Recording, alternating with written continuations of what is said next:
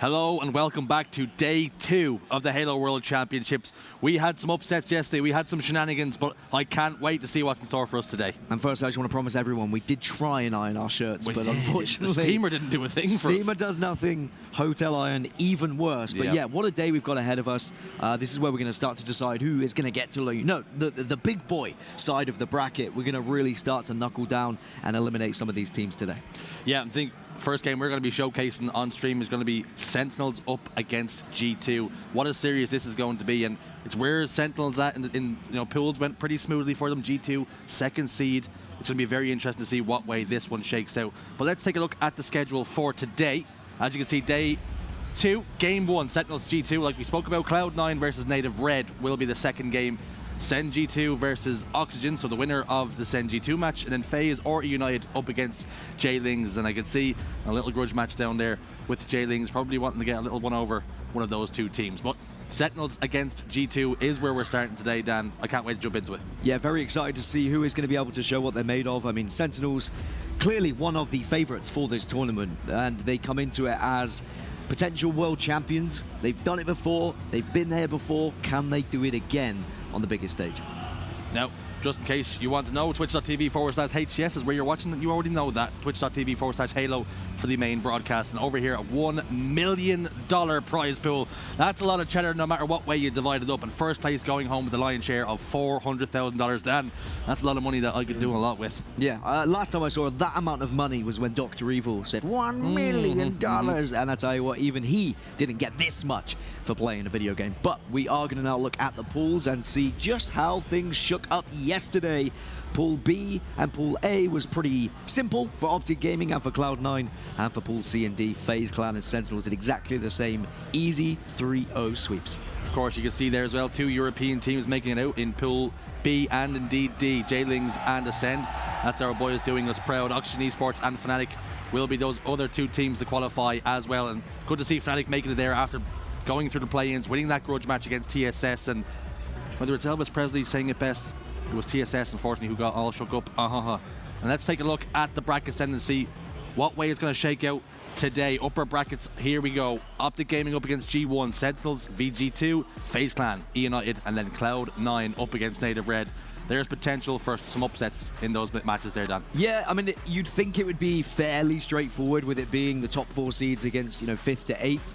However, when you get, a match like FaZe Clan versus a United, for example, where you've got your 4th versus 5th seed, it is going to be a bit of a toss-up. I think that United will be kind of confident going into it. I don't think they will consider themselves the underdogs. And even, your G1, even though they're going up against Optic Gaming, I think they genuinely believe they have a chance as well. Everyone in this bracket is now in a position, with how their season has gone, to say, look, we believe we could be a world champion. Even though there's going to be a little bit more likely for some teams than others, if you don't come into this tournament expecting first, you may as well not be playing at all. Yeah, it's a good point, and we see that FaZe United match, and I'm pretty sure that FaZe Clan have got a lot of European fans that have come on board overnight hoping that they can get the W, and we'll have to follow that story very, very closely. But our eyes do turn now to Sentinels against G2. And with the way Sentinels were playing yesterday, they usually start slow in pool play. Dan, talk about the series layout. What are you seeing from it? Well, so Sentinels and G2 matched up against each other in Orlando. It was in pool play. It was a 3-0 for Sentinels. The only game type that features from that series is that game number 5, Slayer Aquarius. And it was a very comfortable one indeed. It was 50-41 in favor of Sentinels. But I don't think we're going to get that far. I think CTF Bazaar is going to be the main outlier here. That's going to be G2's best opportunity at getting a map against former world champions Sentinels. But at the same time, with how G2 have been playing in this event, they've shown far more promise than they had done at Orlando. They seem to be more well-drilled, they seem to be more well-practiced, and I'm excited to see what they do. And with good reason you speak about Bazaar CTF and how that is their best opportunity, because when looking at these matchups, when looking at these game types and map mode combinations, they scrimmed each other recently. The scrim did finish 13-4 in favor of Sentinels.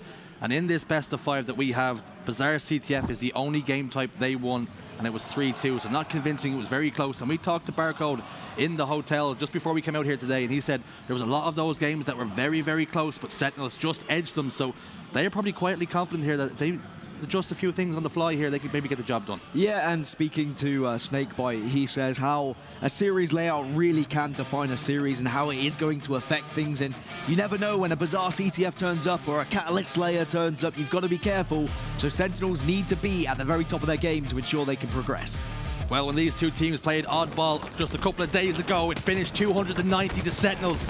Can G2 alter that here and do it on LAN? And that's a big opening for Sabinator as he picks up a double kill. And we see trades going back and forth, but all 4 dead for Sentinels. The perfect start for G2 Esports. Can they get a setup though? Very quick off the block was Sentinels. When they spawn, get some grenades down to try and stop that ball from being easily picked up. A straight stick, quickly getting it and somehow staying alive. Maybe just some early morning jitters for some of the Sentinels players, not hitting the shots that they perhaps would do previously. But some nice early time here for G2. Lethal in a 1v1 on pipes, doesn't manage to get the trade, does straight stick. Lethal comes out on top, he does get picked in the back though as he tries to play that ball. Unfortunately wasn't able to cover the distance and throw it out over the bat ledge. Gilkey now patrolling bottom elevator. Snakebite picks up 2 elsewhere. Frosty not long left for the world. Barcode and Sabinator will have to watch the teammates do some heavy lifting here. Snakebite in a 1v1, he comes out on top, and now Snakebite starting to hit those shots. And Snakebite is going to be the Sentinels player who kind of leads the charge for objective play for especially ball games anyway. His rotations have always been on point. He was the leading player in terms of ball time being held in Orlando. Not so far behind was Lethal as well, but Snakebite usually seems to be the player they try and get holding that ball just because his knowledge of how to rotate seems to be so excellent. He's taking that responsibility once more, ball in hand. Top control, drops it off to a teammate who's a little bit weaker from the previous fight. Gilkey down to no shields, tries to throw a grenade on the way out. Unfortunately, doesn't connect with anybody this time around. 24 seconds now. Sentinels have achieved here, and it's still climbing. They're pulling away from G2 Esports. Lethal's got that shock rifle, trying to connect with Gilkey, who's dipping and diving, and he's doing a little bit of duckage, and it's working for him right now. G2 really just need to prioritize getting a little bit of map control here. They have been able to dive on that camouflage. Straight stick still alive at the moment. If he can escape, he might be able to sneak behind and get something on this ball. Gilkey, though, has actually found a nice little flank here, and because of it, Royal 2 had to play that ball. Barcode gets a kill, and Barcode showing exactly why he has been such a promising addition to this G2 roster. His slaying power has been excellent, and he's always in the right place at the right time.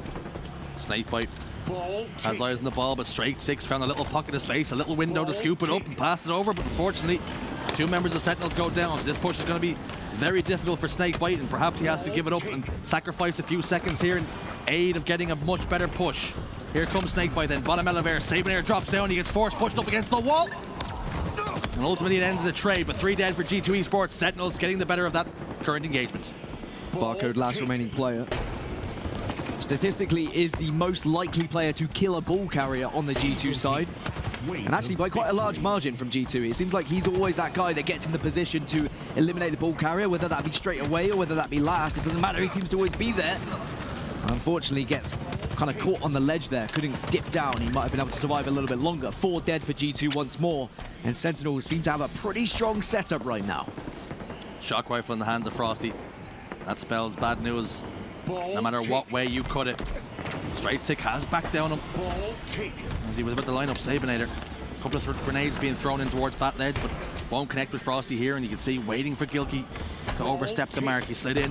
Will Frosty be able to find the face in the end? Doesn't need to. Killing spree for the Snowman. Now down to bottom yellow stairs. With Barcode trying to escape up bat ledge, done so successfully, playing his life for now at the very least. Communication will be coming through all the while. Two members of G2 positioned in pipes. Frosty doesn't find the headshot, doesn't find much damage at all, but there's a player on hand to get that kill, but Royal 2 will ultimately get traded out. 3 dead for G2, 3 dead. It's all 4 dead for both teams. Frosty the first to spawn.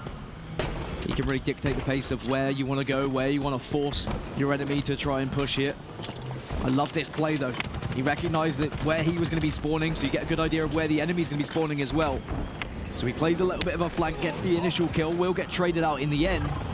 But now with a 2-on-2 situation, Royal 2's found himself a camouflage. And this is probably going to spell bad news for G2. 2 dead apiece. Royal 2 will grapple that shock rifle towards himself with the cover of the cloak. What can he do to make a little incision here into G2? We're playing this one rather slowly. Straight 6 firing a couple of shots, but unfortunately Sabonair spotted him out. A melee will pop the shield, and Royal 2 not able to get much value out of that camouflage, but luckily Snakebite on hand to put a double kill on the board. And Gilkey, last man standing over towards bottom elevator. Grenade will do the job, will do the damage, along with Lethal. And 82 seconds in climbing. This is starting to get out of hand for G2. Round 1 is in danger of an L. Yeah, round 1 slipping through their fingers now a little bit.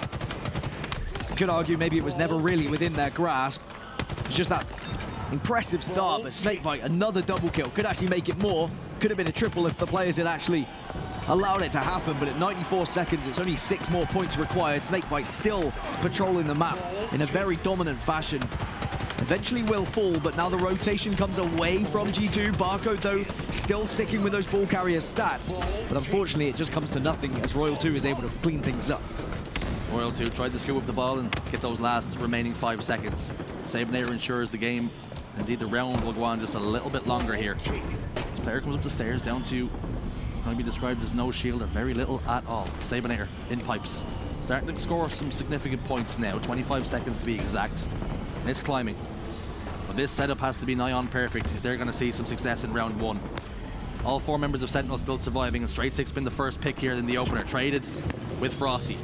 3v3 on the map, and you can see Sabonair not too comfortable in his surroundings. Barcode is trying to patrol and control over towards Whirlpool, but unfortunately for him, he has gone down. Straight 6 on double stack. Royal 2 will connect, but it's only to the body. And that'll do some damage, but not enough to get the kill. Frosty on hand to get that assist, though. And here comes the push now into yellow pipe. Sabonair goes down, overextends just a touch. Gilkey tries to escape. Unfortunately for him, not far enough. Royal 2 will get that double kill before he can round the corner. Shock rifle in hand now. Barcode just tucks in behind the wall, and Royal 2 starting to cook. 3 in a row. Lines up Straight 6, but doesn't get the chance to fire. Round 1 eventually will go in favor of Sentinels. Elimination. I couldn't make out a Sentinels player there, if I'm honest, but I can assure you they are there. They are playing. But in the end, it was pretty comfortable. G2 had a little spell at the end. I think your best chance is when Sab does have that ball. He has been that objective player for G2, but he's the guy who's been getting the kills as well, as Royal 2 just adds an extra couple of bullets there, just to let Barcode know who's really the boss here. Making sure the Aussie man stays down under, perhaps. Royal 2 putting a couple of extra bullets in.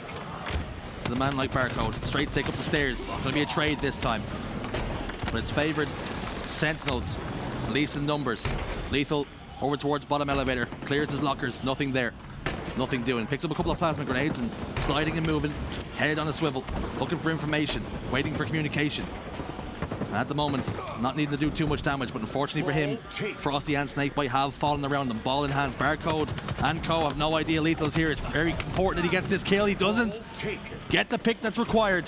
And then perhaps an opportunity for G2 to grow this lead. That was a series of unfortunate events there for Lethal. That could have been perfect. A double kill was very likely if he hits one of those grenades, but he also was checking every angle, checking every corner, but every time he turned a corner, there was a player just disappearing around the wall.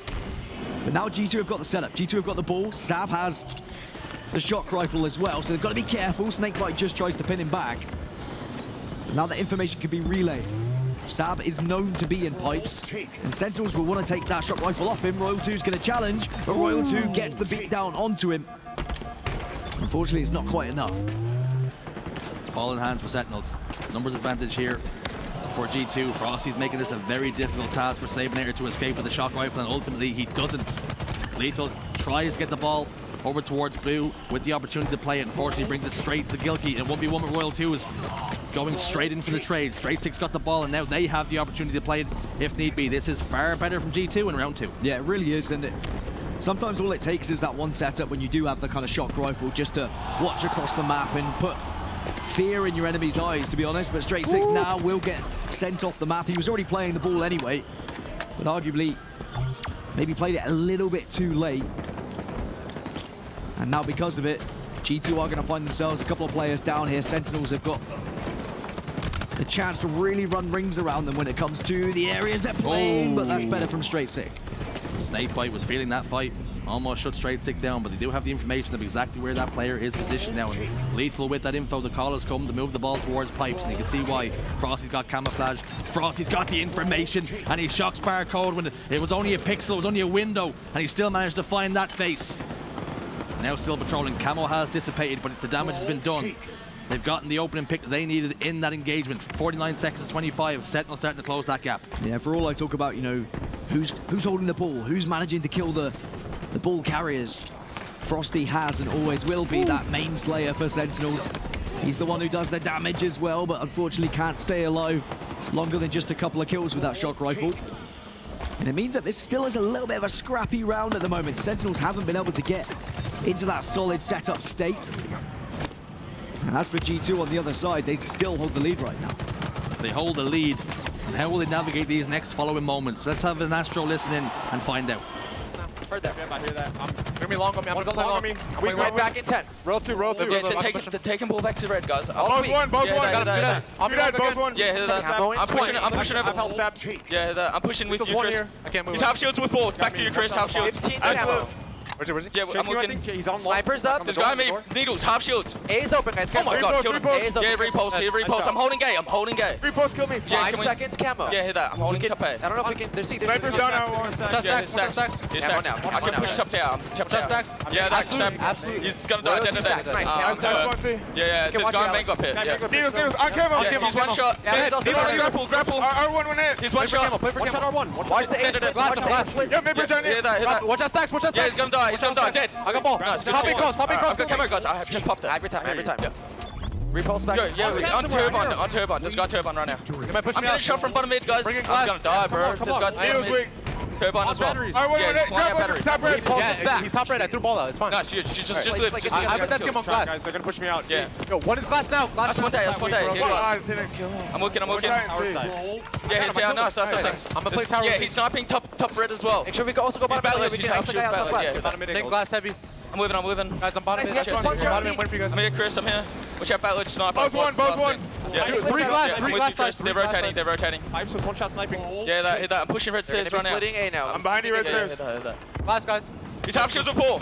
Nice, Chris. Nice shot. Watch out for Yeah, glass. there's another guy here. Yeah, red pipes. Watch out long goal. Watch out jumping glass. Good one. Big fight. Good one. Here. Watch out glass. Watching the push. I don't see him. 3 dead. Top right, watch out. Yeah, that. Get ball after that. Oh my, absolutely nice. Holy shit. Three Dead. Lethal's up. Yeah, Lethal's just up. flip, just flip. I hear that. I'm gonna try to get to pipes. Okay. Still 2 dead. Bottom mid, I think. I heard him. Watch the camera jump. Comms a little bit chaotic, a little bit frantic. They were thriving in it for a moment, but Sentinels have retaken that lead. What can G2 do now to respond? I'll tell you, something we've seen was Barcode almost getting himself an overkill. And if he can start heating up, if he can start hitting those shots, he's already put on a decent performance so far here with 22 kills, 10 assists, and 21 deaths. They're right in this round.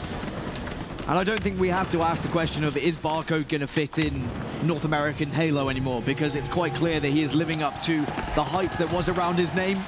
22 kills at the moment, almost taking down every member of Sentinels in that passenger plane. 1 minute on the clock. Sentinels still with the lead. G2 need this round to just try and tie it up and take us further into this map number 1. Otherwise, Sentinels will be 1-0 in the series. Sab patrolling, roaming, getting shots down, but Lethal happy to challenge. And now Sentinels, they just need to kind of cover this ball. It's G2 who have to try and make something here. And thinking of making something, it was Frosty who picked up the camouflage. Has he been able to get away with it? Yes, he has. How influential will this camouflage be? 38 seconds on the clock, and very quickly are they running out of time. 3 dead though. Frosty's the most dangerous man on the map right now. They've spotted him out. That grenade just giving up his position for the moment. Gilkey slides out. You can see he's trying to chase shadows. The sticky grenade will come through, but damage has been negated for a moment. Sabonator, a couple of shock rifle shots onto Lethal, sitting on double stack. This round is separated by just 2 seconds. The problem is 20 seconds, very closely contested. This barcode goes down. This is the opportunity for Lethal now. Play has come. He's gonna hold the ball over towards lockers, keep it nice and safe, nice and snug, put it down to sleep. Can they put G2 to sleep here in game number 1? Sabonator tries desperately to get through that door, but unfortunately for him, not enough shields to make a real fist of it. And Lethal just nursing this ball all the way. And it's going to be Sentinels who win game number 1. A very decent performance. And I cannot stress enough how important that sticky grenade was from Frosty. When he had that camouflage, he saw his teammates go down. He knew full well he couldn't just bide his time and try and walk towards pipes there. He had to make his presence known, because otherwise the ball would have got so far away they could have got set up properly. And that trade onto Gilkey meant sure that his teammates off spawn were in an even number. It was 3 versus 3. It wasn't going to be a 3 versus 4, for example. Otherwise, G2 may have won that round. So important from Frosty to play in that way. And it's a very similar story to what Barcode spoke about in scrims, how those little moments in time where they're in the game, they seem to get away from them. It's Sentinels who are clutching up in those times. It's going to be Frosty. It's going to be Snakebite. That this team can pop off at any given time. And Barcode, got that triple kill, opened the door for the opportunity in round 2. But ultimately, round 1 was a bit of a stomping for Sentinels. It was comfortable. Round 2, a little less so, but they still got the job done in the 2-0. I think G2 started to realize where Sentinels wanted to set up, though, with ball. And Sentinels were trying to prioritize certain areas. They were trying to hold it in pipes quite often. So G2 were like, well, if we just send one player down long haul whilst we're distracting them from turbine area, we can get a pick and then we can get a push. And it was far more successful there in round number 2 for them. But unfortunately, again, like it is for so many of these lower seeded teams, it's so close, but so far. Game 1 then, the ink has dried, 2-0 in oddball recharge. And as we head into game 2, and as Dan tries to iron his shirt off camera, surely it's gonna, the creases are gonna fall out. They're not falling. They're there for, that's a permanent thing now. You're done. Slayer Streets is next though, Dan. And in scrims, this one went in favor of Sentinels, 50-38 to be exact. This scrim was only a couple of days ago, so is that something that we can look into? But you spoke about how scrims don't always tell the full picture and how teams aren't always playing to the best of their ability. They're trying new things. Is that something that we can maybe say that G2 have a surprise up their sleeve? It's interesting because right at the start of this season, when Rally was on the horizon, scrim results directly correlated with how players and teams were playing at tournaments. Like, it was clear which were their best game types, which were their worst game types. But as the season has progressed, it's almost become an opposite. Their better scrims have been actually their worst games, and their worst scrims have been their best games. And it's almost like they are just trying out different strategies. It's almost like they are trying to hold on to little secrets. So who knows, maybe G2 have something up their sleeve. What I will say is both these teams went 0-2 in Street Slayer in Orlando, so it's not the best game type for either of them. Perhaps an opportunity for G2 then. And you spoke about how important it is for map number 3 for G2 to win. They have the potential, they've won it before. So if they can just pip this Slayer, then perhaps the series can tip the balance in their favor. Opening slays favor G2 for the moment, 2-1. Rockets have been scooped up. Bulldog and indeed Rockets in the hands of the Sentinels lads. One fired across the map. It's going to connect over towards benches. The damage was done. Royal 2 was able to clean up the pieces on that side of the map. Snakebite manages to just avoid shooting his own teammate, fire it towards the ledge. 2 members of G2 soar out towards the Rockets player, and you would think they had that information. And how did both players of Sentinel survive? They just managed to avoid the rocket damage. Someone managed to shield the other, maybe with a forearm ever so slightly. This armor really is doing its job. Straight Sit going to be the next player on the chopping board. It's 9-2. It's a bit of a battering in the early stages. G2 need to try and slow down this pressure that Sentinels are applying at the moment. Worst possible start. They're going to need a set of rockets, you would think, to get themselves back into this game. At least a couple of clean wipes, at the very least. Grenade, though, spike grenade, does so much damage. Pickley were going to throw 2 of them with that information that he had.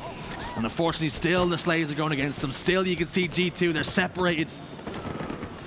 And at the moment, Sentinels are just carving them apart.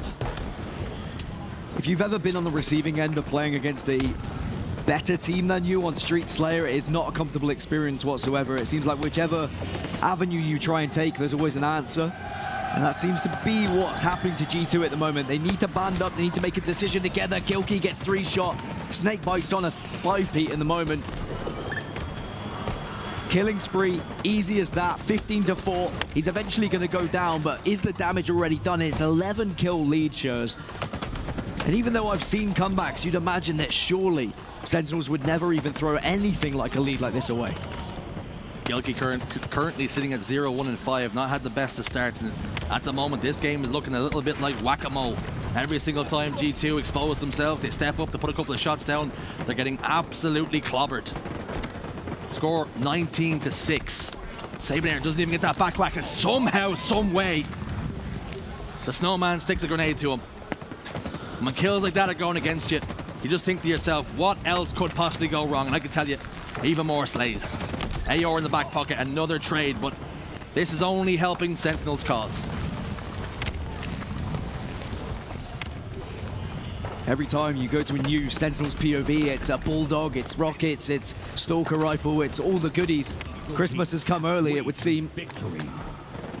Unfortunately for G2, they are closer to Halloween right now. Down by 15. You need your big players to step up. Gilkey is often the player who is going to be the one to watch when it comes to slaying ability on G2, as well as Barcode. Straight Sick, your more support player. Sab, your more support objective player. But they've got to help Gilkey and Barcode get those kills. And at the moment, every time off spawn, G2 are just being battered by Sentinels. And whether we're close enough to Halloween, whether they've chosen Trick, but we're being treated here to a Sentinels clinic. And it's spooky, it's scary, because if they can make a team like G2 who finish top 6 at Orlando look this average at the moment, how scary is that, not only for the rest of this series, but for any team looking over their shoulder? And you got to remember, Sentinels were like, what, 1 kill away from being top 6 themselves? Even further, when they were going up against G1, like, it seems like Sentinels are a lot more locked in at this tournament than they were at Orlando. It was a very disappointing finish for them. They know that, and I think all fans know that as well. It's not where they would have wanted to position themselves and place whatsoever. They want first, nothing short of it.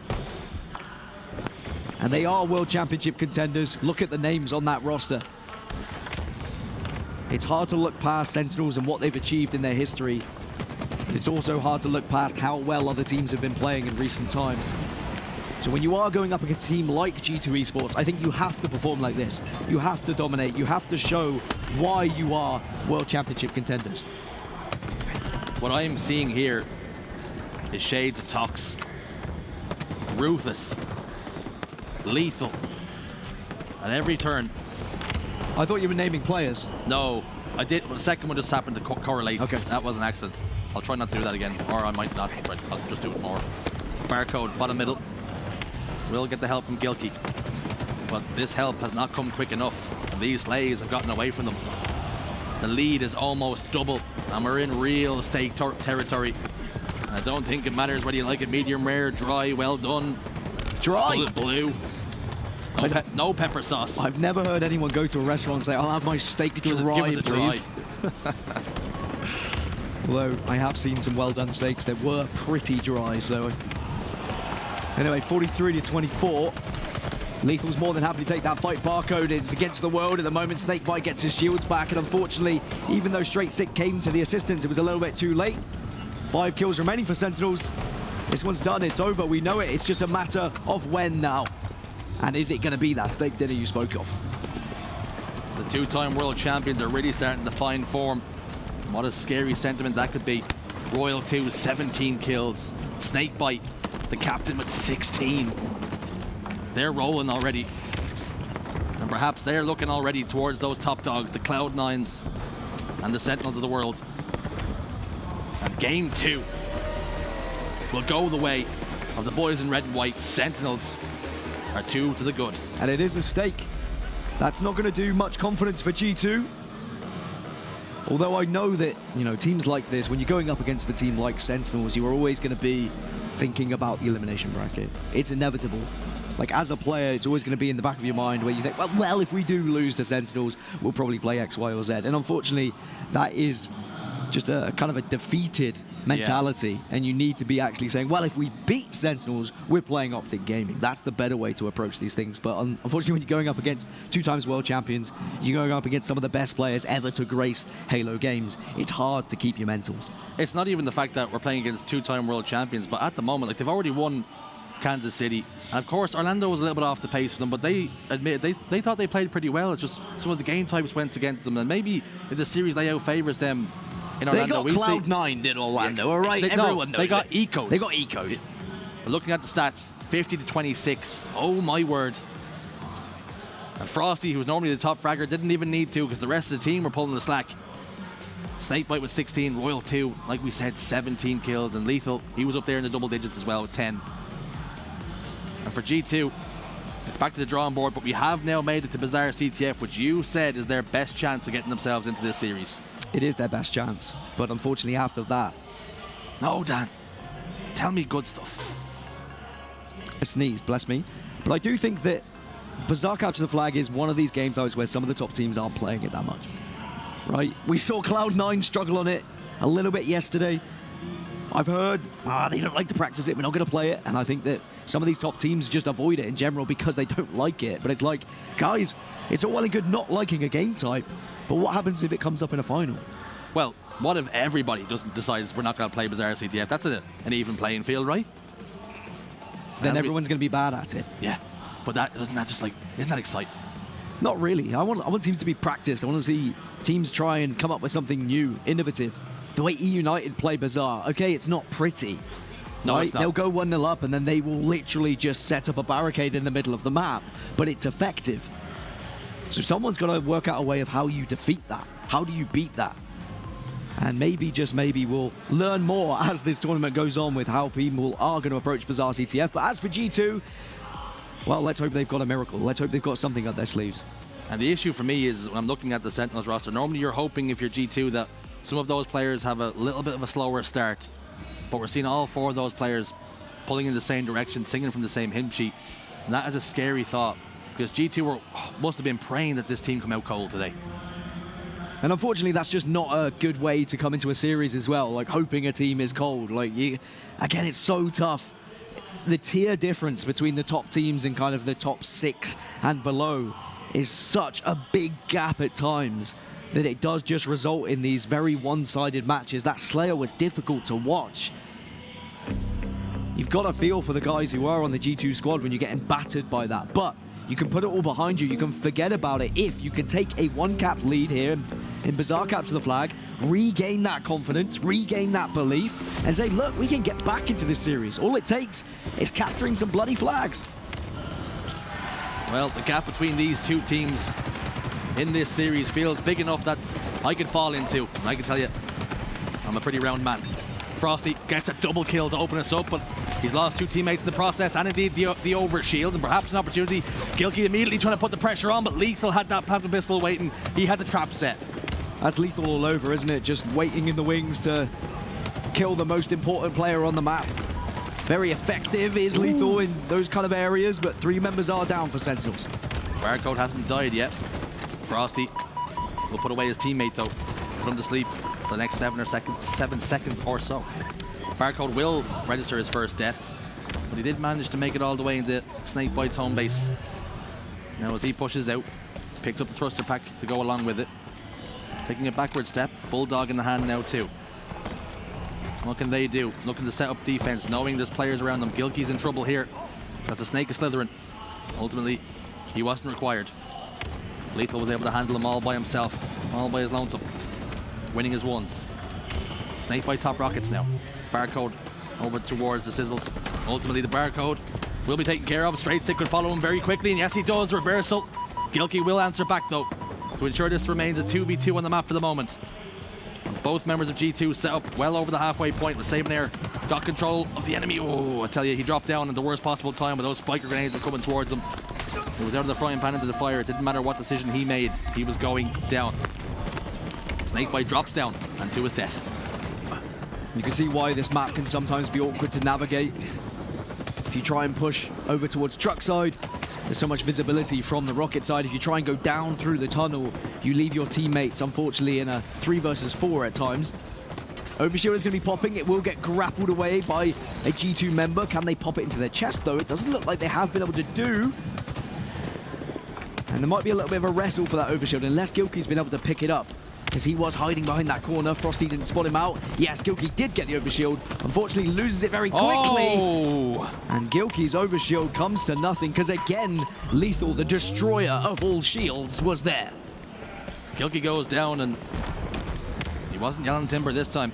Lethal somehow, with the movement, with the schmovement, put the brakes on, put the strafe on. Fries that Overshield with the help of a teammate and a couple of nice grenades. Sizzle stick goes in. That's what we call an information grenade to see if there's anybody in there to get the ticks, but Sabinator pushes out, gets those kills. All 4 dead now for Sentinels, and an opportunity for G2 to put the pressure on. You can already see this is a much closer game type between these two teams. I did say that Street Slayer was a bad game type for both, but it seems like Sentinels have improved a little bit since Orlando. Whereas G2, they hadn't really found the success. Whereas here on Bazaar Capture the Flag, they look pretty even. Slays are going well for them. They're managing to get overshields, they're managing to get rockets. Just haven't been able to get those pushes so far to give them that opportunity to pull a flag. In fact, have we seen a flag being pulled yet? No, we haven't. No, we have not. And we are almost 4 minutes into this game. That could be about to change, though. 2 kills going in favor of G2, but unfortunately, Gilkey falls at not the best time in the world.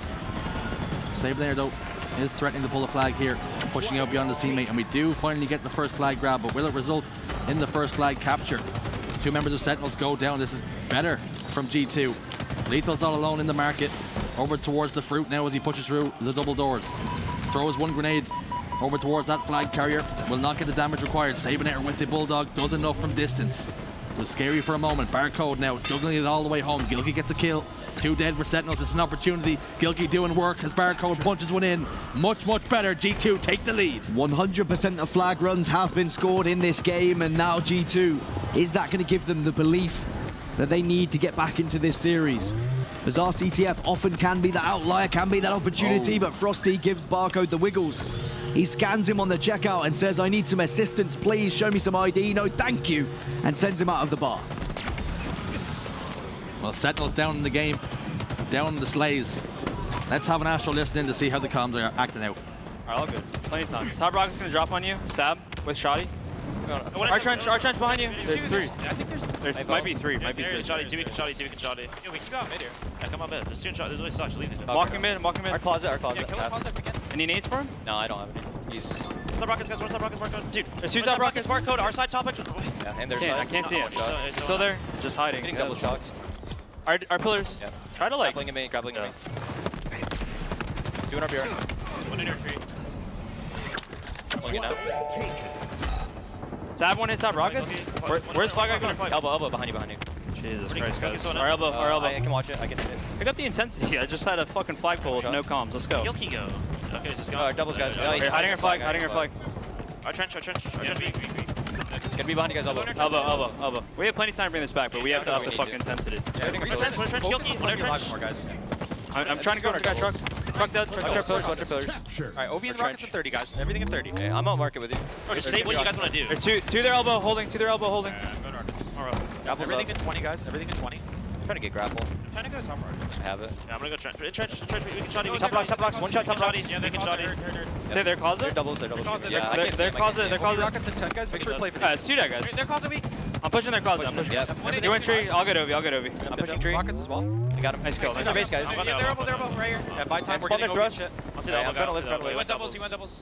Alright, we have OB, Rockets. I'm gonna get rockets, guys. Gilkey speak their flag. Yeah, buy time for PJ here. Trying to fight them, Brad. In their thrust. No doubles. Your doubles still. Straight stick, 1 hit. It's gonna be there. I'm walking their tree. Give me a second. Yo, Good shot. I have rockets. He's got combo. That shot. The tree weak. What side? Three dead. The tree. We didn't kill tree. No, Just hiding. Okay. He's weak. I'm getting back to our Pull it base. elbow. Pull it elbow. Base. Yeah, good place. Call We're pulling elbow. They're gonna straight 6 up, 2 up. They're They're already out. Yeah, He's out. Yeah, I'm hitting him our trench. I'm hitting him with spike. One of our top rockets. In our flag. I'm going back to our flag, Matt. Worry about the rockets. I shoot you, Matt. Weak our flag. Matt, nice. Killing it. Yeah, kill our flag. Yeah, Tej, I'm here with you.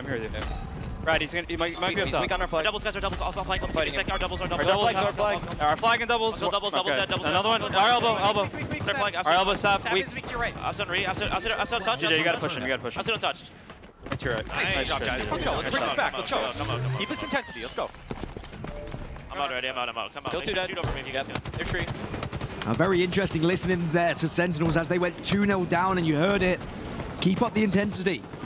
Bring this hype up. Why am I not hearing call-outs when the flag's being pulled? Maybe Sentinels just thinking they were going to breeze through this third game. And that they said, look, we can still get back into it. Let's just start kind of playing properly and communicating, say where we're going. And as they do, they find their first capture and they're back into this game. They threatened to go out with a whimper, going down 0-2. They have answered back, though, very quickly thereafter. You have to appreciate those comms. Keep the intensity up. Why am I hearing no comms when there's a clean flag grab on the run? Royal 2 put shots down. Gilkey has to back away. Grenade threatens to take him out on the backside. Lethal over towards those spike grenades, and Frosty gets him killed onto Barcode. Gilkey's got that bulldog. It's barking away, and ultimately the spike grenade does the damage required. Overshield's going to be the point of contention now. Sabinator slides out. Royal 2 positioned over towards the tree. They have lost one.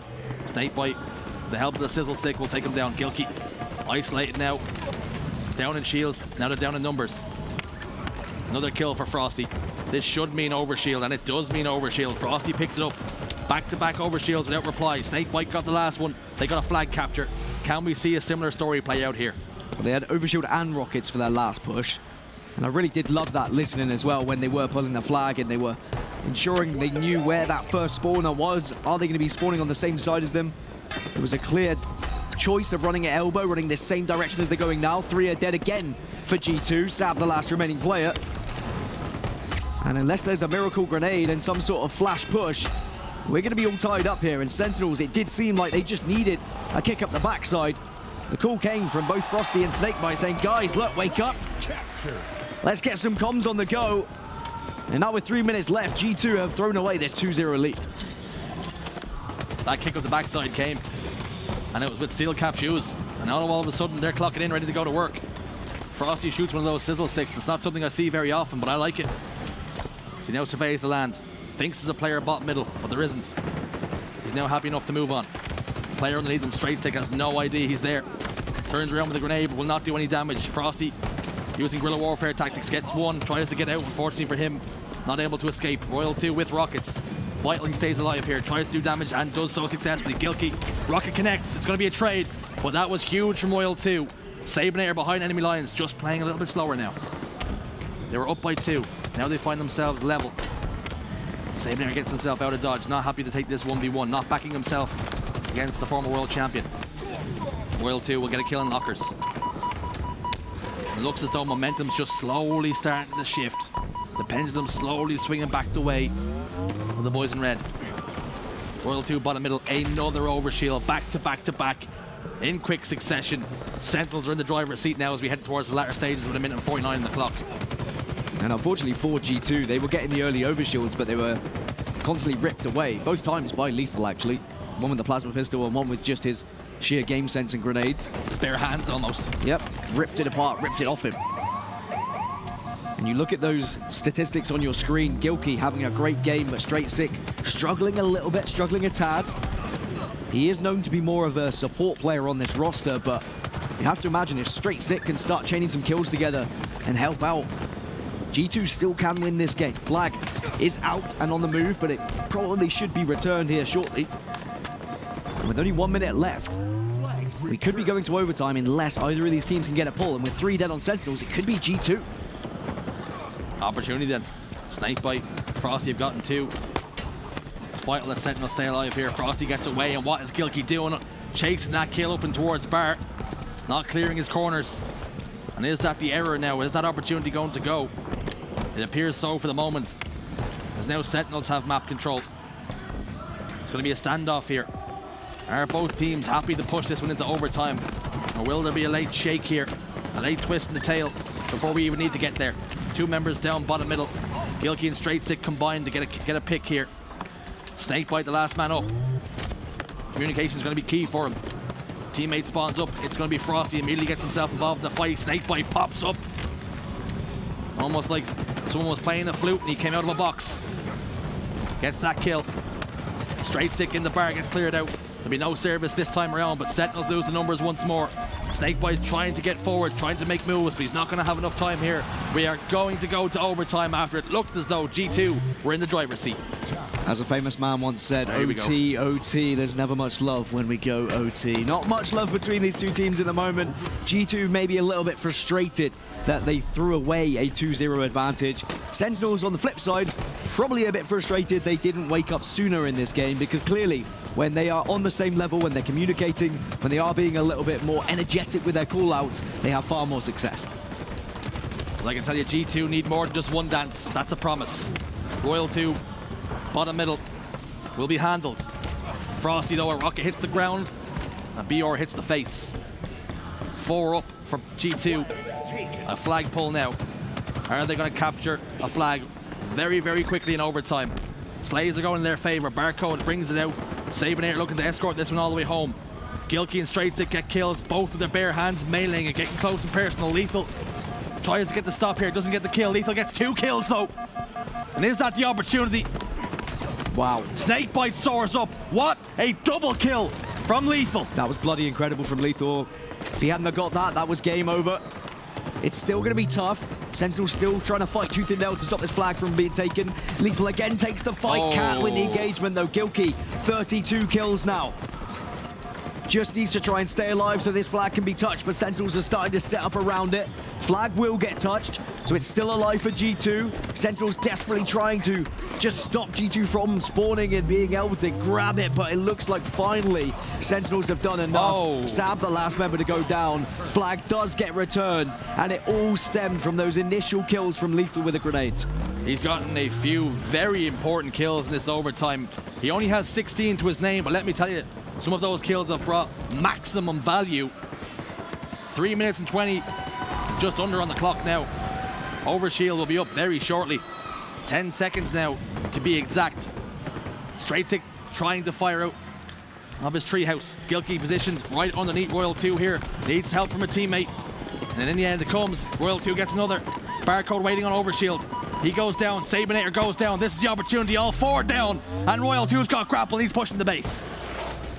What kind of spawn are they going to get? One on thruster. Gilkey spawns alone. That means the others are going to be spawning down low over towards the Bulldog. And instantly you can see the flood comes through from Sentinels. They recognize where those spawns are going to be, and I love it. They do it again. They run towards the spawners on purpose because they know they have the number advantage. They take down 2. Gilkey spawns again, will run through bottom middle. Does have rockets, but goes down. Is this going to be the last final cap of this series? They have number advantage. They have shield advantage. And Frosty escorts this flag all the way home expertly and gets a triple kill. The Snowman not showing no signs of melting. It's a 3-0 clean sweep. Business as usual for Sentinels. G2 made it hard in Bazaar, capture the flag, and did look far better in game 3 than game number 2. But I really did love that Astro listening we had with Sentinels, just to kind of give you an idea of where their mentals were at, how they were feeling about that game 3. They were in cruise control. Yeah. They were leaning back in their chairs. There was not much care in the world, and then they were like, oh crap, we've gone 2-0 down. Try again. And then you've just got Snakebite going, guys, there's a guy pulling the flag, and no one's telling me anything. Like, a very frustrating experience, but it's important, I think, for Sentinels to be able to recognize those situations, because they can't afford to have those slow starts against some of the bigger teams. It did feel like they were sleepwalking. There was a little bit of lull in communications, maybe getting a little bit too comfortable, too complacent, and it's important that communication came. And it's even scarier to know that, okay, well, when they've decided to turn that switch, when they turned that screw, they turned up because they got 2 flag caps without reply, and they went into overtime. And Lethal, I can't stand it enough. I can't explain it enough. Those kills were vital, that double kill on double doors. Can't stress it enough. That's the word I was Maybe looking was for. the word that This you were job's going hard, for. It can imagine what it's like when your voice is going because of Ash being in the air as well. That doesn't really help out. But a 3-0 in favor of Sentinels. They will march on to the winners bracket semi-finals, where they will face the winner of Optic versus G1. And judging by how loud the arena is, I'm gonna presume that Optic are probably winning that one against G1 right now. So, tail of the tape then. 3-0, the series score. Sentinels looking commanding, particularly in that game 2, when we talked about that was an opportunity for G2 to get themselves into it. Well, I'll tell you something. Sentinels made sure there was no hope or opportunity that was ever going to happen. And with Bazaar CTF being that little bit slower, an opportunity for G2 get themselves back into the series. It's more telling to me that Sentinels didn't drop that game, because in Orlando, that's one of those ones they let slip away. One of those ones that just trickles on through like sand through your fingers. So again, as we have had this conversation about other teams and other series throughout this tournament, Sentinels now set their targets on Optic Gaming. G2 set their targets on someone around their level, about trying to push themselves towards the top 6, and there you have it. There's the confirmation. Optic did 3-0 G1. So we have the tale as old as time. Optic Gaming versus Sentinels, winners bracket semi-finals. It happened in Orlando, and Optic got the better of Sentinels. Do we think Sentinels can do better here at Worlds? That's the question. It must be said. Do the series layout favor Sentinels? Does it favor the green wall? We're going to have to find out in due course, but that's my mouth is watering thinking about it, because this is the game that I wanted for the grand finals. So the winner of this could well and truly be on their way to that grand finals. There's some other teams to get through as well. Let's not forget about FaZe. Let's not forget about C9. Are going to play Native Red next. That's going to be up next on this stream. So there's some big games coming, and some of them don't come bigger than Optic against Sentinels. Yeah, and C9 versus Native Red, an interesting one for me. C9 clearly the favorites. We know that because of seeding, but Native Red showed some real promise when we saw them on the stage yesterday. It seems like they are finding their old KCP form, and if they can get some good game types against Cloud9 and come out of the blocks quite quickly, I think there could be a little bit of an upset here or there. I think there could be maybe a Slayer going in favor of them, but ultimately I think Cloud9 definitely the favorites. Cloud9 the favorites. Can Native Red get the job done? Well, we're going to find out very shortly. That game's up next. Don't go anywhere.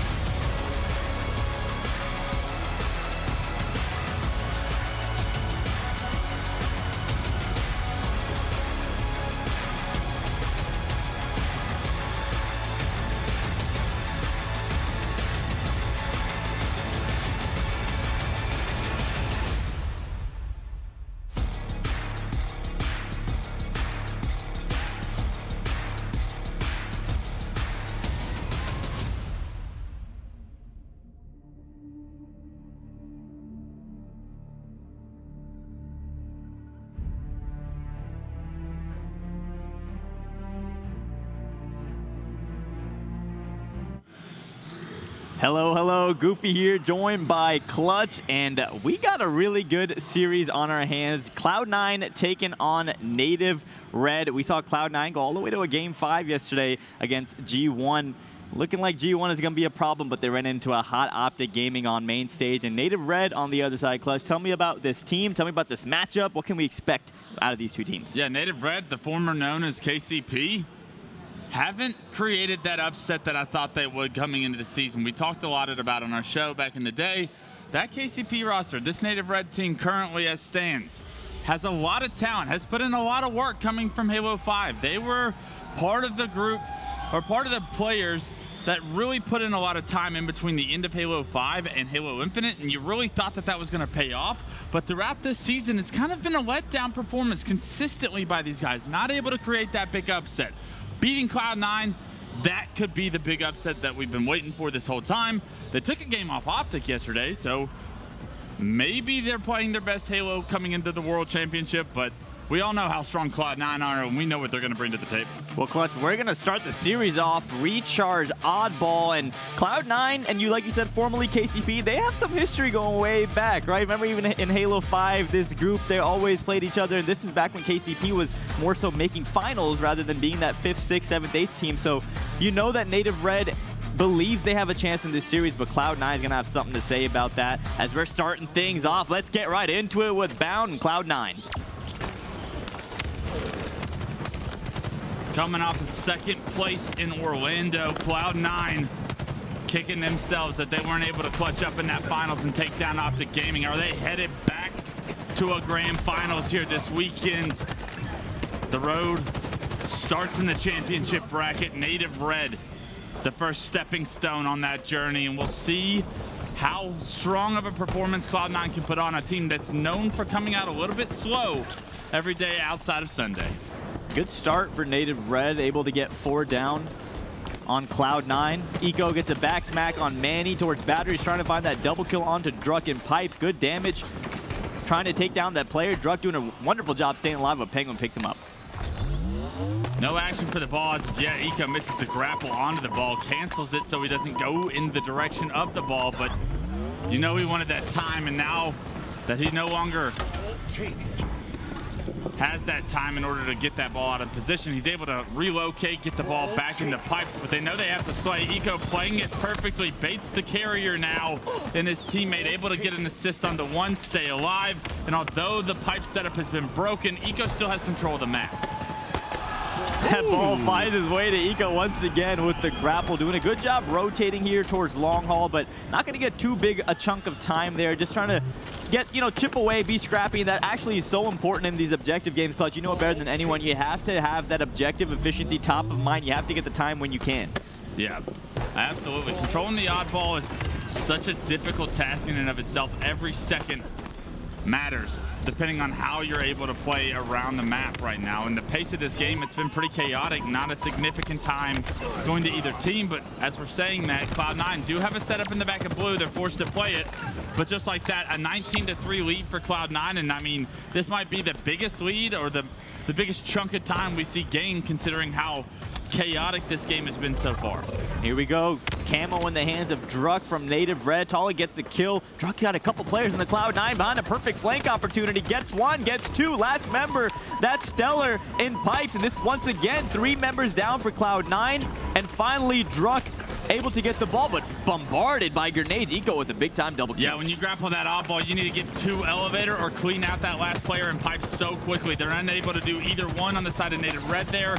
They end up buying time for the respawners of Cloud9 to assist. Eco Smith got a double, and that created such an opportunity now for Cloud9 with ball in hand. They get the set of slays. They get the control of Pipes as well. Bound meleeing with the oddball we saw in Orlando. They actually took down his teammate Penguin in the Pipes. Little throwback for you guys who watched HCS Orlando. Now on board with Penguin in a tough spot in Batteries. Ball not going to be easy to get out of there as Druck and the members of Native Red just trying to get slays, but they're going to need to be a little bit more efficient objectively. Trying to get something to happen right now on the side of Native Red, but it's so difficult, right? The setup just hasn't been there. Everything Seems a little bit harder than it probably should, but that's how good Cloud9 is. Even if there's one player alive, they typically can disrupt or create chaos within your setup. They deny any ball time. And every single time, it feels like Native Red get a numbers advantage, get a ball into a solid spot. Cloud9 respond phenomenally. Right now, they've been able to rotate the ball into blue, and it's once again Native Red trying to break the setup. Soul Snipe and Talik trying to push long haul. Unfortunately, Talik got left alone, gets taken down. Bound falls as well. 3 members down for Cloud9 as Soul Snipe trying to put the pressure, trying to get control of this pipes area. We see time and time again, players and teams focus the ball time in that pipes. A lot of action goes down on this side of the map as Soul Snipe, already 9 kills to his name, but camo in the hands of Eco. What's Eco going to do with this camo? 55-4 is the lead. You got 2 minutes, and every second that ticks off that clock after that ball is neutralized is a big win condition in the favor of Cloud9. But Native Red, they've made their way to the ball. They make their way into pipes, but Eco hunts him down. Eco finds an assist and a double. 3 go down for Native Red to the hands of Eco and Cloud9. And just like that, another setup opportunity from Native Red immediately disrupted before any significant time is gained. Good job at Talik there, putting down shots on the bound, allowing his team to pick up the kill. Now Soul Snipe and Manny able to get that ball out of harm's way. Looks like they're going to try to rotate all the way over towards the blue side, but Soul Snipe's going to have to win this fight. He's not going to be able to do so as 2 members fall, courtesy of Bound, and this man is not what you want to... He is not the person you want to have a shock rifle if you're on the other side. We've seen highlight reels of Stellar with the shock rifle. Chooses to pick up the oddball for now, extend the lead now, 66-14 and counting here in the first round still. But he's gonna drop it as he gets a moment, rips the head off a truck once more. Isn't worried about the time per se. The kills are gonna be what Stellar is focused on. Teammates doing a phenomenal job. Stellar picks up another one with a nice body shot, head shot combo onto Talik, staggering the respawners of Native Red, and Cloud9 starting to run away with this one. Nice snipe, clean up by Stellar, picks up the double kill, killing spree, looking for the triple. Talik chooses to back down. Wise decision. Don't give him the clip. You know he'll hit it. Stellar still wants to kill though. Eyes set on blue. It's going to be Drunk that tries to push into the crosshairs of Stellar, taken down immediately. Talik maybe not as responsive to the callouts, and Stellar has more angles, more damage onto all the Native Red team. Cloud9 do the rest of the work. And that's going to do it for round 1. 5 points is all they need. And a big difference, a discrepancy in this first round. And if that says anything for the rest of the series, not a good situation to be in for Native Red. They're going to need to turn things around, and they're going to need to do it right now. Cloud9 broke away with that one towards the end. Even when they were up about 40 points, the slays were about even, but really Stellar finds himself that shock rifle. Faisal, you kind of alluded to what was about to happen. He goes off with it, and that's all she wrote. Stellar takes over round 1. But look at the kills on the side of Cloud9. Eco having a phenomenal round. Bound having a phenomenal round. Slaying-wise, Penguin with 43 seconds, 12 assists. Everyone playing at a high level, and when Cloud9 do that, they're headed for the grand finals. Cloud9 is a sleeping beast this tournament. We talked about it. We've been saying it with at the grand finals of every single majors, and we're talking about Cloud9, but let's take an Astra listening to what Native Red. No, L2, he's L2 and sniping. Top red. Are you good? You got me. We did today. I'm getting along though, LH. Let's not playing long as much. Try to take 8. Maybe spawn here. I'm gonna go last. We can watch that, Kevin. I mean, you're working damage that way. Guys, I'm pushing up, guys. Don't make me peek, guys. I'm back around. Yeah, I'm top red. I'm just flying Kevin. I can see turbine already. Dark up, don't have shield, Dark. Top red, weak Kevin. Hello, guys. Top red, Top red. Hell sniping weak. Watch out, guys. Both top them. Hold one for fighter. Alright, keep calling out our fights. Keep calling out our fights. Turbine, top base sniping. I don't see one rip. Just sitting top connector. I'm looking top red. I'm bottom mid. We can make a bottom mid push. We're 2 bottom mid. Top base sniping. Alright, I'm getting to bottom mid. LH, bound. I'm bottom mid now. I'm ready turbine. LH and glass. LH and glass. Yeah, bottom mid. Ziggy Manny. Top A weak, top A weak, Stellar. Nice, one dead. Glass and top A. And he was glass. And this guy's top red. Push top A. One top A. Push top A. Don't get help.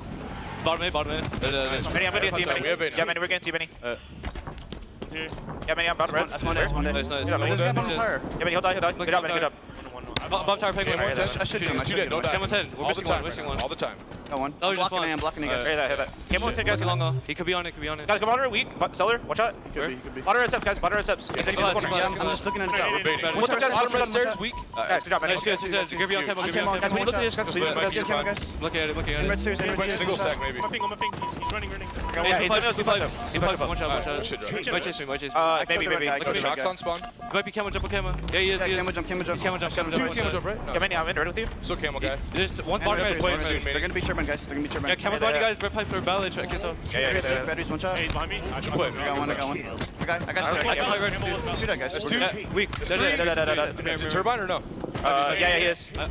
Great comms out of Native Red. You would think they're the ones with the 40-point lead, listening to their communication. Very collected, very calm, very steady, but they're going to need to transition that into some success in game. Yeah, the first real setup they're able to hold throughout this first game gets them about 30 points. Unfortunately, like you said, Cloud9 has 74 on the round, and it's starting to grow continuously. 40-point lead right now for Cloud9. So although we saw some good things happening for Native Red there momentarily, still Cloud9 getting the job done in dominant fashion here in round 2.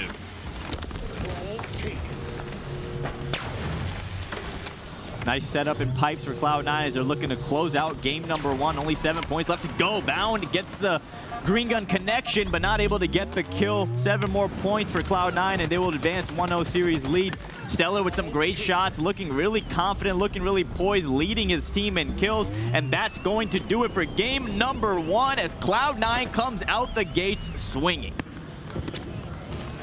A dominant round 2, game 1 performance from Cloud9, and if there were questions to how far can this team go with the bracket that they have right now, that winner's bracket finals, I mean, you can almost guarantee it at this point because you got an E United and a FaZe on your side, yeah, but with as strong as Cloud9, look, it's just going to be so tough. They're going to be favorites in every one of those series, right? They don't have to worry about Sentinels. They don't have to worry about Optic. Native Red look like they're going to be a nice, easy, smooth ride through, especially after that first game. But we'll see if Native Red can respond here in game 2. They won the Slayer against Optic yesterday. If there's ever a chance for Native Red to create an upset like this, you got to win probably both Slayers. I agree, and I'm not putting it past them. I think Native Red could very well win this Street Slayer. If I was a betting man, I would take Cloud9, but I do think Native Red has it in them to win a game in this series, and if I had to pick which game, I would say it would be Street Slayer. Yeah. There's a lot of potential to snowball, a lot of teamwork opportunities, and Native Red tends to thrive in those situations. Yeah, if they can create chaos and even just control the weapons, right? They can dictate the pace a little bit better. I think that that's something that Cloud9 do just about better than anybody is when they have an advantage, they push their advantages every single time. They are probably the most aggressive team we have here in the HCS, and their success stands by that play style. Renegade did something very similar for them. So yeah, absolutely. Bound coming onto the team, a very nice pickup to be able to stylistically match that pace of play. So we'll see how Native Red can withstand that pace here in game 2. I think it's much easier to do on streets than it is on a map like we just saw. Wow, some nice nerd nades from the side of Native Red to take down Eco to start things off. Manny spots a couple players bottom middle, gets taken down to 1 shot, and Rockets will be able to get away as Cloud9 sneaks away with those Rockets. Bound on the kill feed, he picks up a kill and soul snipe. Bound's found himself those Rockets. They're out of the chamber, but work's been done. 2 kills to his name. More to go, you have to think. Bound looking to be aggressive. Sliding bottom middle, doesn't care about the angles that he's given up. He wants to deal damage, and he wants to do it now. The newest addition to this Cloud9 roster, the Rookie of the Year, Bound. And you gotta be a special type of player to get the praise from players like Eco, Penguin, Stellar. It says a lot about the type of player Bound is and the amount of respect his teammates have for him. Great Orlando event, helping his team secure a spot in the grand finals. Unfortunately falling to the Juggernauts Optic, and we'll see if they could change their luck this time around at the Halo World Championship. It did get their revenge under Renegade, and that was a big win for this team. If they lose that series and they lose to Renegade twice last tournament, I'm not quite sure Cloud9 has the same aura about them coming into this Worlds tournament, but because they were able to prove Renegade wrong, at least at Orlando, it gave them so much confidence coming in here, knowing that they can get to a grand finals, knowing that they can still get the job done without him on the team.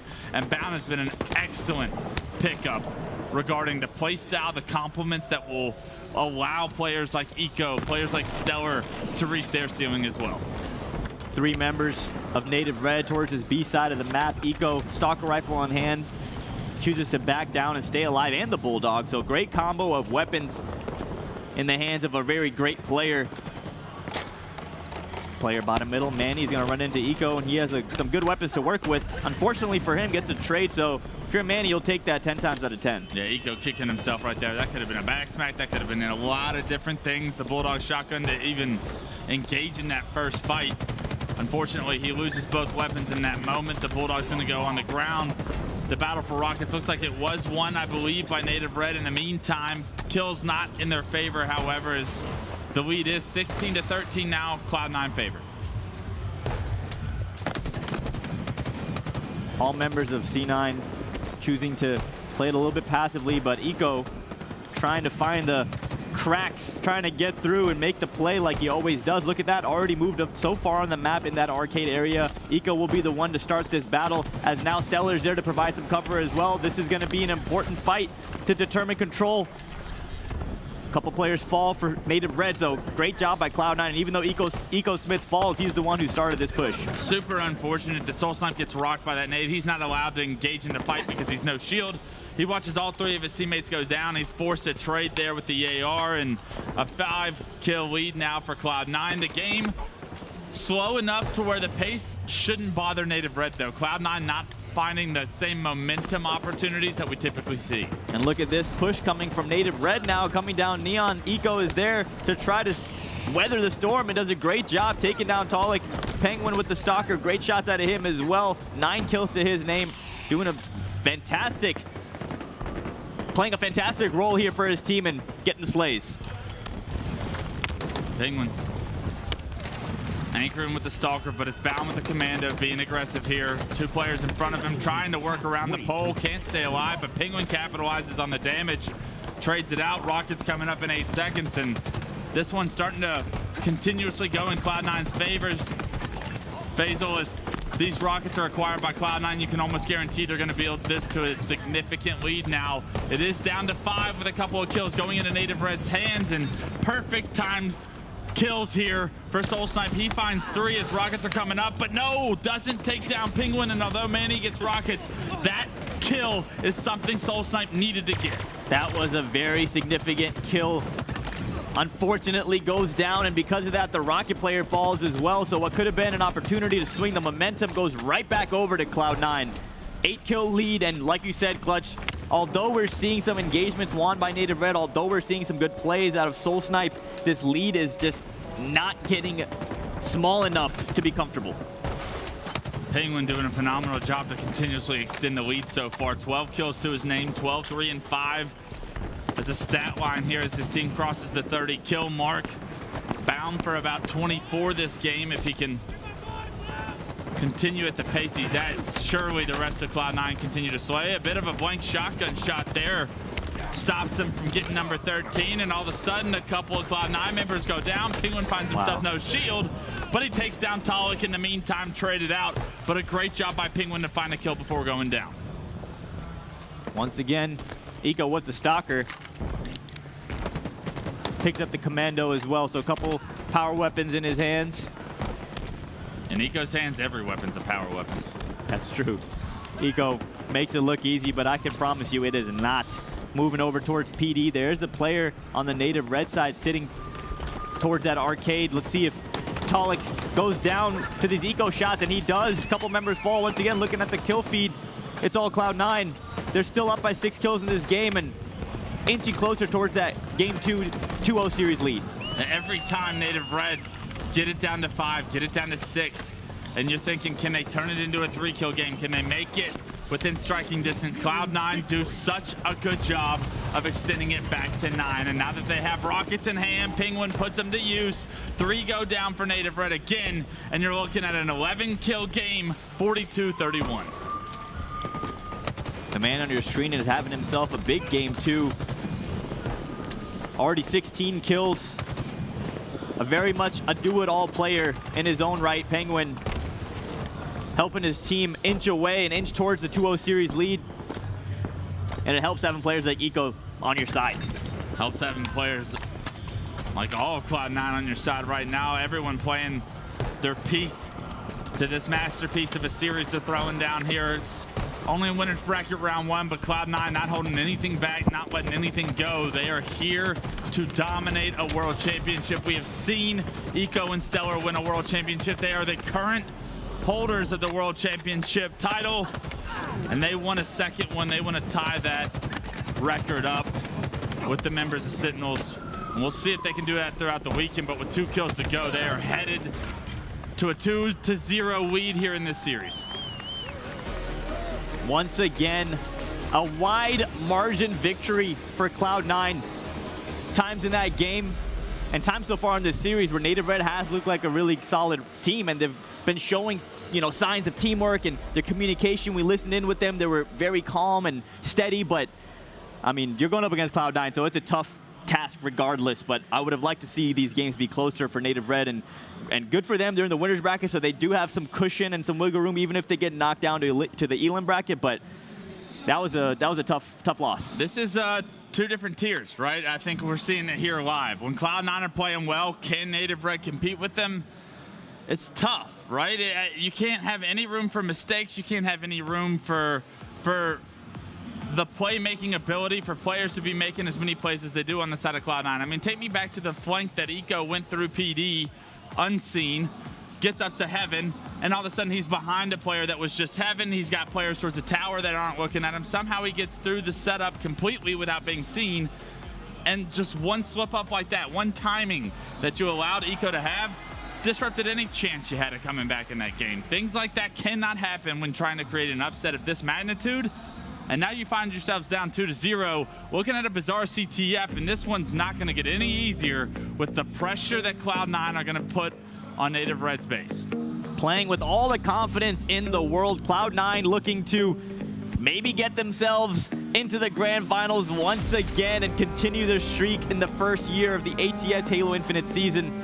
And they are technically the reigning world champions, right? With a different team name, with a different roster, but Cloud9, Eco, and Stellar are the reigning world champions. Let's see if they could defend their crown.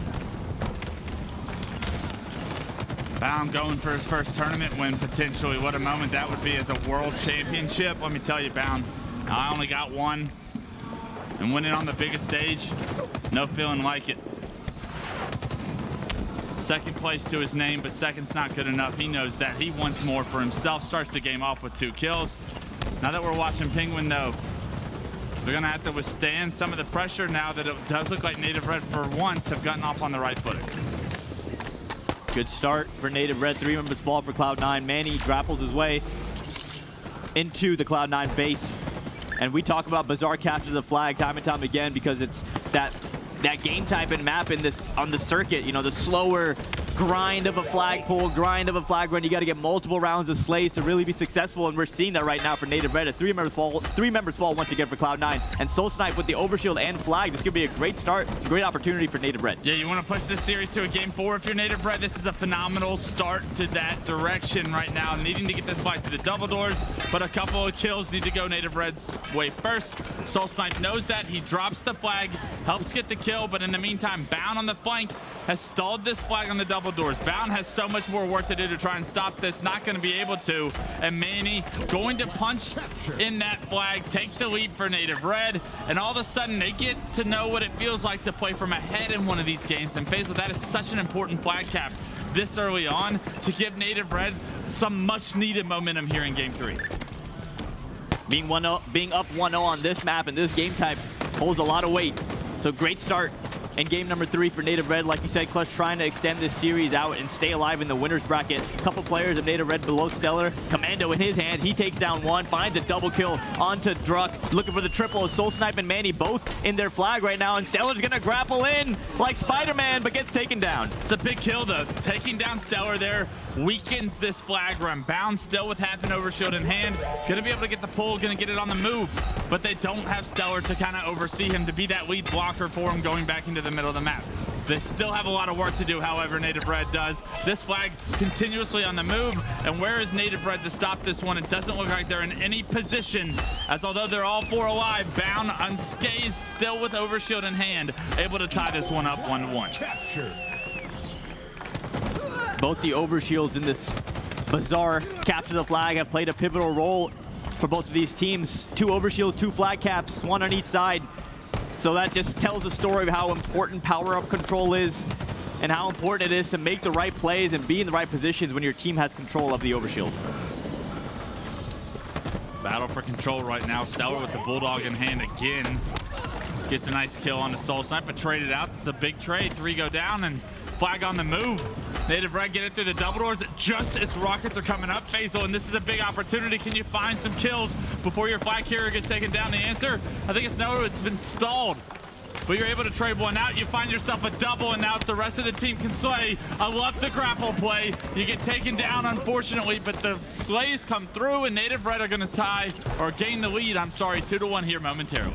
Big plays out of Manny, and a couple overshields made impact. A rocket makes an impact. So again, stressing the importance of power up and control, and great job by Manny to get the kills he needed to. Unfortunately ran into a grenade with the grapple, but he did just enough for his team to capture that flag. Yeah, one of the big things there was rockets are coming up as the flag is already coming to the halfway mark, right? You're not having to use those rockets to get into the base.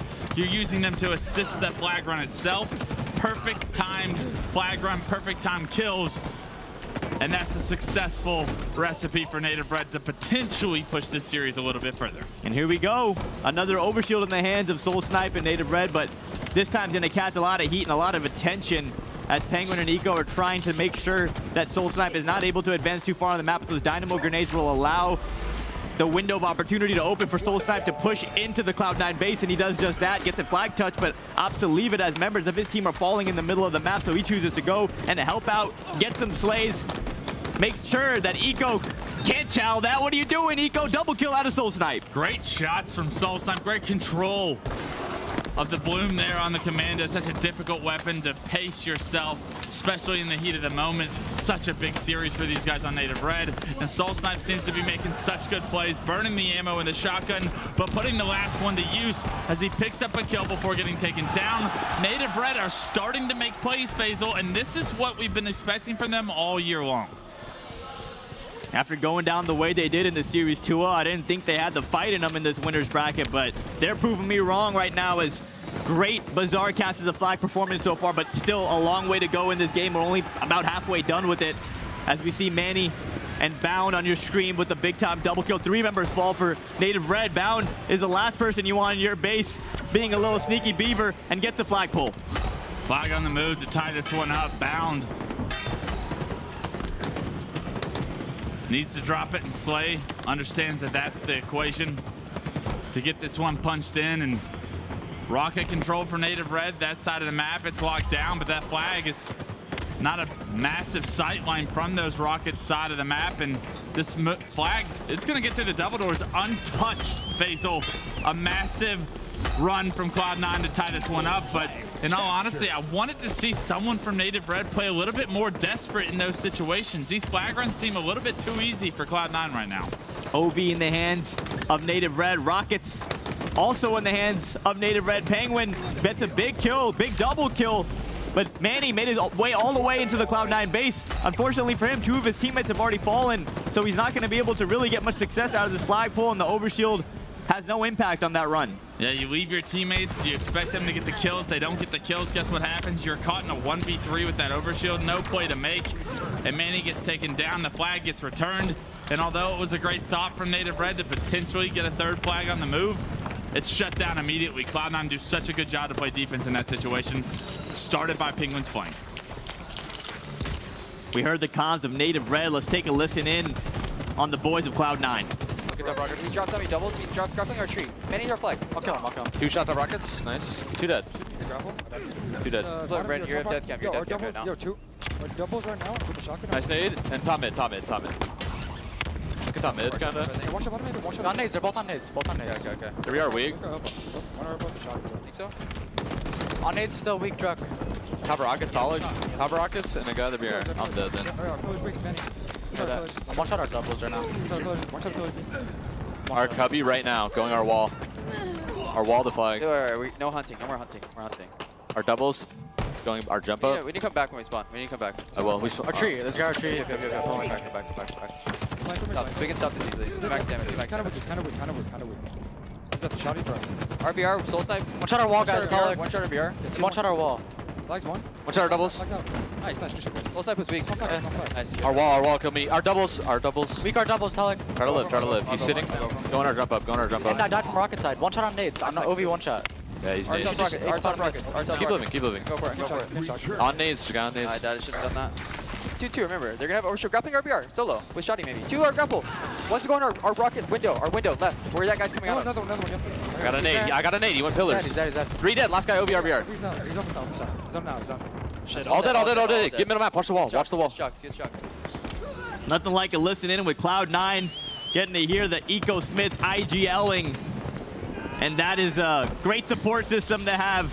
A lot of it's like having a 5th teammate in some ways. Baby. A nice grenade out of Stella, picks up a big time double kill, opens up the window for him to push, gets the triple onto Manny, and that's 4 fresh dead for Native Red. You want to talk about people stepping up, making plays? Stellar finds himself a stick, the double, make it a triple. Is this flag now on the move? It's going to give Cloud9 a potential lead here, and with 3 minutes left, that could be a very dangerous amount of pressure to try and throw onto Native Red here towards the end of this series. It's going to be their winners bracket lives here, trying to stop this cap. They're not able to do so. It's up to Soul Snipe. Last guy alive is in the base of Cloud9, but quickly going to be in the face of this flag carrier. Gets the kill, hops the return. Now can Cloud9 stop that return from coming in? They get that kill, they get the touch. No foul, no harm, no foul. The flag gets punched in. A lead given to Cloud9 for the first time here in Game 3, and Faisal, the pressure now on. Not only did they cap that flag and gain the lead at such a pivotal time, but they also got control of the rocket launcher. That's Penguin, picks up both kills with both rockets. Very opportunistic, very well timed. Penguin making them pay.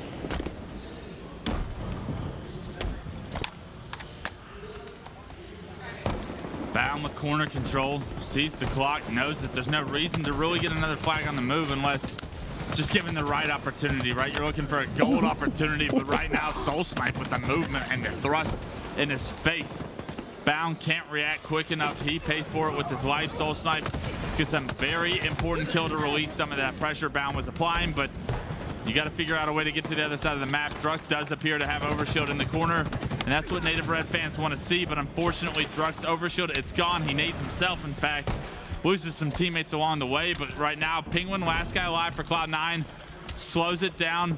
And if Druk makes this way out the corner, you know he's going to get assassinated. You can see it from the observer point of view. Penguin slows it down perfectly, and you almost overstep your boundaries if you're Druk there. Time is working against you very heavily if you're Native Red. Only 1 minute and 20 seconds left in regulation before their winners bracket run is over, as Cloud9 looking to advance in the bracket. Only 1 minute left to go. Manny taking heavy fire. This player Pillars gets taken down though. Great shots out of Manny, and that's what his team needs, and they need it right now. You don't have many opportunities left, and you're gonna need to make them count. Crunch time shots from Manny. Now let's see if it transitions into anything, because we'll be looking up.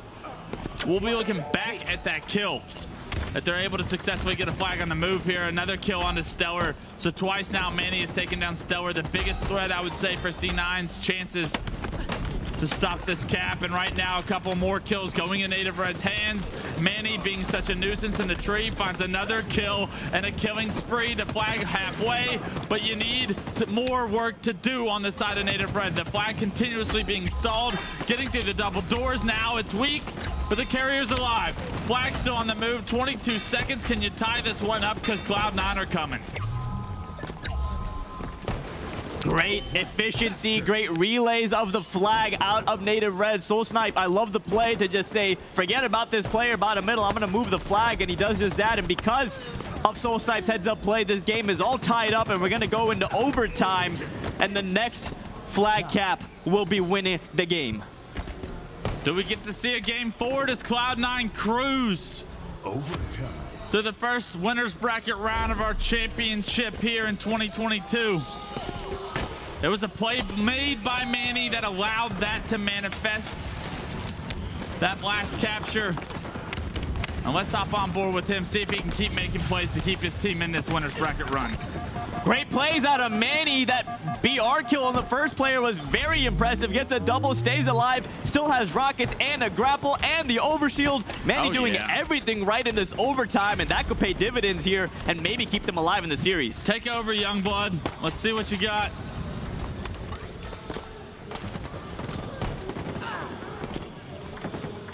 Opting to play his life here, understanding that he's such an important player on the map, does exactly what he needs to. Like you said, 3 members down for Cloud9, last player alive in their BR. That's Stellar trying to just do the little shimmy, the little chow to keep this player's shields down. Man, he's trying to stay alive here. This would be huge, and it does. Big plays out of Native Red. 3 members fall for Cloud9. The grenade doesn't take many down either, so this could be it. This could be a punch in the face of Cloud9. This could be an opportunity for Native Red to stay alive in this series, and they're so close to capturing this flag clutch. It's going up. Manny's untouched. Full shield punches it in, and the player that takes the team, that makes the play to get into overtime, makes the play in overtime to take his team to at least a game 4 here in this series, and Native Red are not done yet. And what an overtime out of Manny. Gets those rockets, gets that player one-shot bottom middle, gets the insane angle headshot for the cleanup, gets a double kill, picks up grapple, gets overshield. He runs the flag. He did everything. Big props to Manny in that performance, and now Native Red stays alive, and their hopes of making a crazy push here and an insane upset happen are still, their hopes are still alive. And does Cloud9 think maybe we let off the gas a little bit too early? Maybe we just assumed they were going to roll over and die? No, Native Red still want that upset, still believe in themselves, and rightfully so. They have put in so much work. You knew they weren't going to go quietly into the night. They end up winning Bizarre CTF, a very strong game type, I would say, for the Cloud9 boys. And right now, looking at a live fire strongholds, this for a team filled with a bunch of Halo 5 players that love a game type like Strongholds is exactly what the doctor ordered to push this series to a game 5. Could not agree more. A big swing game on the side of Native Red. Now they got Strongholds, live fire ahead of them. And to your point, their scrappiness, their efficiency, their teamwork will all play in their favor here, but they're going up against a tough opponent. I know they took them down in that game 3, but just look at the scores for the first 2 games, and if anything, still a lot of work to do. There's still a lot of work to be done on the side of Native Red, but showing us why they're here in the winner's bracket, showing us why they're a team to be talked about. But Cloud9 is one of the favorites this weekend. Took a game off Optic. Can you do more than just take a game off Cloud9? Can you make this series interesting? Can you push it to a game 5 where anything can happen? We'll find out here. It's going to be live fire strongholds, like we said, and let's talk about it. Native Red, how dominant their overshield and rocket control were in game 3. I expect that same level of domination if they want any opportunity at winning this one. Couple members for both sides go down. Stellar with the advantage picks up the sniper, gets taken down though. That sniper rifle will be top middle and up for grabs. Druck rotating, opting to go back towards dummies and help out his team. Wants to actually get the overshield, but gets fried on it, and that's a free overshield for Eco. Yeah, you can tell that Native Red wanted to get that overshield, but a much better job this time around by Cloud9 to dictate a little bit more of that power-up, power weapon story. Eco with the overshield and the S7, now just the S7 in his back pocket, at least eliminates that win condition from Native Red. And now let's see what Eco can do with the S7 in hand. Posted up top tower. Pretty traditional spot to go with the snipe. Nice body shot, clean up onto Manny. 2 members fall for Native Red. And the slide out of hallway. Eco spots him, calls him out. 3 members fall now for Native Red. It's a great start for Cloud9 after a rocky game 3. They're looking strong again in game 4. Eco getting some information. Spawners are happening over towards the overshield. Manny getting bodied. Can't get the cleanup, but that's Bound's job across the map. Bound finds the kill. Eco spots another player bottom middle. So much information right now, and I like this relocation by Eco. He's going to be able to try and assist this B push, but he smells somebody behind him. It's just game sense by Eco that allows him to turn around, land the body shot, headshot. with the S7BR combo, and Eco does a good job to get a kill, but in the meantime, Native Red have slayed out. They get the kills, and Bound trying to make a play, unable to, is going to lose C as well. It's a trip cap now for Native Red. Great recovery out of Native Red and got a trip cap of their own, and they're going to close this gap, and they're going to close it soon. Clutch, I want to listen in with Native Red and hear how their comms are sounding. I'm going. On the west or no? Another guy over here. Guys, we keep doing this. Watch it here. One of it, right top somewhere. I'm in it. One shot, Jordan. He's not coming in. Nice, do it. One just one B. Yo, L1 me, I'm guys. flashing. We're splitting them over, I think. Dice. This Yeah, one Dice is. killed me, guys. Yeah. Top tower and Dice. Modern Dice. I can't see Dice. Head par, guys. Where par, 8 box, 2. That's it, Manny. Nice damn. I get up. Last 2 and 8, Jordan. Watch him be. Hold on for us. Yeah, I have B. Garage down. He went B. Yeah, they left that, guys. They left A. And one shot B. One shot B, Kevin. Yeah. Absolute B. One bullet. One shot back B. Absolute back B. On top. On top. Hey, Jordan, come look left. Left.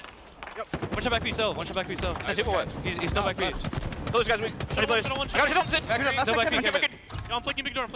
Hey there. You guys, I'm fighting B again, Mikey. I'm fighting B as well. I'm getting free. Maybe this good, Mikey. Maybe this good. Back, he's coming. He's 2 shots. He has refills, Mikey. Above you. Yo, back to come, guys. One stop it.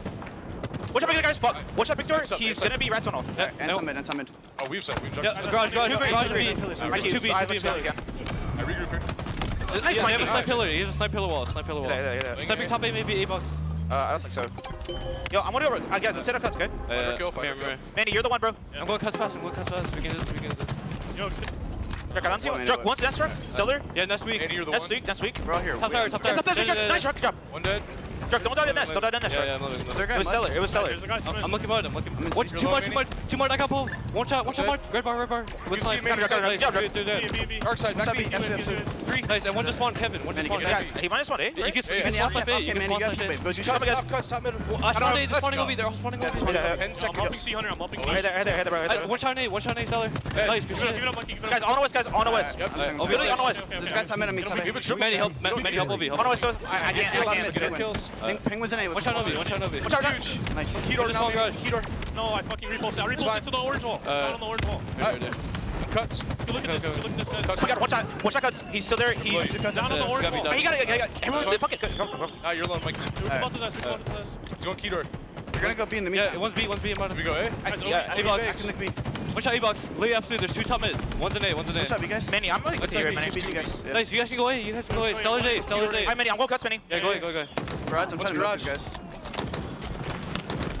After some initial success on the side of Cloud9 to start off this game 4, it's been all Native Red. Look at the scoreboard, 169-71, and we could be looking at a game 5 on our hands, but this game is far from over. Cloud9 know the importance of ending a team like Native Red and ending them before a game 5, but Native Red has something to say about that. Even that listening just showed you how much more confident it feels Native Red are now that they've taken that game 3, right? The first time we went into a listening with them this series, it was a bit chaotic. It was a bit lacking of confidence in a sense, but that listening sounded completely different to me. These guys believe in the momentum that they have created so far here in game 4. However, don't blink, because you give Cloud9 an opportunity with every one. And right now, they're starting to chip away at the lead that was once a massive lead for Native Red. Now just a 60-point lead and starting to dwindle. Can Native Red respond to the pressure that Cloud9 now have? Big flank out of Talik with that heat wave and continuing to put pressure on Cloud9. Gets another kill onto Stellar. Soul Snipe, big battle against Bound, but he tries running away. Soul Snipe says no way, gets a double kill onto Eco as well, trying to help his team go to a game 5, trying to help his team stay alive in the winner's bracket. Penguin with the green gun cleanup, big kill out of him to try to keep control of B and C being held down by Cloud9 right now. Overshot in the meantime, it's up Faisal in the battle for it. It's being won by Native Red momentarily, but Eco still looking to say something about that. The last 2 players of Cloud9 are here, and they're going to be able to activate that.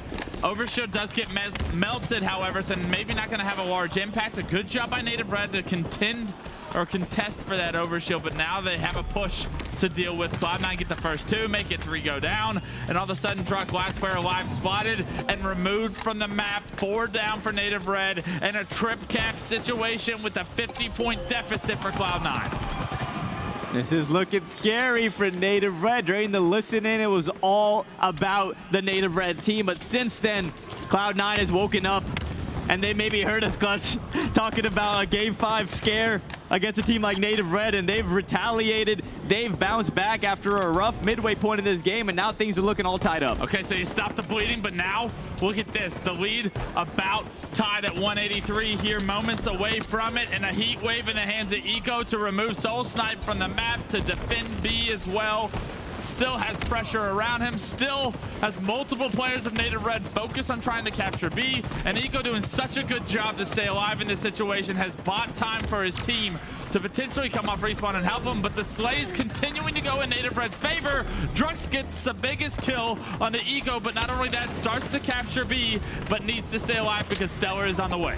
Great plays out of Druk, great anticipation of the push that Stellar tried to make. Finally, Control heads back over to Native Red. What seemed like 100-point run or so for Cloud9 of just pure domination and Control at the right time, at the time they needed it most. Native Red able to weather the storm and get Control back. All right, we got a tied-up game. It's basically the first to 50 points. Unfortunately, Native Red are going to start this one off down 3. 4 down for Cloud9, however. Druk, the only player on the map, choosing to push past the overshield that has now just come up. It's going to be a Native Red overshield. Heat wave in the hands of Druk, and they look to be aggressive in this situation on the C. Unfortunately, they're going to lose the first player in Druk. They should still have an overshield player behind this push, and we'll see how successful that overshield is. Manny finds a double. 3 down for Cloud9. They have the lead and counting, and Cloud9 need to act quickly. Last player is Eco, trying to flank around. Manny gets taken down, opening up the window for this man to put down some cover fire.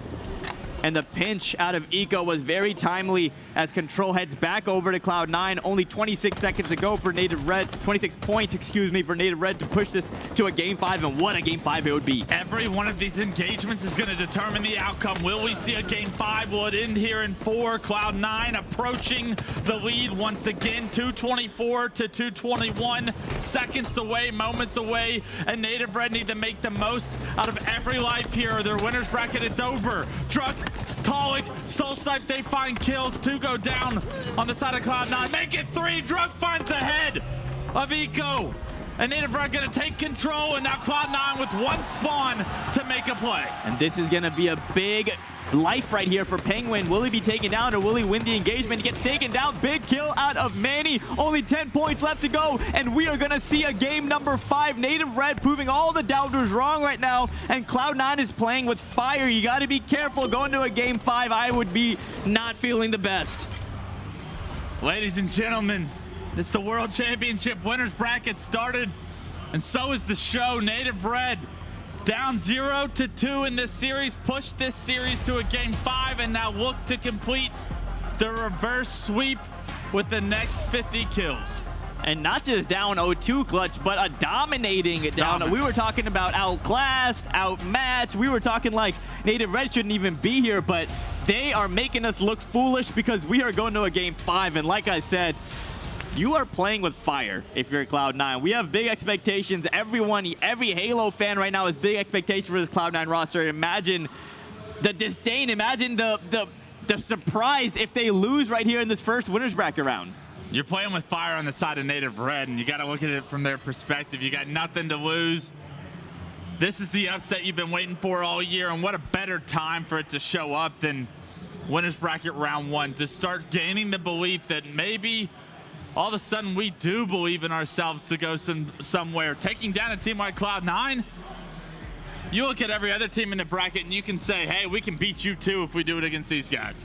These guys are rolling right now. Looking at the stats, Talik and Soul Snipe putting up 20 kills apiece. When their team needs them most, they will step up, and we got an Aquarius Slayer on our hands for a Game 5, Clutch. And how do you feel about Aquarius Slayer? Love that for Native Red. Honestly, these guys love a small map like that to be able to push the pace, control a little bit of the heat wave, the dynamo grenades.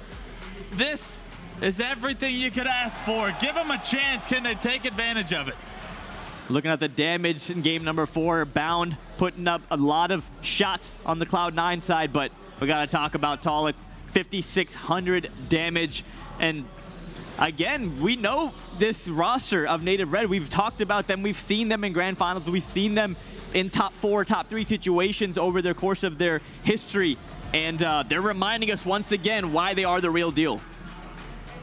Yet to do it on land, and that was always going to be a question. Are we going to really go all of 2022 HCS season without this team creating one of those upsets? They were doing so well online for so long, and then all of a sudden it felt like they reached their peak. They were almost on a decline. A majority of the community probably thought, but Native Red proving everyone wrong here, at least for now. The series far from over. These 50 kills are not going to be easy. But the difference between games 1 and 2 and games 3 and 4 is very clear. Native Red individuals have stepped up, hit big shots, made big plays, and now they are 50 kills away from that upset. And I'm interested to see what type of Cloud9 we get here in game number 5. I think this is going to really kind of set the table for them and the rest of their weekend. If they collect themselves and win this tough fought series and win the game 5 and move on in the winners bracket, that could make them even stronger and scarier moving forward. We talked about the process, Formal, the Optic documentary that released, and Formal talks about he likes having close matches and winning those close matches because it creates something. It creates a sense of trust and excitement in your team moving forward, and this game 5 win for them could be huge for the rest of the weekend. Could be. It's hard to wake up and play your first series on a Saturday, on a championship Sunday. Maybe that's the Butterflies, but they started so hot, Faisal. That's the thing for me. Recharge Oddball was not close. Slayer and Streets was not close. Bizarre CTF and Livefire, we have seen 2 completely different stories through the ebbs and flows now of this best of 5, but how will it end? There's 8 players that get a decision on the impact of that and that storyline, and I mean, for Native Red, talking to these guys, it's been a disappointing season, but this could be where all of that gets thrown out the window. This could be where they leave a legacy for history to remember, right? The organization troubles that they've gone throughout the season, the team changes. I mean, it's been a rocky road for these guys, and all of a sudden it's like, where do we belong? What tier are we in? And we were saying it after game 2, 2 different tiers. Well, guess what? Native Red, they've showed up in these games 3 and 4. And now that we look at game 5, I mean, this could be an upset that just launches them into a trajectory that they could find themselves on a winner's bracket run at the best time to do it, the World Championship stage. Couldn't be a better time to be playing your best Halo. It's almost like it's coming full circle for this roster in a position to make a massive upset against a team that we're all talking about as seeing in the grand finals like we did in Orlando. They find themselves here, backs against the wall, a win or get knocked down situation for Cloud9 against a very formidable opponent in Native Red. And who's going to step up? Who is going to be the hero in this game, in this series? Is it going to be someone on Cloud9? Is it going to be someone on Native Red? Who will step up to the challenge? I think as we approach this game 5 and we get into gameplay, one of the big things we have to pay attention to early on is the pace. Who's setting it? Native Red have been so good the last 2 games of setting the pace, of being able to gain advantages and then take advantage of certain situational positions they find themselves in. And to be able to do that against Cloud9 is remarkable. That is an incredible feat that consistently now for 2 games, we've seen Native Red control the pace of the game. They've controlled the power-up story. They've controlled the weapons. And when you do that, that's a successful recipe. That's why you find yourself here in game 5. On Aquarius, there's not a lot of power-ups, not a lot of power weapons, and that camo not nearly as easy to impact the outcome of a game than with Overshield. Overshield's pretty straightforward. Soak some damage up, get a couple of kills. Camo, much more clear headspace, much more decision-making comes into having success. We'll see if Native Red can acquire the camos, one thing, put them to use against a very difficult opponent in Cloud9. That's a completely different story, but that's a win condition, I would say, for Native Red here. What's it gonna be, Native Red? You got the world's attention right now, right here in the Halo World Championship. You're going into a game number 5. This could change everything for you if you are Native Red, and it all comes down to the first to 50 kills. I wanna see the start. I wanna see who's going to come out strong. There's one person out of these 8 players that I do not want to bet against. That's Eco. How's Zico feeling after being up 2-0? A little bit of nerves, a little bit of uneasiness in the biggest stage right now. If there was ever a moment for Cloud9 to feel pressure in this series, it's here and now, and Drug takes him down. That's a big kill from Drug to make his 2 the difference in the score right now. It looks like Native Red has won the break 2-1. A little bit of nerves. Knees weak. Palms are sweaty on every side right now as 4 kills to 1. Great start on the side of Native Red as make that 5-1. Heatwave control in the hands of Drug with the big time double kill. 6-1. Great start on this Aquarius Slayer, but Cloud9 able to take him down. But here come the reinforcements. Native Red slay out. 8-2 the start, and Native Red taking advantage of the moment. Tolik with another one to his name. Extends the lead 9-3. It's a 6-kill lead, and I couldn't have asked for a better start from Native Red. Great plays to start things off. 9-3. Cloud9 backs against the wall, down early in this game number 5 of the first winners bracket round. The Halo World Championship. Will we see Cloud9? This would be a massive upset. The story of the weekend as Penguin goes down. Big flank out of Tolik with the Heatwave. Gets a double kill. 3 members down for Cloud9. And look at the scoreboard. It's 13-4. And Cloud9 are trailing in this game 5. You can feel it. I got goosebumps right now, Faisal. This one is all Native Red. The momentum, the aggressiveness, the heads-up plays, just the control. The straight-up control they have on this game right now. Running away with it, slaughtering Cloud9 here in game 5. 17-5. Now I want to go into an Astro Gaming listen-in with Native Red and see and hear. Watch out, he's blue table. Probably watch out. Probably. I'm ready. P2 seller. Yeah, I'm ready. P2 weak seller. He's gonna die. Nice, good. Card 2 guys, weak, card 2 weak. Oh my god. Card 2 in top blue. Card 2 in top blue. Yeah, body. We're still card 2 in top blue. Just pump blue first. Watch out for blue. Watch out blue fire. Blue P1. Blue P1. Watch out. P1. Watch out blue fire. Blue fire. Blue fire. Watch out blue fire. Yes. I'm gonna cam. Last kid, blue, you two.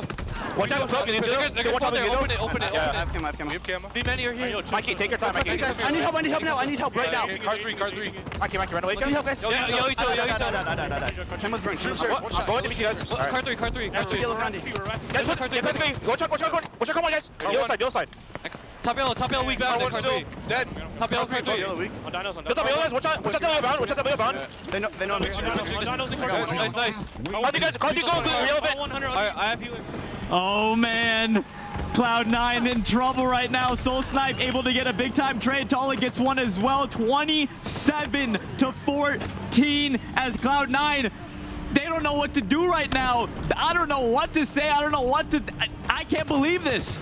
The aggression, the straight up control that Native Red have right now in this game. You can feel it, the momentum, it's in their favor. They're riding that wave, and they're gonna take themselves to a winners bracket round 2 here at this pace. 30-16, dictating the entire game so far. Native Red look like a completely different team here in game 5. Big time double kill for Manny, trying to find the 3rd player of Cloud9, and he does so much damage, gets a couple kills, makes the other players weak. And you take it away, Clutch, because this is crazy to me. Oh, baby, you know there's no better feeling than being the underdog, being down 0-2 in a series, starting to make things interesting. You tie it up, you get to game 5, you have the start that Native Red have had, but the job's not done. More to do. Let's get 15 more, boys. Let's pick it up, make it 14. The continuous pace being set. Cloud9 go 3 down. Native Red looking to close a door on Cloud9's winners bracket opportunities, and they're doing it with style.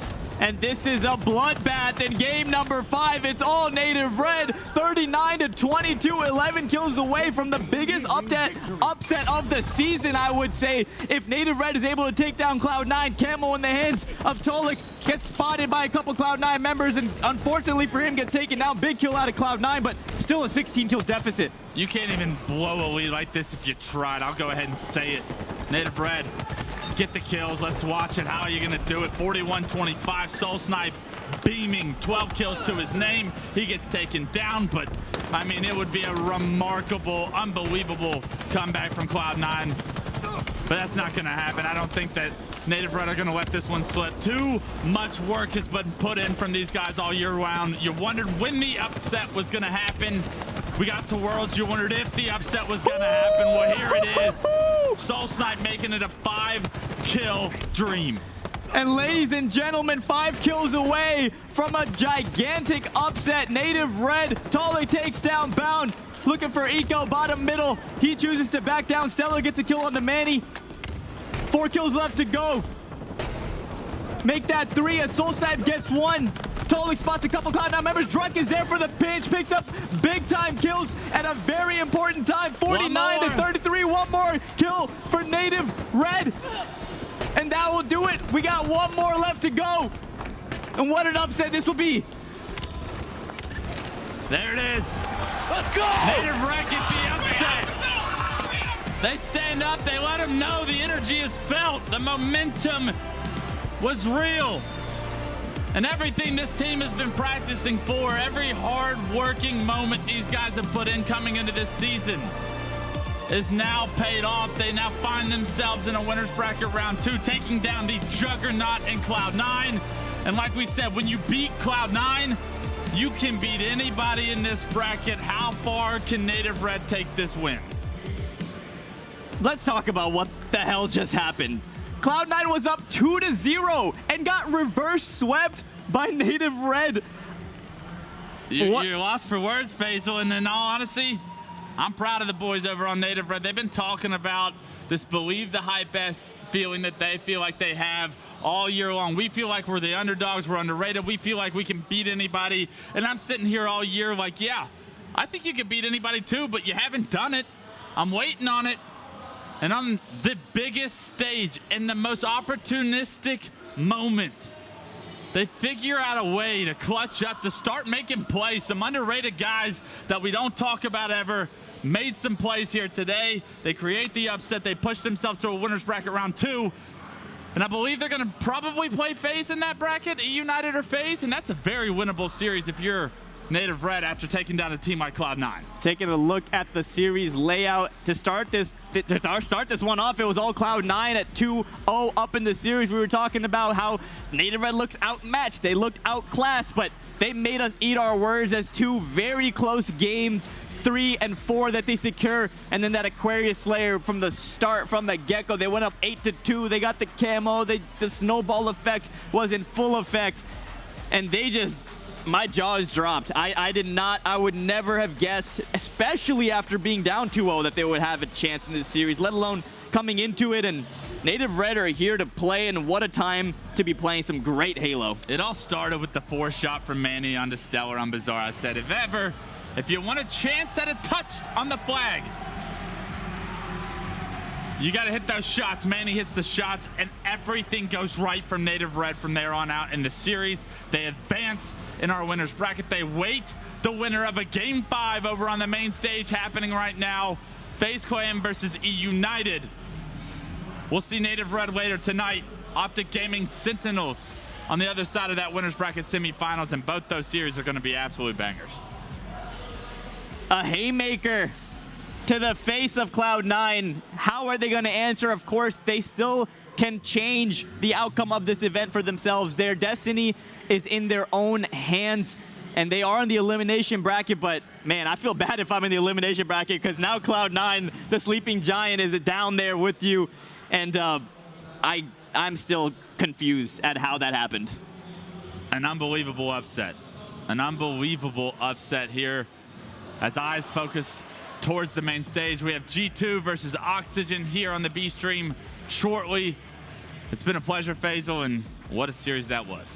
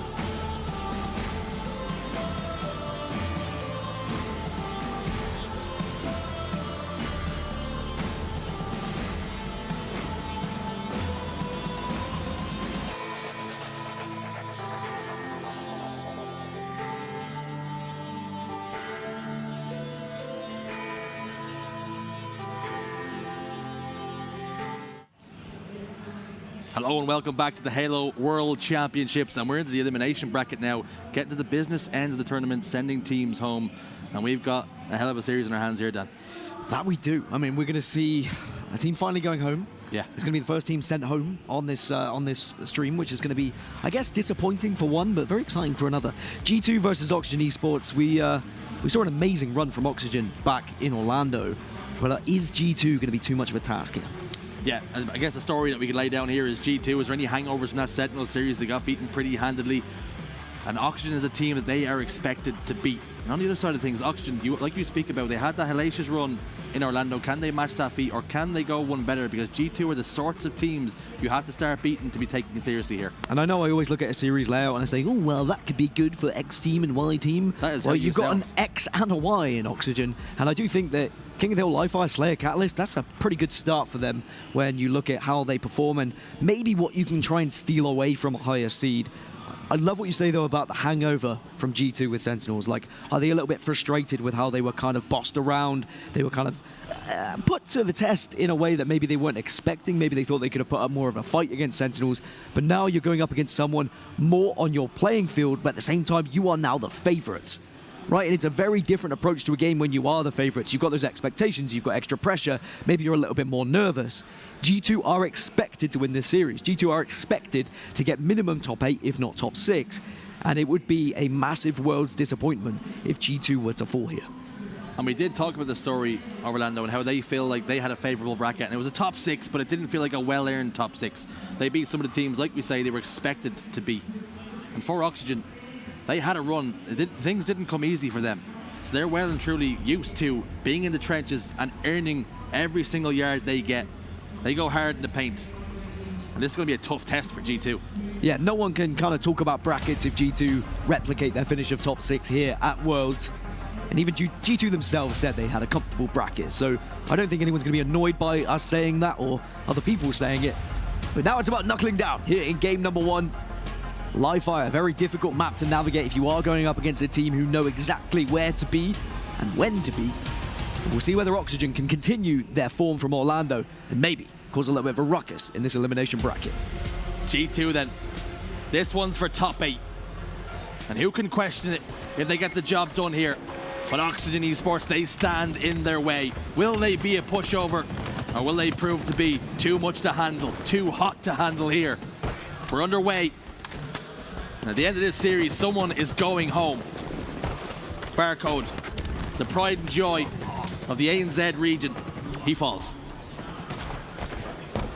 It's the usual suspects on the side of G2. You're going to be looking at Barcode, you're going to be looking at Gilkey, as picking up the damage, getting those kills. On the other side for Oxygen, Collect has got so much hype around him. A late addition to this Oxygen roster just before Orlando, and I mean just before Orlando, merely days. And he really has shown what he's made of. He did grenade himself there, but somehow didn't take any damage. Very impressive. And now he's got the sniper rifle. Let's see what he can do with it. Can he get surgical? Can he make some incisions? Or will it be a little bit more barbaric? We're about to find out. Sab could be the victim. Shield popped. Almost gets away. Boom gets him though. Will not be sneaking away in any kind of hurry. 2 dead for G2. Good start for Oxygen Esports. Spawns come up over towards that overshield. Sandbags is where the sniper rifle eyes of Collect, looking through that scope, one eye squinted, waiting to see if any pixels do emerge. Not this time. Sabinator, he's coming through bottom middle. Gilkey heading over the top of C-Plat. And have Oxygen Esports been keeping tabs, and then players have they been allowed to run free. 3 dead. The tabs have been left open. But I tell you something, the sound was down. Finally, G2 will break through. Oxygen, 1 remaining player. And Nemesis knows he has to back off, wait for spawners. It's going to be on dummies.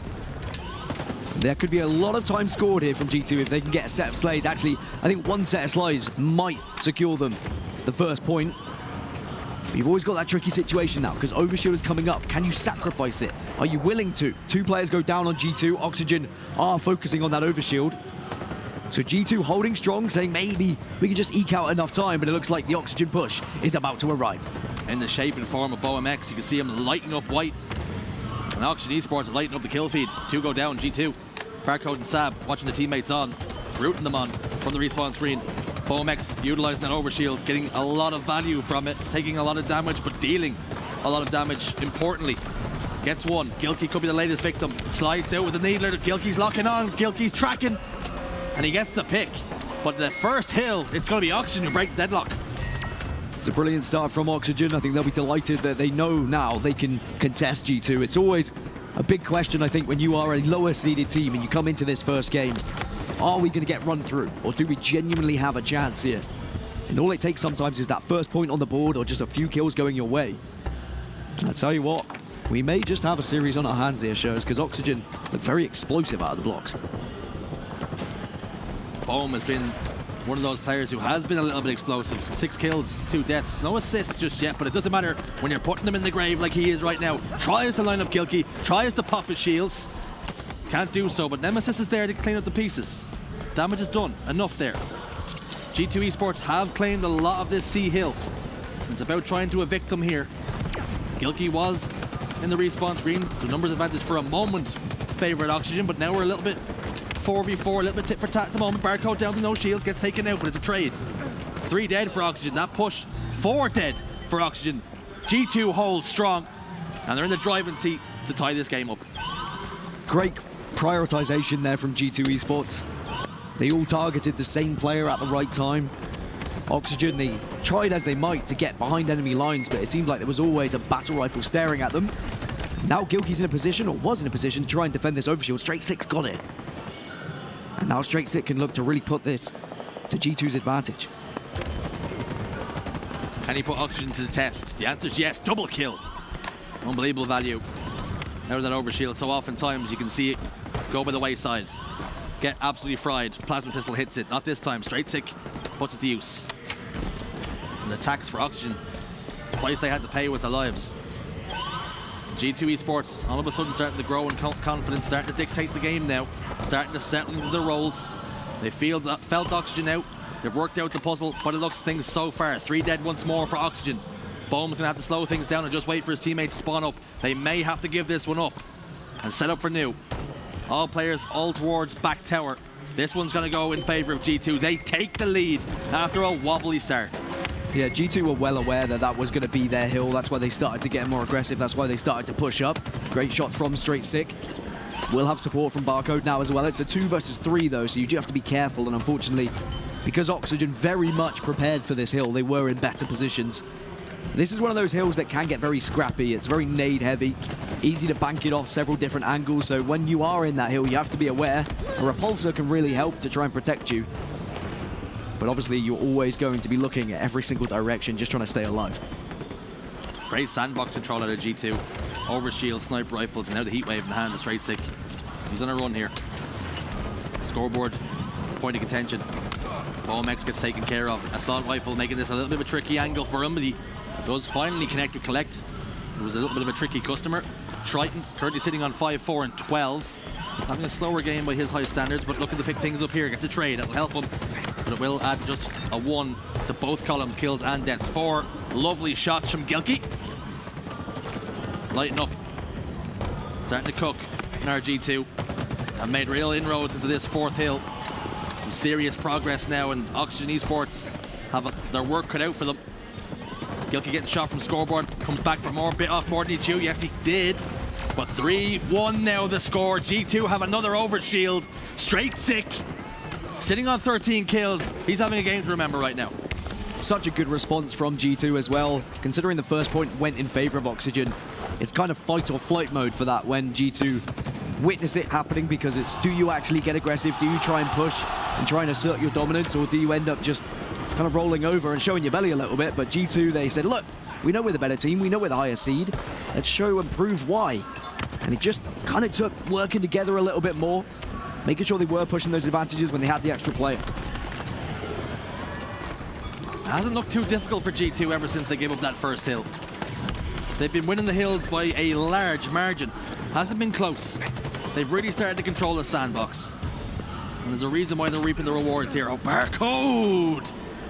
I see a fella. Shot across the bow, top middle. This one connects to the dome.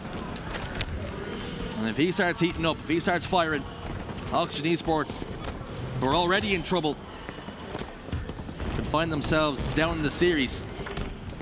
Barcode sniper rifle trained over towards green. Nemesis evades the first shot. Getting tagged up though, not going to live for long.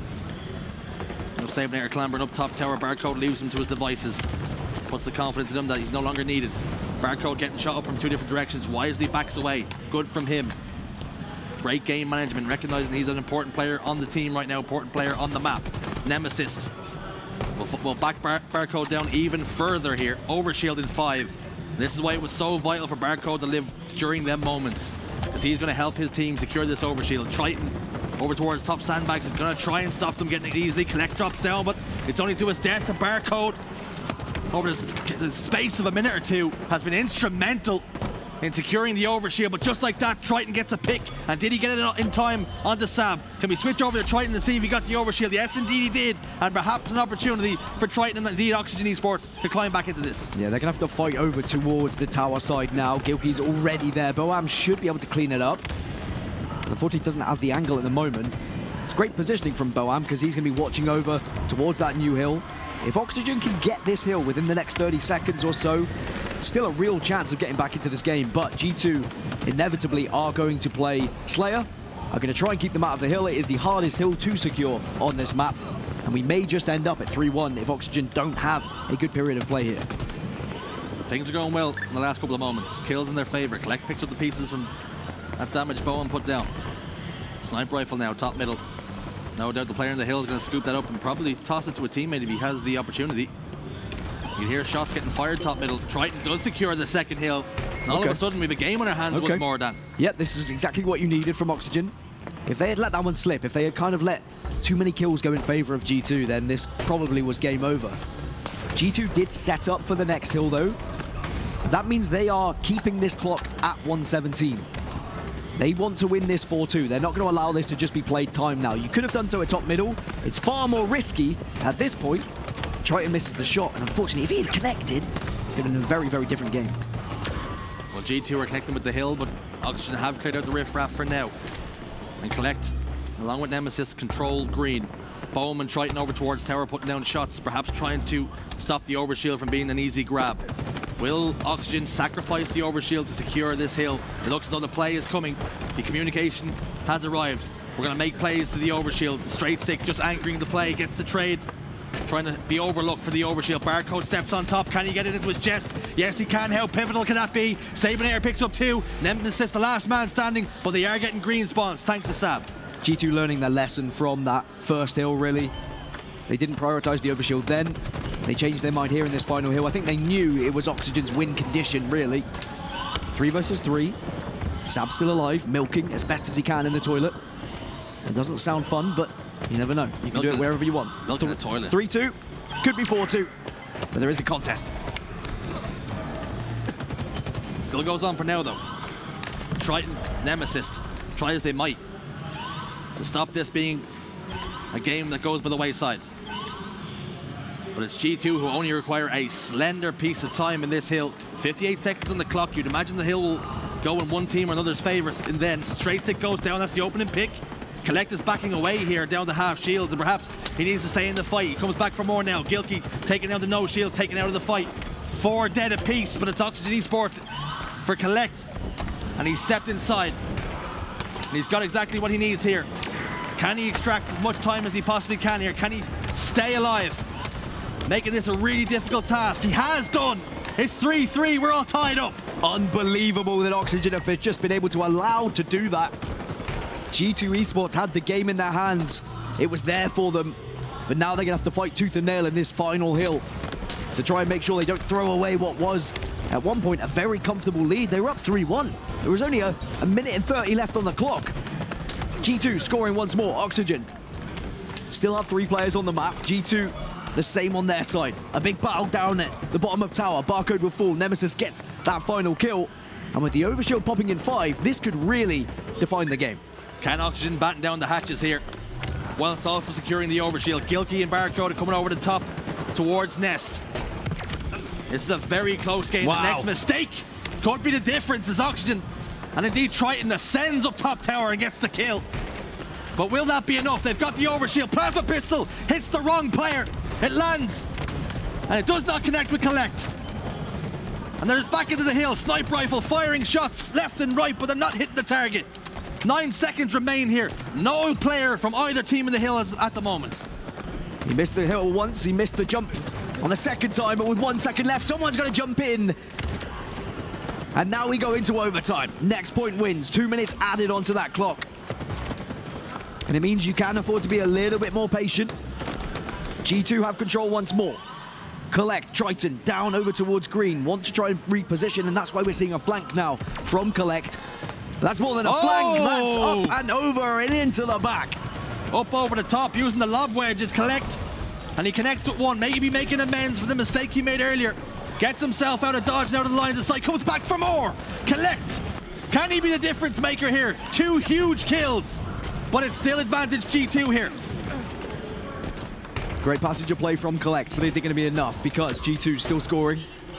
G2 still holding, 3 versus 3 on the map. Triton, a lot of responsibility in his hands with a heat wave. Connects with the first, doesn't quite with the second. And that could be pivotal, that could be game defining really. Sab now gets another 3 are dead for Oxygen Esports. And Barcode is just hunting for this last remaining player. Where are you, Boa? And there you are, take you down. And maybe Oxygen have thrown everything at this, but is it gonna be enough? Oxygen are sinking here. There's water in the lungs. Can't catch their breath. And it's G2 Esports who do secure that final hill and will go 1 game to the good here. They take the series lead. Something in their lungs, can't catch their breath. I know how they feel. It's a tough time out here in Seattle. It's not Ash. But wow, what a game 1 we've just had. It looked like G2 were cruising, 3-1 up, cruising for a bruising, some might say, waiting for the top middle hill just to expire. And then suddenly Oxygen push in, they managed to make it 3-3 in those final moments. Can you show the people what you did when you were off camera, when you done the cruising for the bruising? I think I went cruising for a bruising. Cruising for a bruising, that's what you did, yeah. Just my gangly arms went all over the place. There was some gangles. It wasn't really meant for camera, but you're like one of those car sales things that are outside, they're doing a yeah. That's what you're looking like, yeah. But so one team that wasn't looking like that was G2. Now, they did take their foot off the gas, they did get a little bit complacent, and it almost caught them. It was almost a downfall. Yeah, I think that G2, it's tough in these King of the Hill games when you are ahead by 2, because you think you can just play the clock a little bit. Yeah. So you're reluctant to step in the hill, and sometimes that's just not how people play the game. They're not used to setting up around the hill and keeping people out of it, because they're used to getting the kills, getting in the hill, and then setting up for the hill. So it can be really a struggle bus when you start to have to play that way. But G2, they still managed to kind of reel it back in, despite throwing away a 2-point advantage. Frustrating though for Oxygen. It has to be said as well, for G2, they were up by 3-1. We've seen a lot of teams with a minute or so on the clock. There seems to be a minute on that clock for an eternity. We've seen a lot of teams have success when they do opt to play Slayer, they do opt to run that clock down, but credit has to be given to Oxygen Esports for hanging on in there and making it a real difficult task.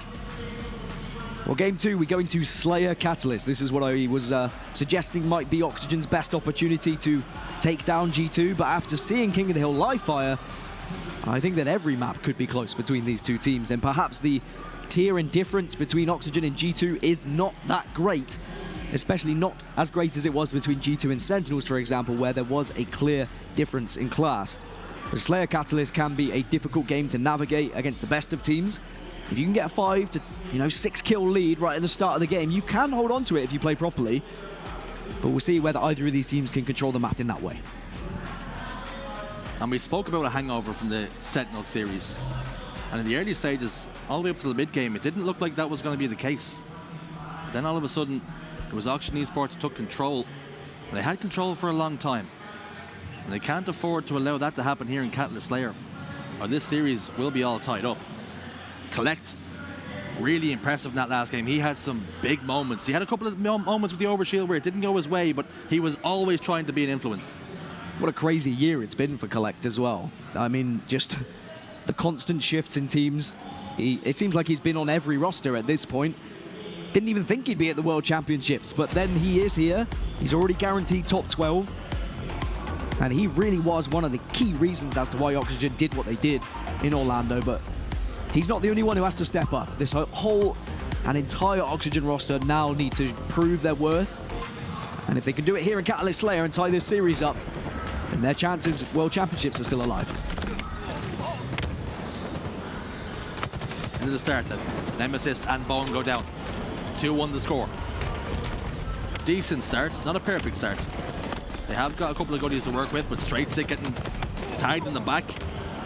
Triton like a mosquito opts to drop off the map. And rather than get the final shots from Barcode's battle rifle, he decided that the gravity was going to kill him rather than anybody else. I was going to say, what kind of analogy are we going for a mosquito here? Yeah. I was waiting for it, but it arrived, so you're okay? Barcode. Skewer. Looking to maybe put some shrimps in the barbie. Barcode now swinging. In he goes. Didgeridoo. Foam X. He gets taken care of. Gilkey. He'll pick up the remnants of what's left in that skewer. Faced with one. Handled. And away he goes into the night. Teammate Straight Stick in front of him. Bunched up here like a pack of bananas. I'm full of it. You keep waiting now. They'll keep coming. Gilkey. There was so many references in those last 20 seconds. That's all I do. You're only realizing this now. I couldn't keep up. Anyway, 10-8, 10-9. It's been a pretty nervy start between the two teams. Overshielder up again in 27 seconds. If you can kind of get the kills at the right time, if you can now get, you know, 2 or 3 kills just 10 seconds prior to that overshield, you can almost guarantee it as yours because you're going to pin back that final member. It does seem like G2 on the back foot at the moment, kind of secluded in their base ever so slightly, and Oxygen are slowly but surely surrounding them. But now here comes the push on the other side. G2 want this overshield as well. Stand off for a moment. Home putting down some warning shots, but not finding a home just yet. Sab has recognized that and has applied the pressure. Nemesis has the overshield. We're all tied up. Advantage now for the moment, at least in the numbers. It's going to be with Oxygen. Can they find the people that they need to? Communication is going to be so key in these next few moments. Let's go to an Astro. Listen in.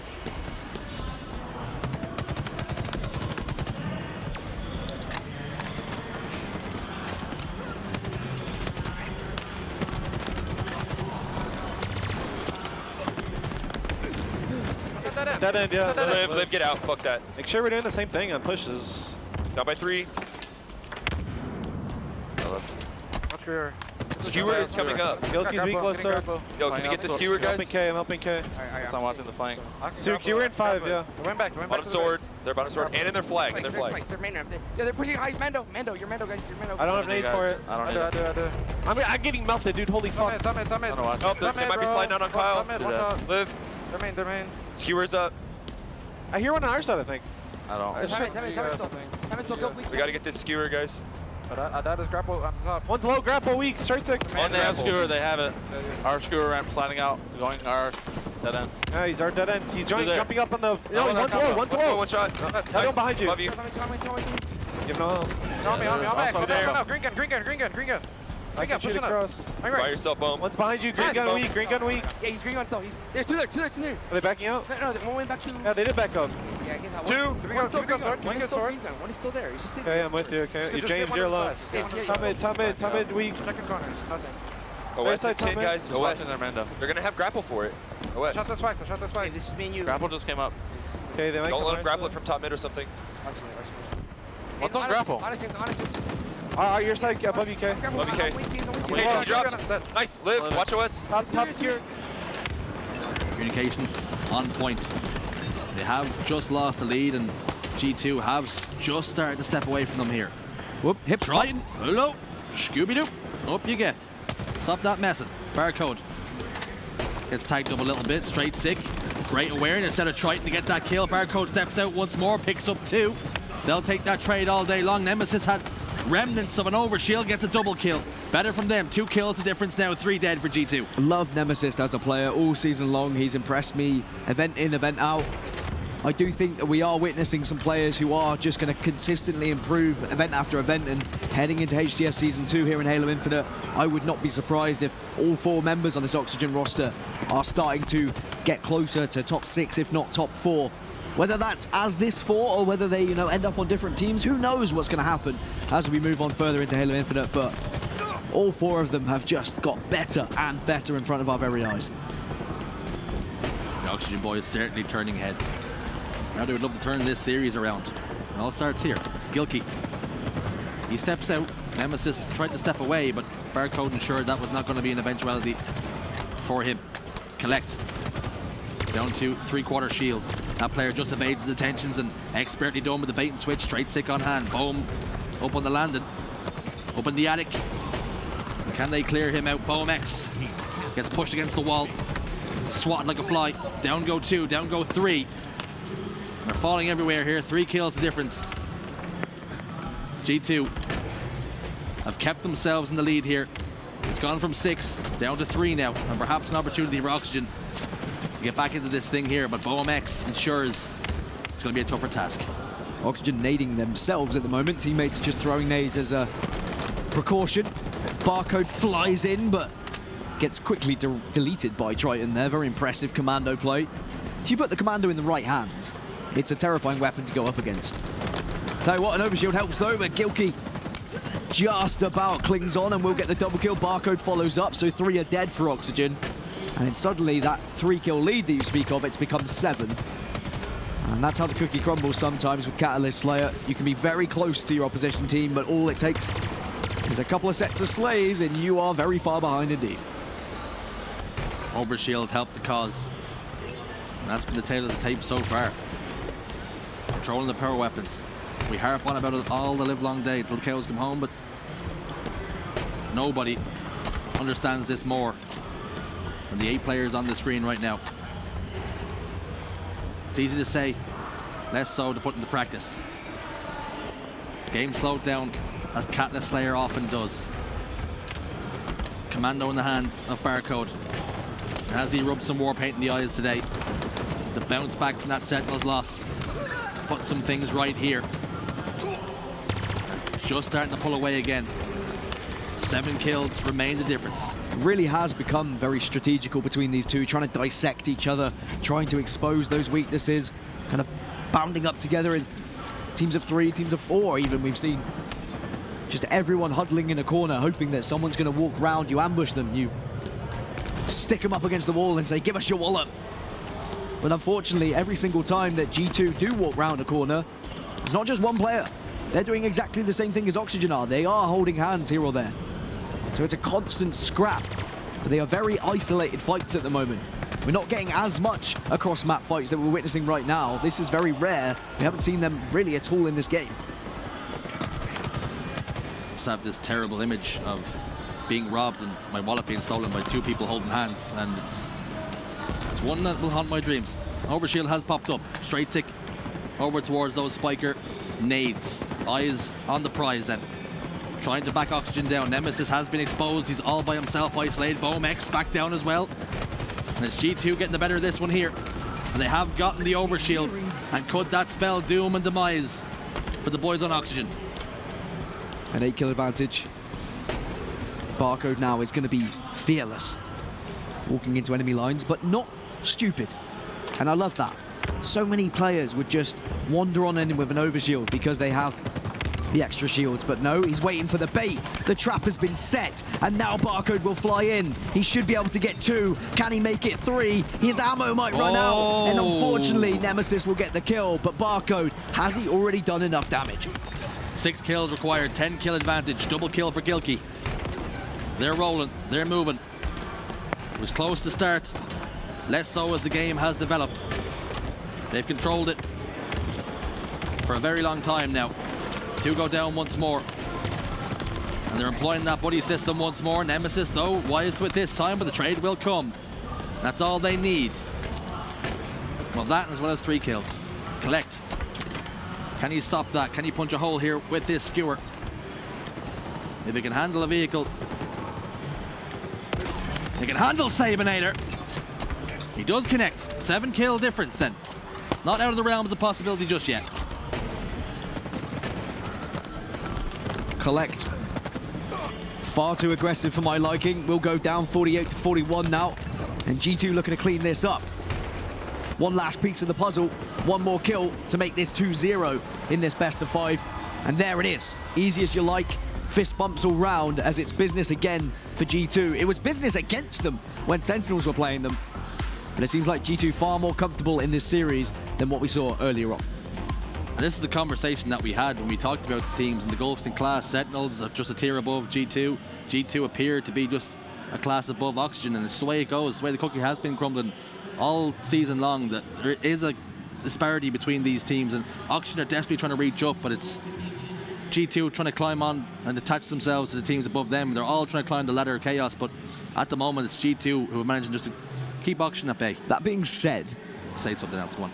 Right? Yeah, say it. Now hear me out. I'm listening. Series layouts, they've been a bit all over the place for some of these teams. We've got a big set of map pools, or a big map pool, should I say. Yeah. A lot of game types, a lot of maps to try and learn. We saw earlier, Cloud9 went 2-0 up against Native Red. The underdogs reverse sweep 3-2. Oxygen now going into Oddball Streets. Capture the Flag, Aquarius Slayer, Livefire, maybe we have some better game types for them, right? Scrim results would suggest that Oxygen might actually prefer this third game over some of the others. But as I mentioned to you earlier, scrim results don't necessarily always tell us everything that we need to know.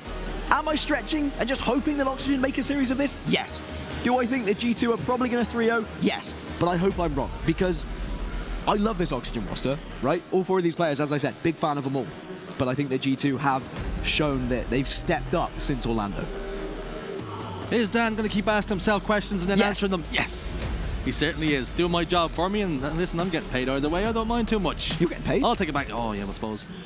2-0 then, as we head into what could possibly be the final game of the series.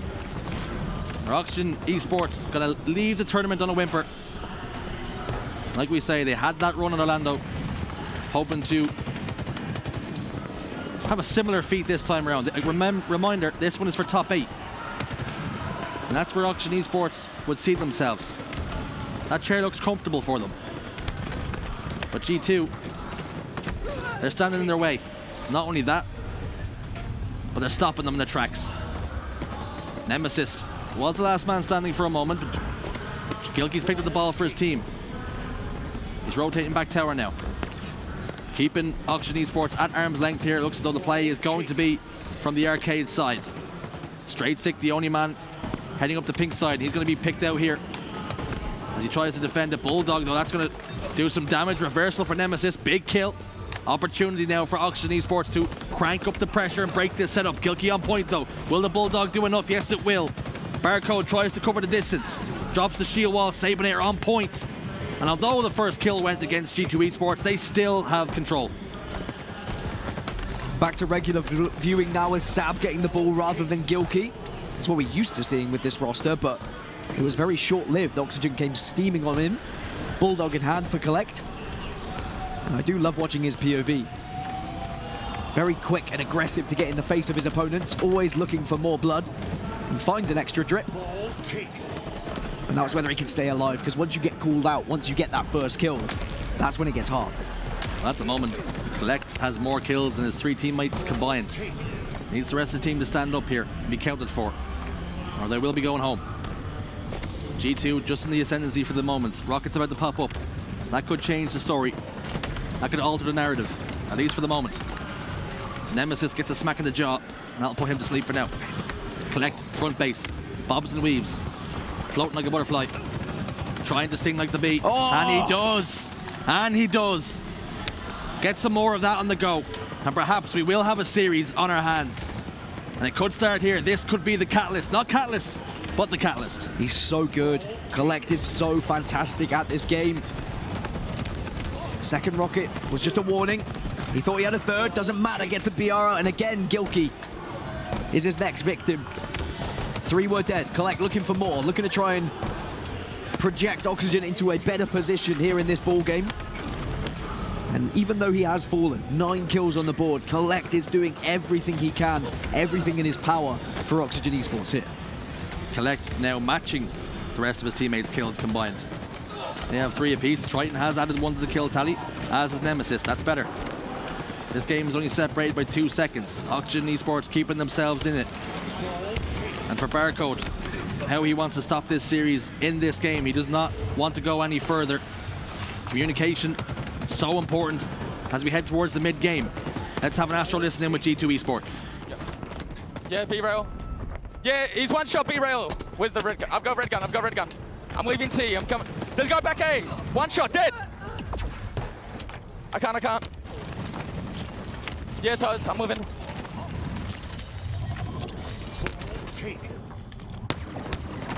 He's one shot of me. Yeah, he's just dead. Yeah, moment. Yeah, come. Rockets, guys, rockets, yeah. Halfway Pin. to victory. Yeah. He's half shields. I'm holding P, man. Yeah, rockets. Yeah, rockets. There's got top A on me, guys. One shot, damn. He's got shotgun. He's challenged. On the head glitch, has weapons. Nice, did it. This guy's still top A, last guy, Nam, has weapons, has all weapons. Yeah, I can, yeah. Nice. Yeah, I'm watching planners. Yeah, good. Yeah, okay. I'm watching mid, I'm watching ATM. Well, I labeled it as an Astro listening. In actual fact, what it was a barcode listening. And I could listen to him all the live long day. Singing to me like a lullaby. Speaking the languages I like to listen to. And as we speak of barcode, I mean, we really have to commend what he's done.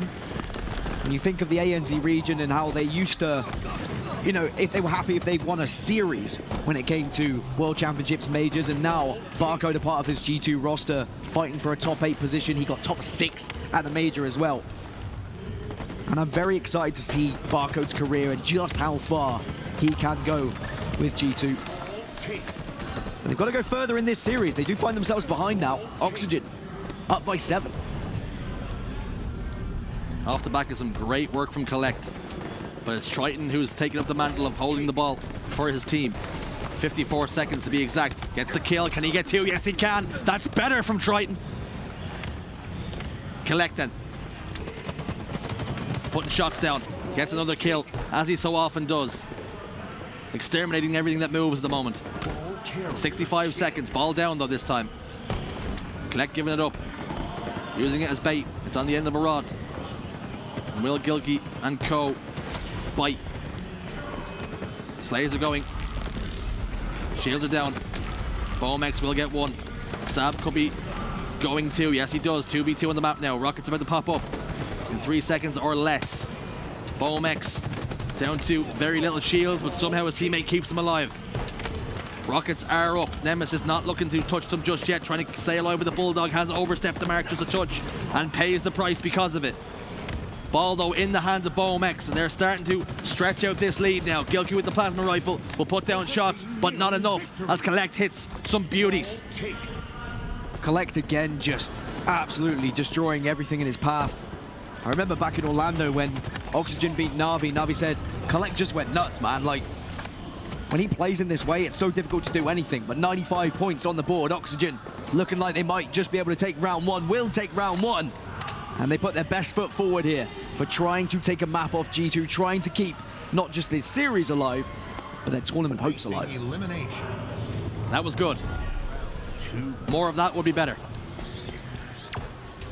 They managed to shut down Gilkey, shut down Barcode. Outslayed G2 Esports in round number 1. Can they keep up that pressure? Or will they run out of stamina here? Can they maintain it? Straight stick back tram. Staying alive for now. Nemesis. I see rockets in the back pocket. 1 in the chambers. Fires 1 towards Sab. Didn't do the damage it required, and he recognized that. Tried to get away. Tried to escape. Unsuccessful. Bulldog's going to result in a trade. Double kill though. As Bomex, who has ball in hand, looking to match his teammate's ball, carrying time right now and about to take the lead in that regard. As he now tips over the 55-second mark.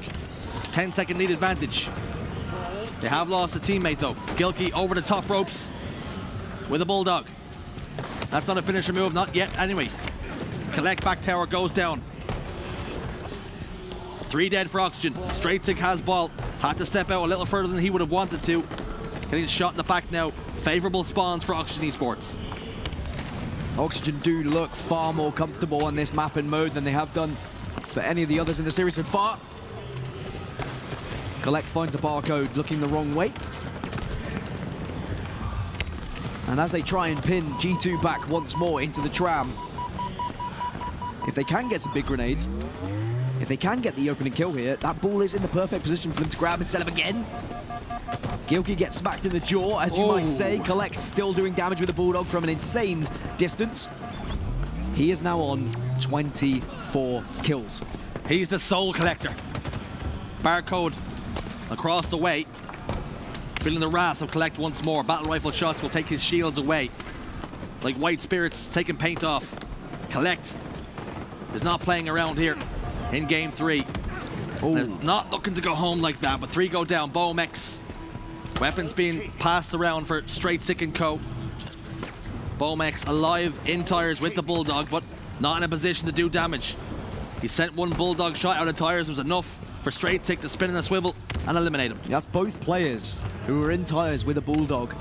Maybe being too aggressive with their angle and being too predictable that G2 were able to just kind of jump up and get that final shot with the battle rifle. So great kind of map awareness from G2 there, and unfortunately just being too predictable on the side of Oxygen. G2 now have a little bit of a lead to work with here. 2 members have gone down on Oxygen, so G2 have the player advantage, make it 2. If Triton goes down, this could be a lot of time gathered for G2. And it's a similar story to how the series is played out. Oxygen Esports having a good start in these games, but G2 finally work it out towards the mid game. Are we seeing a similar story play out in front of our very eyes here? We have lost 2 members, but Straight Sick's been a thorn in the side. Will get 1. Can he get 2? Yes, he can with the help of a teammate. Barcode locks in 2. He will die in the process, but the work he put in to keep his teammate Straight Sick alive there cannot be understated. That was nuts. Straight Sick's going to be probably fist bumping Barcode mid-game right now because he very much kept him alive, but great teamwork, great bait from Straight Sick with the angle he took.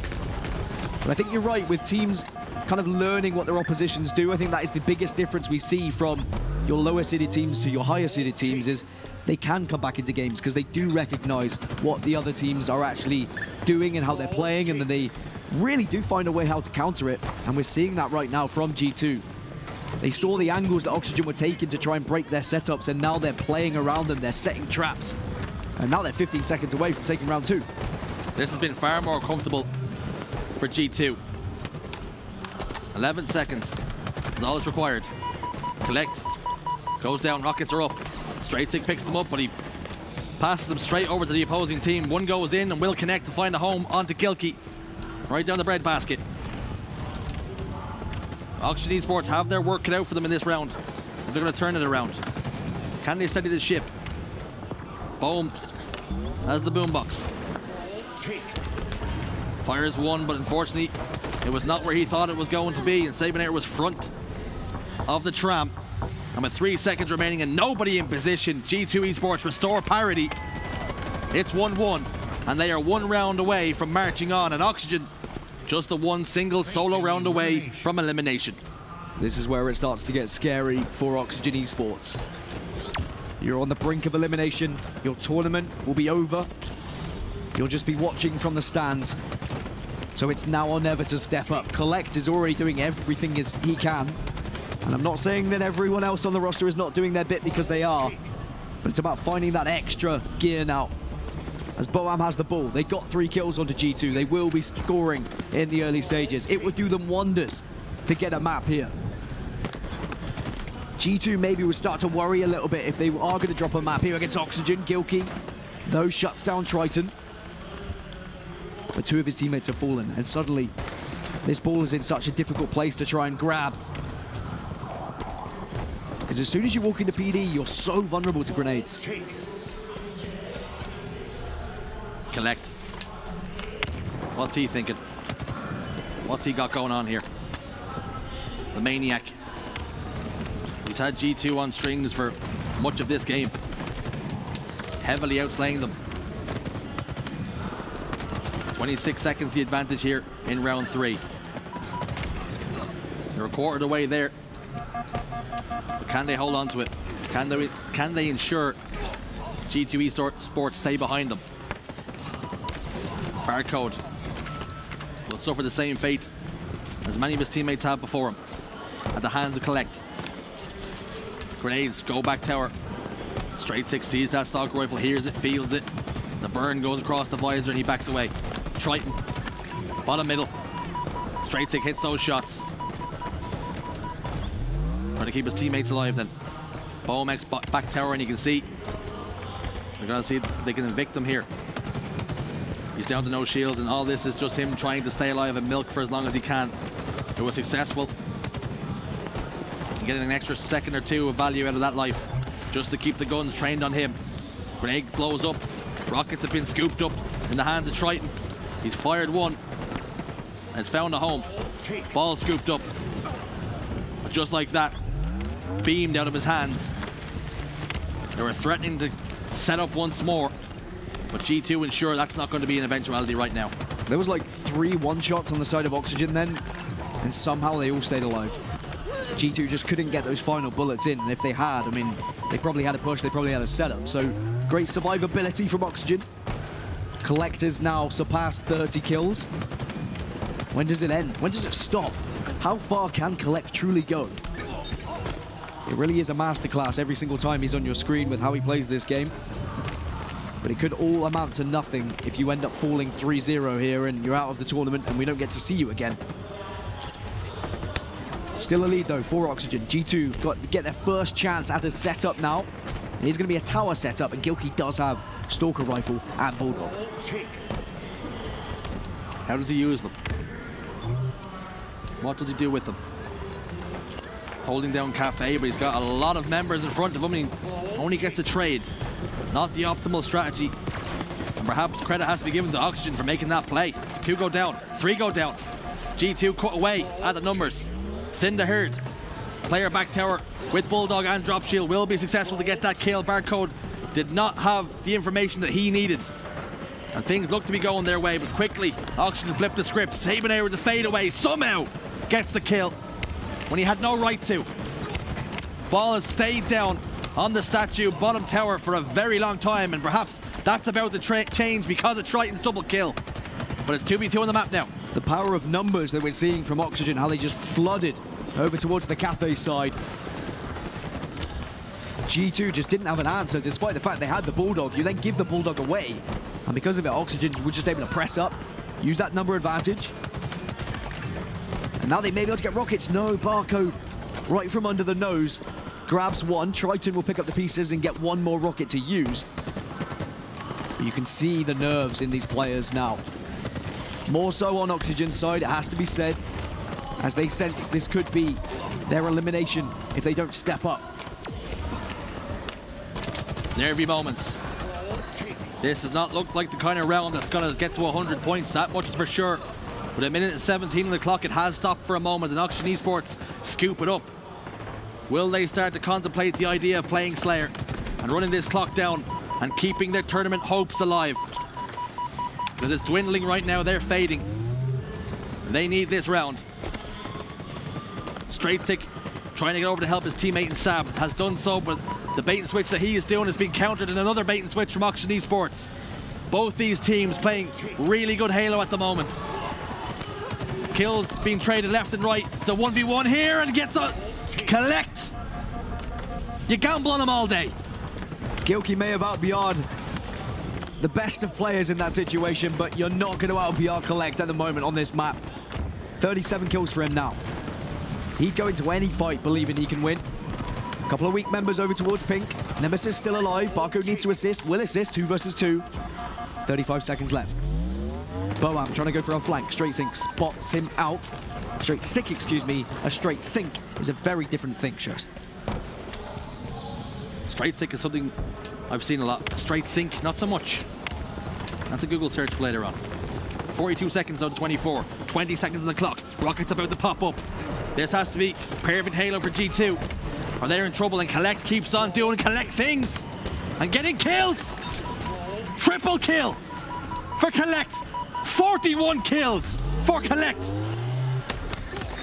And with 6 seconds remaining, he ensures he keeps the foot in the throat and ensures Oxygen stay in this for at least one more game. What a cracking performance that is from Collect. 42 kills. He didn't do it all on his own, but boy did he look good when he was on our screens. Every member of Oxygen needed to step up, and they did exactly that. Collect may have led the charge, but all 4 members on your screen there deserve to be in Game 4. And now suddenly the series is getting interesting. G2 will now have it in the back of their minds of, we were so close to a 3-0, so close to just cruising through to the top 8, but I tell you what, Oxygen, they're not going to go down without a fight here. We've seen reverse sweeps already today. Could the seed be planted now? There's some doubt now. All of a sudden, it was so cool. It was all easy. It was all breezy. And just like that, Oxygen Esports didn't allow the mid-game and late game to get away from them like they did in game 1 and 2.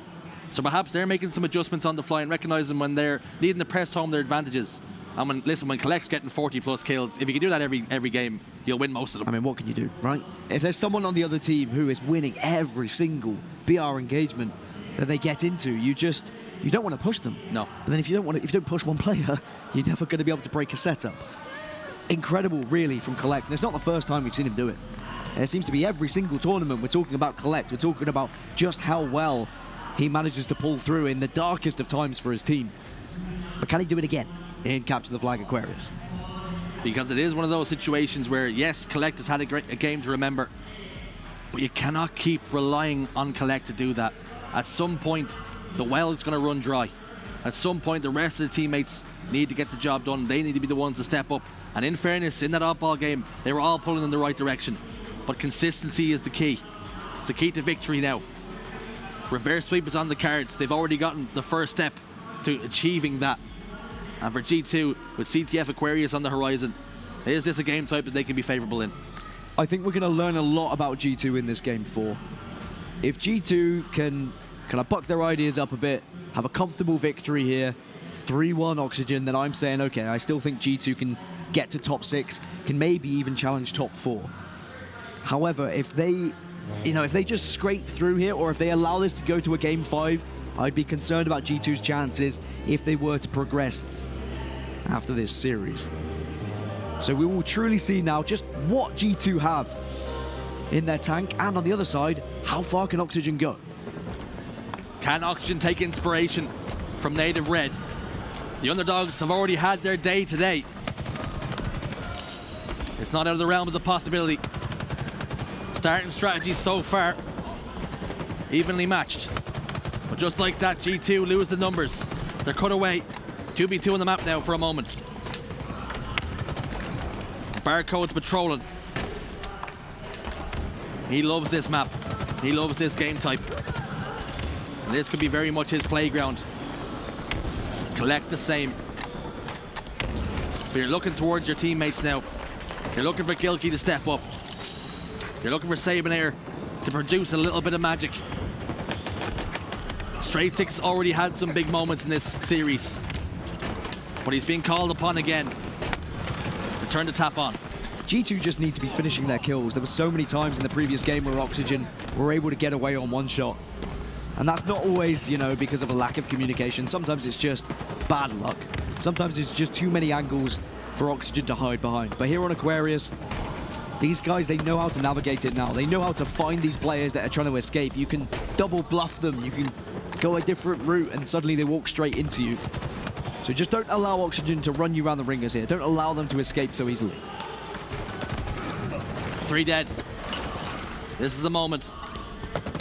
Bohm has the heat wave. That could be the great equalizer. Gets shut down. Map control now for G2. Can they exploit the pockets of space they need to secure a flag capture? Nemesis goes down once more.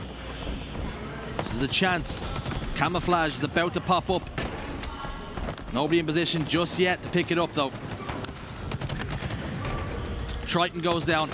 Barcode is that man to step forward for the camouflage. It's just popped up. He was a little bit too early to the dance. Music hadn't been playing just yet. Gilkey down towards the shroom stairs, and Nemesis clears out the riffraff. But it's all 3 members of Oxygen pegged back here. Collect the furthest man forward in the gen. And they're all starting to push out in the same direction. But if they lose these slays here, it could be detrimental to the cause. Triton has managed to step out just a touch. Sabonator's bringing this one back the way. Trying to avoid angles. Does so successfully. Tries to juggle the flag, but a slight mistake there, a slight misstep. And you cannot make plays like that in games like this. Thankfully, his teammates kind of covering his backside. Quite literally covering his backside. 3 are dead. This is going to be the first cap. G2 will put it in. And that, even though it was a little bit of a fumble, still a very effective run. You clear out 3, you get the flag, you kill 3 off spawn. And as long as there's only 1 player remaining, as long as you know where he is and he's not flanking round, then it should always be a successful flag run. Is that enough now to settle the nerves of these G2 players? Doesn't appear to be an opportunity for a counter cap situation either. Collect again towards the shroom stairs in a 1v1. And you can see he did not want to back away from that fight. Both players gave each other the respect that they command. Sabonator slides out, thruster pack utilized, but can he get away? Can he make it a difficult kill? Yes, he can. 3 dead, make it 4 dead for Oxygen. And G2 now are going through the gears. Once again, they push into the base that they know they don't need to grab it yet because the player's going to be spawning. First player gets found, first player gets killed. He did a lot of damage though, did Nemesis. Fair play to him. And actually may have done enough to stop this flag from moving, so huge plays from him to not just get the kill, but also emit a lot of damage onto the other side. Barco trying to be a sneaky beaver, or a sneaky kangaroo, should I say. He's bouncing around the map. Springing the step. Slides over towards the Needler. Trying to get over to his teammates here. And a 1v1 with Collect. But I'll tell you something, Collect doesn't do that very often. He whiffed the punch. Barcode ducked under it, landed a haymaker of his own. A little bit of counter boxing, a little bit of MMA. Gilkey down to no shields. Heatwave frying, as it so often does. And over towards the Needler side. Boemex trying to get the last few ticks of this return. Making this a really difficult task. G2 are not willing to give up on this one when they probably should have a long time ago. 3 dead. And now an opportunity for Oxygen Esports to put one on the board and tie up this game. Have G2 now just handed over the impetus to this Oxygen Esports team, and that's perhaps all they need here. There's a little bit of confidence. Barcode gets one though. Collect gets a trade. Flag gets sent home, but it's not the right flag in your G2's opinion. Boemex gets the touch. Gilkey tries to close the distance. Triton steps out. Cover. Can he do so? Yes, he can. He slams it in. We're all tied up. And if that grenade had gone where Gilkey wanted it to go, could have been very different. Not always easy to get the perfect grenade. Collect and Boam, the last 2 remaining players, will get the kills. Barcode now the last on his side. And at 1-1 again, Oxygen showing their worth here in this series, showing that they are going to fight every single time to get back into the game.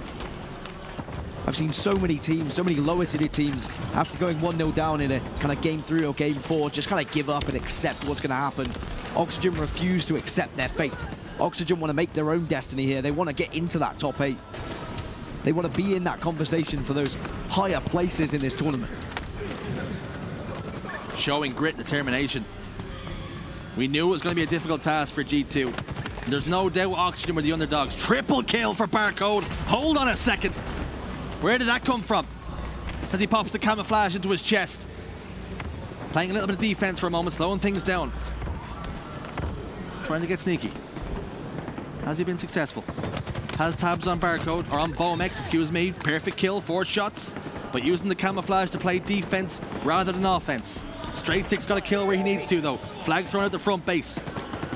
Not gonna be much camouflage left now for Barcode to have an influence that he would like. 2 dead for G2. They just need to learn their lesson here as well. Leave this flag. Don't get too desperate for it. That's what they did for Oxygen's cap, is G2 were trying to really push the agenda of we can get this flag back. And because of it, they suffered. It's about running those flags effectively. Sure, you can toss it out every now and then just as a distraction technique, but that doesn't mean you have to commit to it. Sabonator pulls the flag. He was being a tricky customer. Put a couple of shots down, looked as though he was going to back away, and Nemesis took the bait by throwing that grenade, and he stepped back out to put some more shots down. Ultimately though, he was cut away before he could do any real damage, before he could get any yards down with the flag. Oxygen continue to go hard in the paint here. Continue to make this a difficult task. They're not going away easily now. And it looked as though in the start of the series, when they went 2 down, they were going to go gentle into that good night. Not today. Not right now, at least. Sabonator gets the pull, tries to bring it over towards the fridge side. It's not something we see very often. And he has gone down. Triton gets a kill. 3 dead for G2. Only for now, though. As they're almost back to a full complement of players. And as I say that, of course, 1 more goes down. Keeping themselves on staggered spawns. But this one's nervy, Dan. This one's cagey. They know with 4 minutes left, next flag cap ultimately could be the winner. And whilst it looked like these 2 teams were maybe a class apart in games 1 and 2. That very much changed going into game 3 and 4. And I can't stress it enough just how a series layout can affect things for these teams and how much better and how much worse you can be on certain game types. It's so difficult to be good at every map and mode with a pool this big. Even the best teams struggle with certain game types because they don't practice them as often or don't feel the need to practice them. And sometimes if you don't practice that much but another team does, they're going to be better. G2, all 4 dead. Oxygen running another flag. Gilkey, the first point in defense, has to back away. Are they guilty of letting this game slip through the cracks? Because Oxygen Esports have started to crank the pressure. And if this flag gets punched in, we could be going to a game 5 here, folks. 2-1 the score, 3 minutes remaining. And it's very much been one-way traffic over this halfway point. Oxygen Esports roar back into life. Trade once more. Sabinator and Triton both ultimately fall. Barcode tries to pull the flag. They're going to move it towards the fridge side again. Collect is in a position to intercept. Barcode can't have eyes in the back of his head and has to go down again. And every single time we've seen G2 pull a flag, get it towards the halfway point, they're desperate at it time and time again. And they're really starting to pay the price now. So guilty of trying to force these flags at G2, and I think they're aware of it. But now, with only 2 minutes left, you do get to those desperate moments. You do try and force those flags just to try and kickstart some sort of comeback in this game. As for Oxygen, it's a matter of you can play defense at this point. You can hold on to your advantage. It's not easy to do on Aquarius, because if you commit too much to turtling up, you do leave yourselves vulnerable. But the Slays are going in their favor. So it's not like they're on the back foot and they're somehow winning this game. No, they look like they deserve to be winning this game. Oxygen are not interested in holding on to what they have. They want more. Gilkey picked up the camo. Did he get the burn, though? That's going to be the question. The answer very quickly is given to us. No, Collect has it. And he has everything he needs to close out this game and ensure they keep that 1 cap advantage. Straight Sick getting tagged up by the commando. Beautiful shots from Collect as he looks to drag his team forward to a game 5 Slayer. Sizzle Stick, though, will spot him out for a moment. They have information of the player there, and he steps out too far. Barcode handles him. But as we head towards the final minute of this flag game, is the destiny already decided? Is this a game 5, or do G2 have something left in the tank? Barcode's in the right position, but does he have the right support? Triton will get handled. Killing spree for Barcode now. He's waiting for kills to go his team's favor, and they have 3 dead. Can he win this 1v1 against Nemesis? He has help, and he has flags on the move. 4 dead on the side of Oxygen, and G2 in the final moments. If they can get round this corner, surely can get far enough to tie up this game. Oh, it's a fumble from Sab. Have G2 thrown this opportunity away? Grenades come through, so do the bullets. You gotta slide this one home just about, and it's 2-2. We're all tied up. 20 seconds remain. Bomex walks towards the wall, and that can only spell misery for us as he lags out of the game. But it matters not, perhaps, as we were going to overtime anyway. It was going to be next cap wins. So if you're going to lag out, perhaps that's the best possible time for it to happen. But might that be just what G2 needed? Because the game was very much going against them for large portions, and Oxygen Esports opened the door at the final moment. Oxygen had that game. Yeah. Right, Oxygen were there. Oxygen were into game 5. And then Barcode decides, well, you know what? Collect's been maybe stealing the headlines of this series a little bit. And suddenly Barcode's upping 28 to 30 kills himself, wanders into the base, gets a flag pull, does so much damage onto that final player. G2 almost threw it away with a couple of fumbles. That's not the first time we've seen G2 fumble a flag in this series as well. But it means, yeah, we go to overtime, we get a replay, whatever. It doesn't matter at this point. It was 2-2. So there would usually be 5 minutes of overtime, but now we might get a replay. Who cares? But an exciting series. You've got to admit, everyone, like, this is maybe quite exciting for us because you look at this series on paper and you think, is this just going to be another one of those 3-0s? Is this going to be Oxygen just kind of getting as far as they can? But no, Oxygen are showing that they deserve a spot in the top 8. Like, I wouldn't feel like they don't deserve a spot now after what I've seen in those games. And RG2 just breathing a sigh of relief now after that. They managed to squeeze that cap in. get it on the board to tie us up. Is there a moment where they think to themselves, we almost lost that and pushed ourselves to a game 5? Well, whilst we get all of that sorted and whilst we wait for these players to get back into the game, we are going to go for a quick break. But don't worry, we'll be back and we'll get this series finished.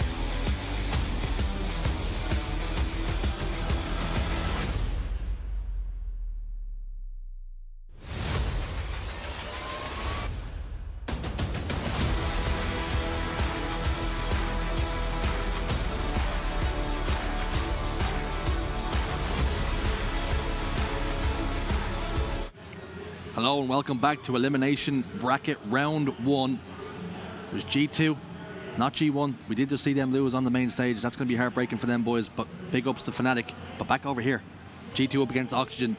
Last we seen was Game 4 CTF on Aquarius. Score was currently sitting at 2-2. And we're getting a full replay, Dan, after a player lagged out. There's a couple of technical hiccups, but we've got it all ironed out, and we've got more Halo to cast. Yep, another game of Aquarius capture the flag. It is Game 4. As a reminder, the series score was 2-1 in favor of G2. There it is, production right on point as always. Crazy stuff happening all around. We've had Game 5s left, right, and center. We've had upsets. Are we going to see another Game 5? Are we going to see another underdog show what they're made of here in the elimination bracket? We're going to find out now. It's G2 versus Oxygen. A full 12 minutes of Aquarius capture the flag. Let's see what happens. Give me another Game 5. Yes, please. I'll subscribe to that. Gilkey gets a kill. 2 go down, though. Gilkey actually got an assist. Excuse me. But Sab got the finishing touches on that one. Here's Collect with the camouflage. Can he put the starting touches on a flag, grab, and indeed a capture? 2 players go down, make it 3. Barcode and Straight Sick down. Nemesis Bohm and Triton were down for a moment. Sab has a touch on the flag. Camouflage will be enough to stop that one. Playing defense with the camo here. Starts to get the touch, but opts to move away. Flag safe enough for now. Gilkey bottom middle over towards the P side. Not for any longer though. And you just know there's going to be nervy moments here. The long wait to get this game back up and underway. And who's going to be the team to grab this one by the scruff of its neck to seize the moment? Will it be Collect and the boys on Oxygen, who will put in one hell of a performance? Or will it be G2 to get to where they think they belong? And the bare minimum requirement. Reminder, this one's for top 8. Sab goes down. Nemesis tries to get the flag moving. Tries. But he fails. 3 dead. Barcode clambering. Gets a few touches on the return. Ticks it up a little bit. Triton in a 1v1. Barcode will come out on top. Sizzle Stick will not do the damage required to put Barcode in the respawn screen. There'll be no trades. And this is going to be a marathon, not a sprint. We saw that in the previous game between these 2 guys on this map. Like a last-minute capture, you know, in the final moments, the final seconds. It demonstrated that you can get back into this game even if you are behind. So you don't want to be too hasty with your pushes. You don't want to give it maybe too many opportunities away to your opposition. But at the same time, you can afford to take a risk here or there. Triton unfortunately cannot stay alive with the camouflage, and Oxygen are going to lose 3 players because of it, and now G2 will look to take control of this map. Important for G2 to shut Triton down. Camouflage and Heatwave can be a deadly combo in anyone's hand, particularly these 8 players in this lobby. Perfect kill. Barcode, a little bit of 007 action. It's not James Bond, it's James Barcode. Up the stairs, clambers around. Grenade will clear him out though. For the moment, it's back and forth. 3 dead here, 3 dead across the way. Nobody getting their hands on the flag for any meaningful amount of time. Nobody able to get it over the halfway point or threatening the flag cap just yet. It's cagey, it's nervy. Who can blame them? For the record, I'd be totally behind a James Bond with Barcode playing James Bond. I think it would sell like crazy. And maybe it's something the G2 social team need to be now creating a graphic of. They're very good at doing that, yeah, by the way. But as we speak, Gilkey somehow gets a double kill to stop Oxygen running the flag. Nemesis and Boam working in collaboration just to try and get as far as possible. Maybe Gilkey's done enough to delay here. Boam knows he can't just simply toss this one in. He has to fight. He takes it with Sab. He loses. Flag gets chucked out. 3 are now dead for Oxygen. And all off the back of 2 kills from Gilkey, that flag is negated. There's Barcode on the move. GoldenEye, Miss Moneypenny. None of those characters matter. 007 slides it in. As cool as you like. Puts them 1-0 to the good. And perhaps firmly in the driver's seat now. 8 minutes on the clock. Camouflage scooped up. It's back-to-back camos for Oxygen, but both have been cut down without getting any value. 3 dead for Oxygen Esports. And is the writing on the wall now? RG2 starting to heat up. The heat wave will help. Triton was last remaining player. Collect now is up. And if Collect's up, you know you've got a chance if you're Oxygen. If you are just joining us because you've been watching the main stage action, you've just watched Fnatic take down G1. Well, Collect has been going off in this series. He had 40+ kills over on Streets. Can he get anywhere near that in Aquarius capture the flag? Because they might need it. They're one flag down still. 7 minutes 20 on the clock. G2 are being patient. Barcode again trying to be a sneaky beaver. Gets the back smack, gets the reversal. And the last thing Oxygen need here is to go down 2. It happened to them already. And they managed to bring it back. They were down 2 in the series. And they hung on in there. Flag on the move, 3 dead again. It's consistent 3 deads for Oxygen Esports.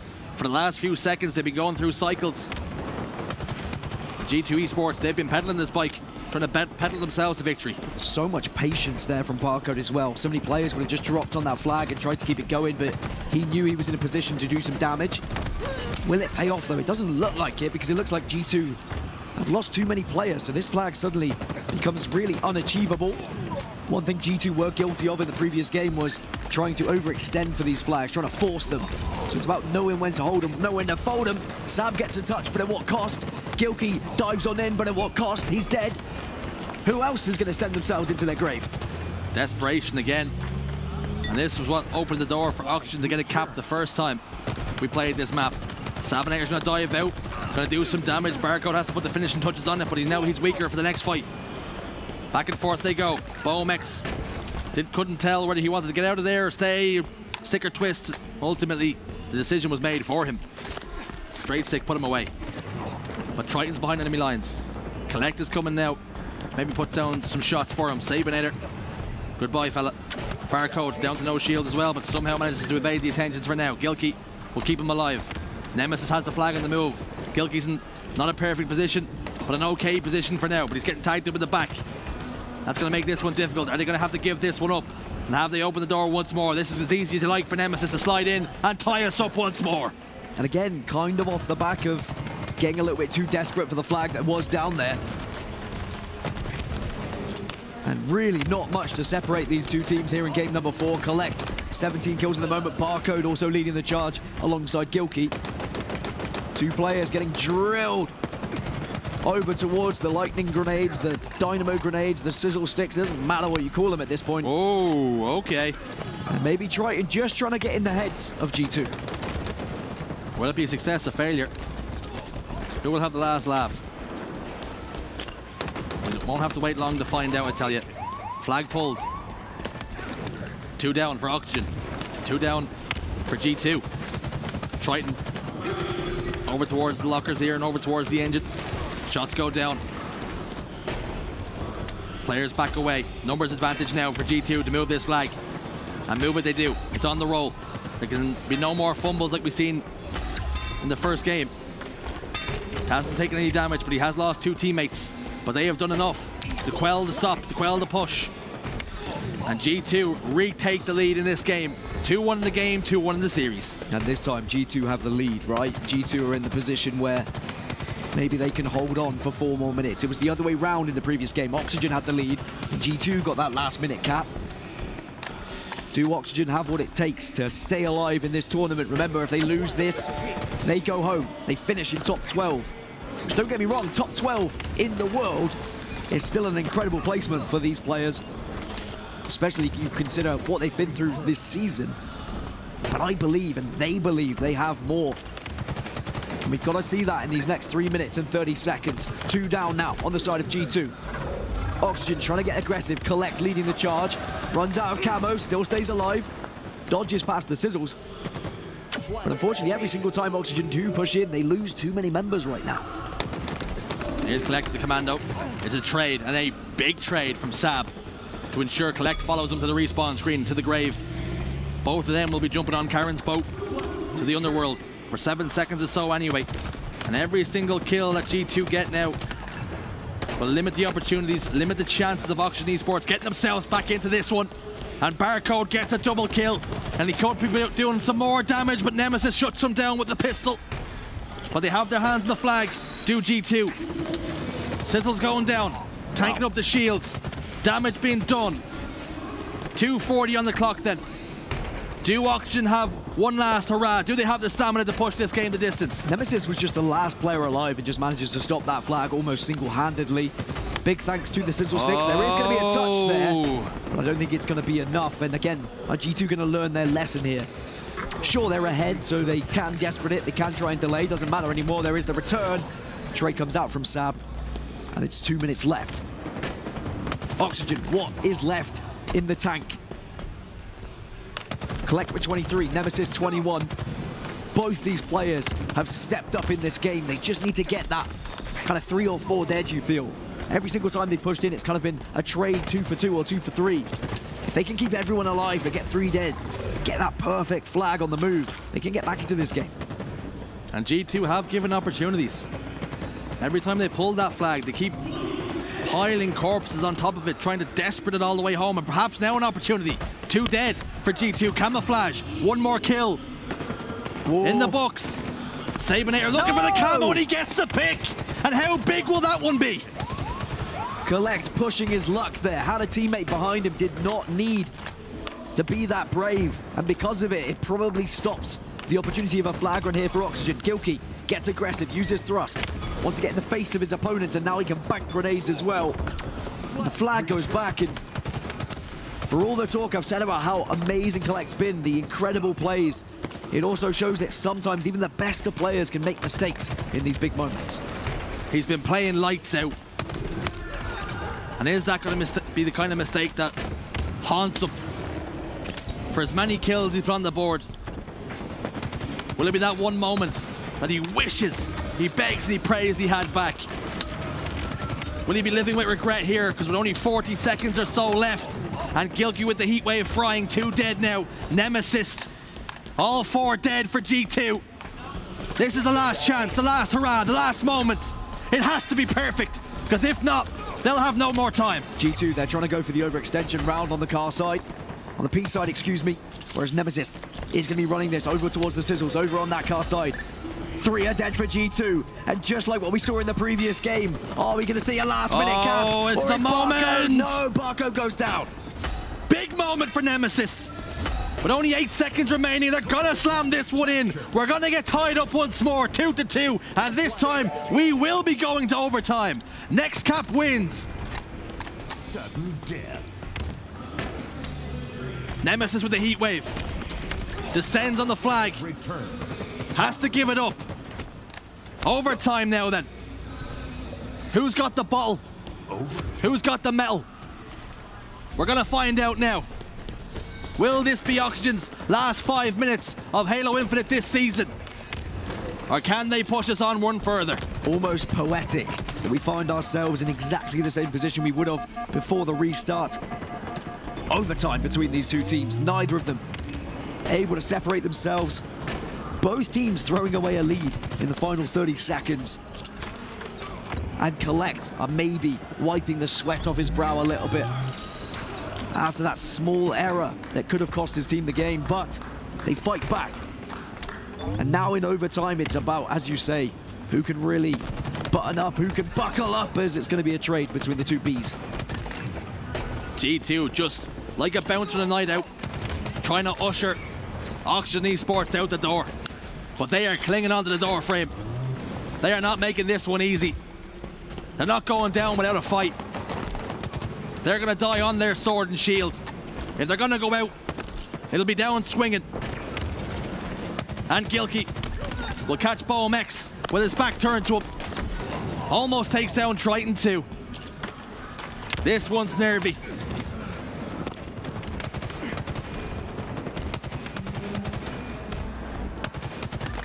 Nice shots from Barcode. If he can control top middle here, if he can stop this push from P, this is a real opportunity at a flag cap. It's 4 versus 3. Barcode doesn't get that first kill though, so now Oxygen have a real chance to really drill some shots. And that should stem this flag run, and it does, and it's such a shame because it was a real opportunity there for G2. Flag return. Perhaps on the flip side, that opportunity now arises for Oxygen. They have lost a member, but he's going to spawn up quicker than Gilkey is. But it's a flag standoff. We're seeing Triton put some shots down for Collect, keeping him alive, taking down Sab, but he falls eventually. Here comes Gilkey, here comes the pain. Camouflage has popped up. Gilkey's going to prioritize getting the return. That's the right call. The right play is being made here. Flag return. And all of a sudden it's G2 in the ascendancy once more. This flag game is going back and forth. Opportunities for each team.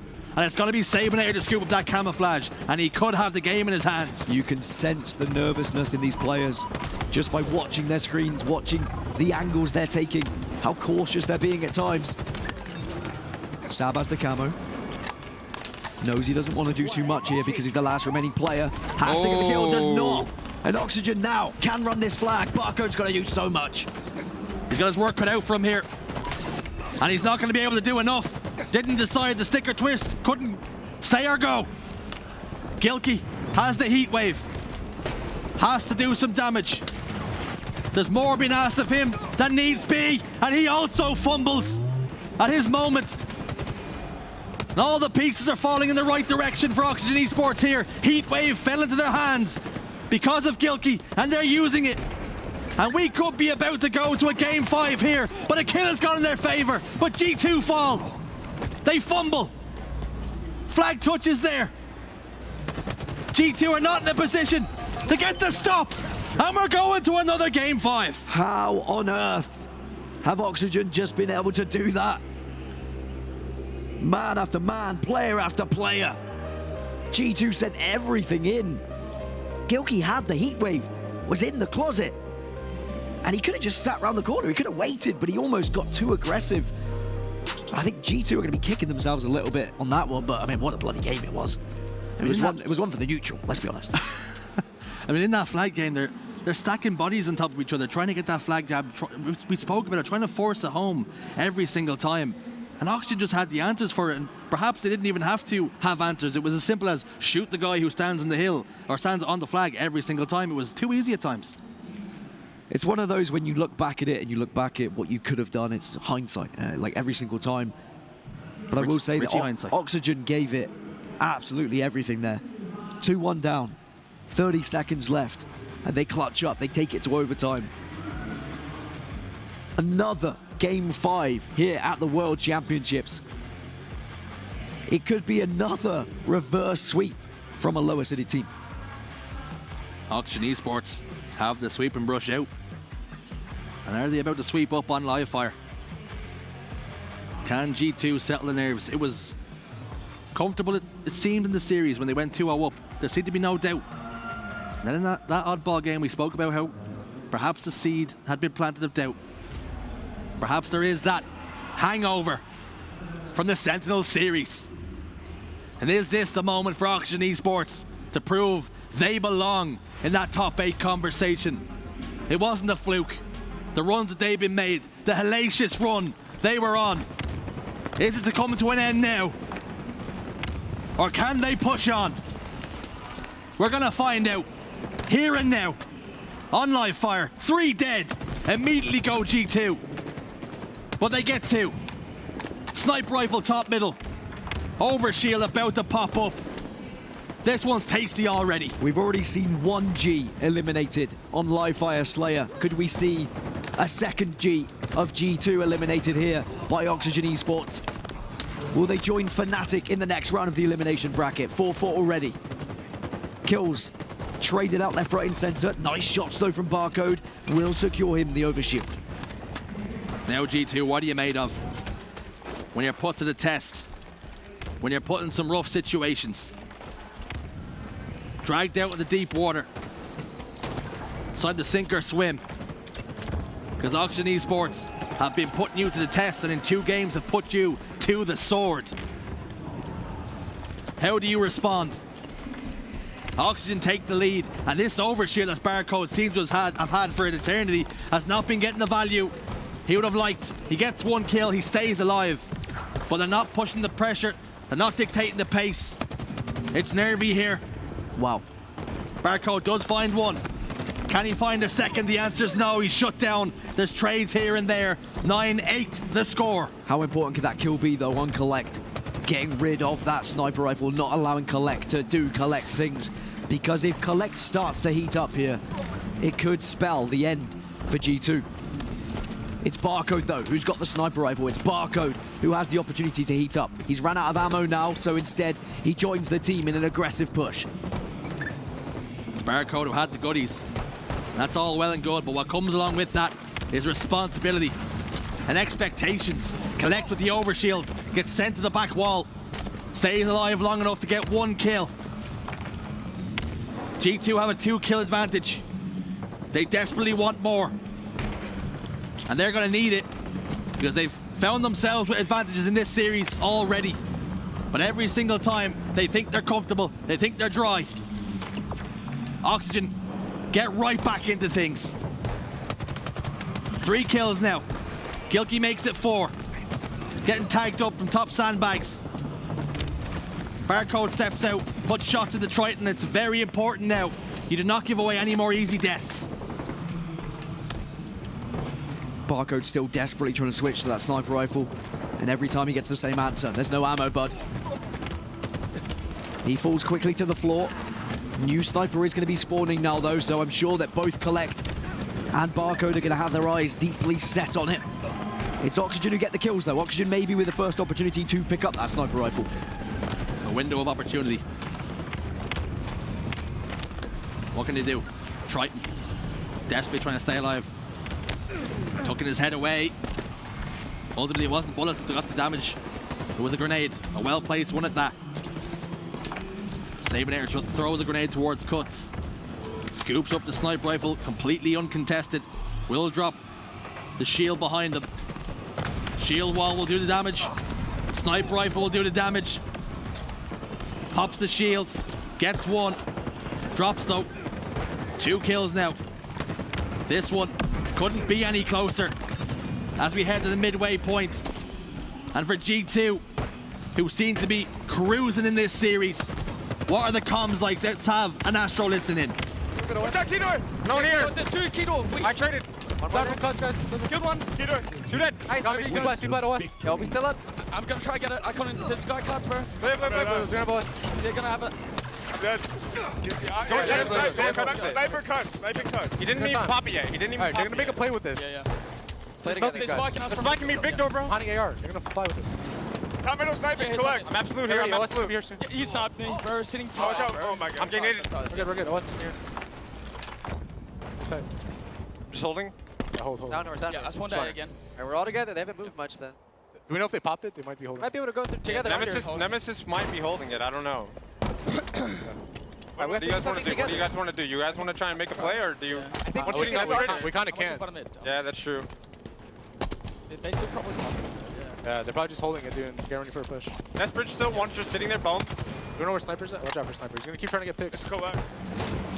Standoff then. Nothing doing. You can hear them stressing that Collect had sniper rifle top middle, and still he managed to thread the needle and find the face of Barcode. 2-kill advantage right now. And he cut the tension with a knife. It's how they said, do you want to make a play? I didn't hear anyone say yes. You're 2 kills behind, boys. Someone's going to have to make a play at some point. That timer is going to slowly but surely tick away. Still plenty of time on the clock, though. 6 minutes is there. And G2 still pinned back by Oxygen. Oxygen desperately trying to cling on to this lead, trying to cling on to their tournament life. But of course, it's not only them fighting for their tournament lives now. G2 also doing the same. Oxygen hold all the cards for the moment. They have a sniper rifle. You can see the outlines of Collect sitting top tower. And he has his eyes trained over towards that overshield. And it's going to be Oxygen who make the moves. It's going to be Oxygen who make the plays. They're getting brave now. And they're descending onto G2. They're making the waves. The heat waves to be exact. Here's Boam. Misses that first shot, but does manage to get the trade. This next overshield could be huge. Barcode's going to be the one to make the move. He can't pop into his chest, nor can Gilkey. Double kill for Triton. Overshield for Triton. 5 kills for Oxygen, and G2 are in trouble. That could be the big swing in this game. Because not only are they 5 ahead now, it could very easily turn into more. Because Overshield plus Heatwave usually results in damage. 2 are dead, make it 3. I tell you what, there could be 4, but just about. Sab holds on, but how much longer? Not much longer. It's now an 8-kill game. And now Collect has the snipe. It's been in his hands for a very, very long time, and they know it. Do G2. He's rotated off top tower and over towards Big Door, trying to download as much information as he can. Can't see a single player. He knows that lane is completely empty now. And the rest of his team are fighting over towards dummies, and perhaps Collect is going to have to get there too. You can see he has also made moves over towards that sandbags area, over towards that back garage area, perhaps peeking out the window. Peering through the curtains. Any riffraff out there? Any trouble on my road? Get off my lawn. Get off my lawn. But wow, what a game from Oxygen Esports right now. They can almost taste the next round. The reverse sweep is very much on the horizon for them. For G2, you can imagine it's just panic now. Such a horrible feeling as a player when you know how close you were to winning this series to now how close you are to throwing it away. G2 have to make the plays. Gilkey trying to do some damage with the grenade, trying to be the one to lead the charge, but he just ends up going down. A trade is going to be there on the other side. Collect now getting into a position to try and have a fight. 2 members from Oxygen fall, and this is G2's best opportunity to get back into the game now. G2's heart racing. Overshield is up. And our Oxygen about to sink G2. Barcode has the overshield. It's not over yet. They've gotten 3 kills in quick succession. They've closed the gap. And now all of a sudden, it's going to be Oxygen Esports who are on the back foot. It's going to be them retreating. Assault rifle out. Bomex has the sniper rifle, opting not to find the shots. Couldn't connect onto Barcode, who scoops up the sniper rifle. But Oxygen Esports still hold a 3-kill advantage. Well, Barcode, this is what you came to North America for. These moments. You have the sniper rifle, you're on your team, and you have the chance to win the game. 2 bullets. Could really make a difference here. It could create an opening for your side. And then suddenly that could propel you into a lead.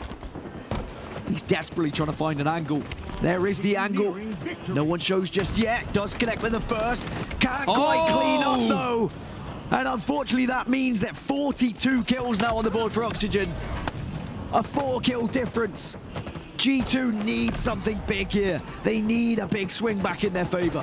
And perhaps it's going to come through Gilkey, who picked up 2, but unfortunately he gets taken down. 3 kills remain the difference. Triton gets eliminated. Sniper rifles down as well. Gilkey's passed that information over. But Barcode's desperately just trying to stay alive now. Has a teammate bottom middle, getting tagged up. And it's just about holding your nerve now. There's 2 minutes and 20 on the clock. This next overshield is massive.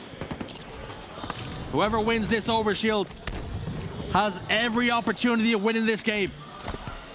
And we're about to get that conclusion right here, right now. Nemesis steps out, Triton steps out, and they've done damage to Barcode. It hasn't forced him to back up, but he's not as healthy as he could have been. No kills just yet. Both teams trying to feed information. Collect's got a pick, and somehow, someway almost got away. Overshield has been scooped up. Triton's got it. Oh no. 3 kills, 4 kills the difference now. And Oxygen Esports have G2 on the ropes. Panic starting to set in for G2. The heat wave, I think, went into the other player on your own team. 48 to 42. Oxygen 2 kills away from the reverse sweep, from the upset, from sending G2 home. They have sniper rifle, they have heat wave, they have one more pick is all they require here. Who's gonna get it? Triton fires one but misses.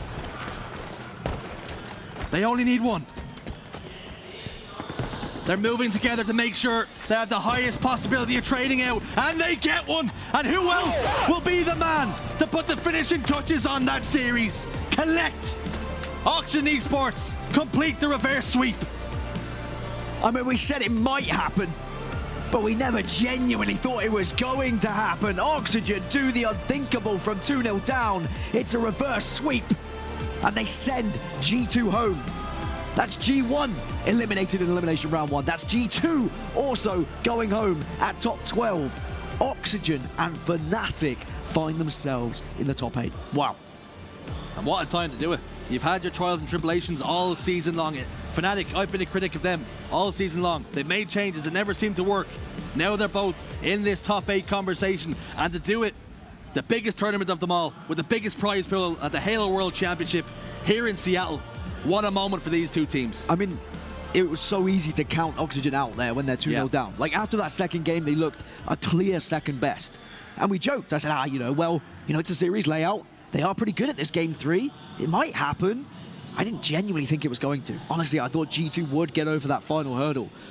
But I will put my hands up and admit, I was happy to see Oxygen fight back, show dedication, show that they genuinely believe they could get back into that series. Collect went off. He wasn't the only one. Like, everyone played a part, obviously, from Oxygen.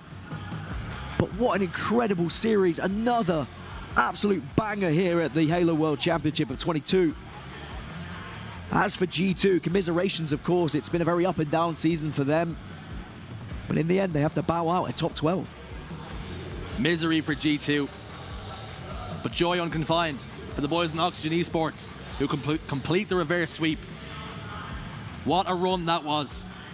Every game, that Aquarius CTF was down to the wire, could have gone either way. But what does it mean for the bracket? Who do Oxygen Esports now match up against next? And it's going to be Fnatic, two teams who find themselves in a situation in Dreamland, being the underdogs.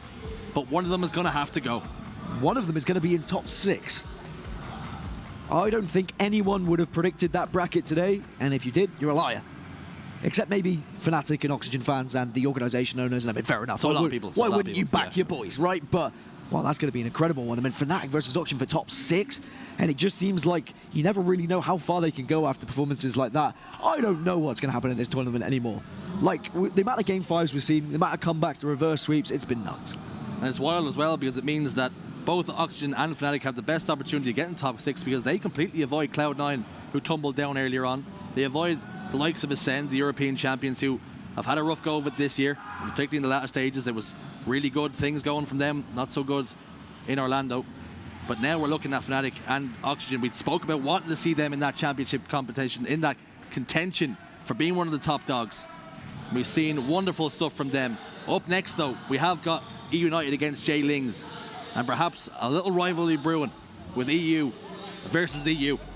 Yeah, I'm excited for that one. I think J Lings are desperate to kind of get into this one. They've been waiting all day, and I'm sure E United want to right the wrongs that they had in the winners bracket versus FaZe as well. Very excited for it, but of course that's what's coming up next, so that means we're going to go for a quick break. But when we come back, it's E United versus J Lings.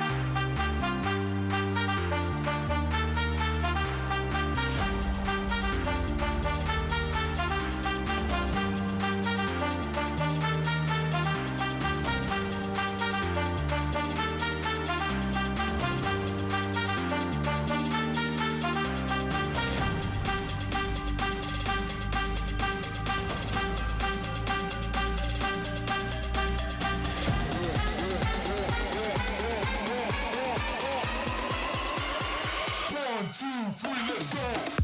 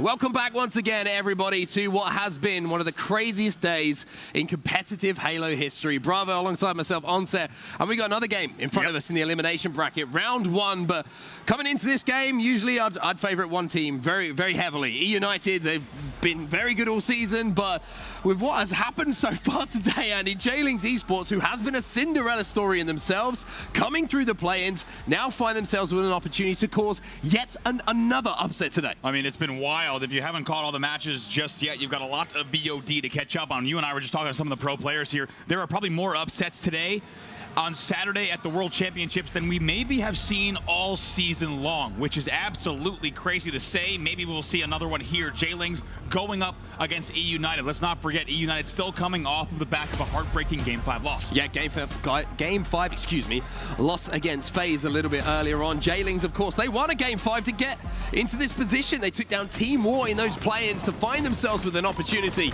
to keep fighting here at the Halo World Championships. It's going to be King of the Hill to start us off here on live fire, and we're going to watch a bit of one of the nicest guys you ever meet. It's going to be Morgan. Yeah, absolutely crazy to think these two teams fighting for their tournament lives here at the World Championships, and they now have many examples of teams who have fallen short, much shorter, and gone home much earlier than they wanted. Add them to the list. G2 and G1 just eliminated, by the way, by Fnatic and Oxygen here. E United knows that there is a lot to play for in this series, and Jailings, your European dreamers, will see what they can do. Well, early on here, it's a great start for Jailings. They prioritize getting early control of this first hill, giving up the overshield, and now you're going to see the opportunity to break coming in from E United. Should be a pretty comfortable break for them. You can see a couple of picks going their way as Flux will actually trade out a couple of those kills, which is great for him, because yesterday he came up to us after the Game 5 that they did win. He was full of beans. He was saying, did you see that Game 5? I just dropped a huge amount of kills. Yeah, you could smell that he was full of beans as well here. Small lead on Jailings here, about 60% or so on that first hill.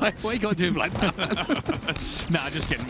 Great smelling guy, great stats as well from Flux, 18-4. In this game, he starts off 2-2. Wild day so far, and you have to think, we just saw E United backstage do the pro player warm-up, and you could tell they are focused up, but they're realizing what happened earlier, right? They were kind of really, I would say, heads down and know exactly what they need to do for the rest of the day here. They cannot have a repeat of the earlier series. Well, this is the last push that's going to come in here from Jailings. It might be down to a 1v1, but it is going to be given up. As you can see, E United do secure that first point here on live fire, King of the Hill. They're up by 1. Now you're going to see that rotation towards tower, and you can see that Rhino already being a nuisance here for Quad. Yeah, you have to feel like we talked about that game number 1 being a wake-up call for E United in that first series against FaZe. They won games 2 and 3, and it felt like that was really the kick in the pants that they needed. However, you have to think with that series loss, can they harness that? Instead of being down about that loss to FaZe earlier on the main stage, can they harness that and let them have great momentum and great energy through the elimination round?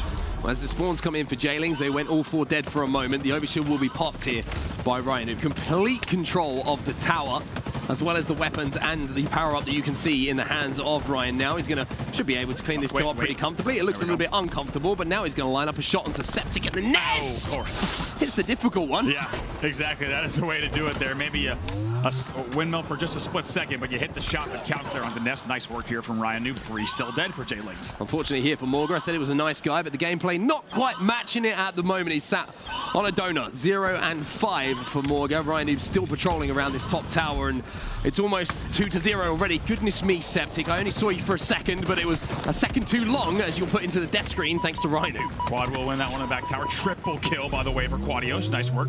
Green gun in hand as well. An opportunity for the stop. Just at the last second.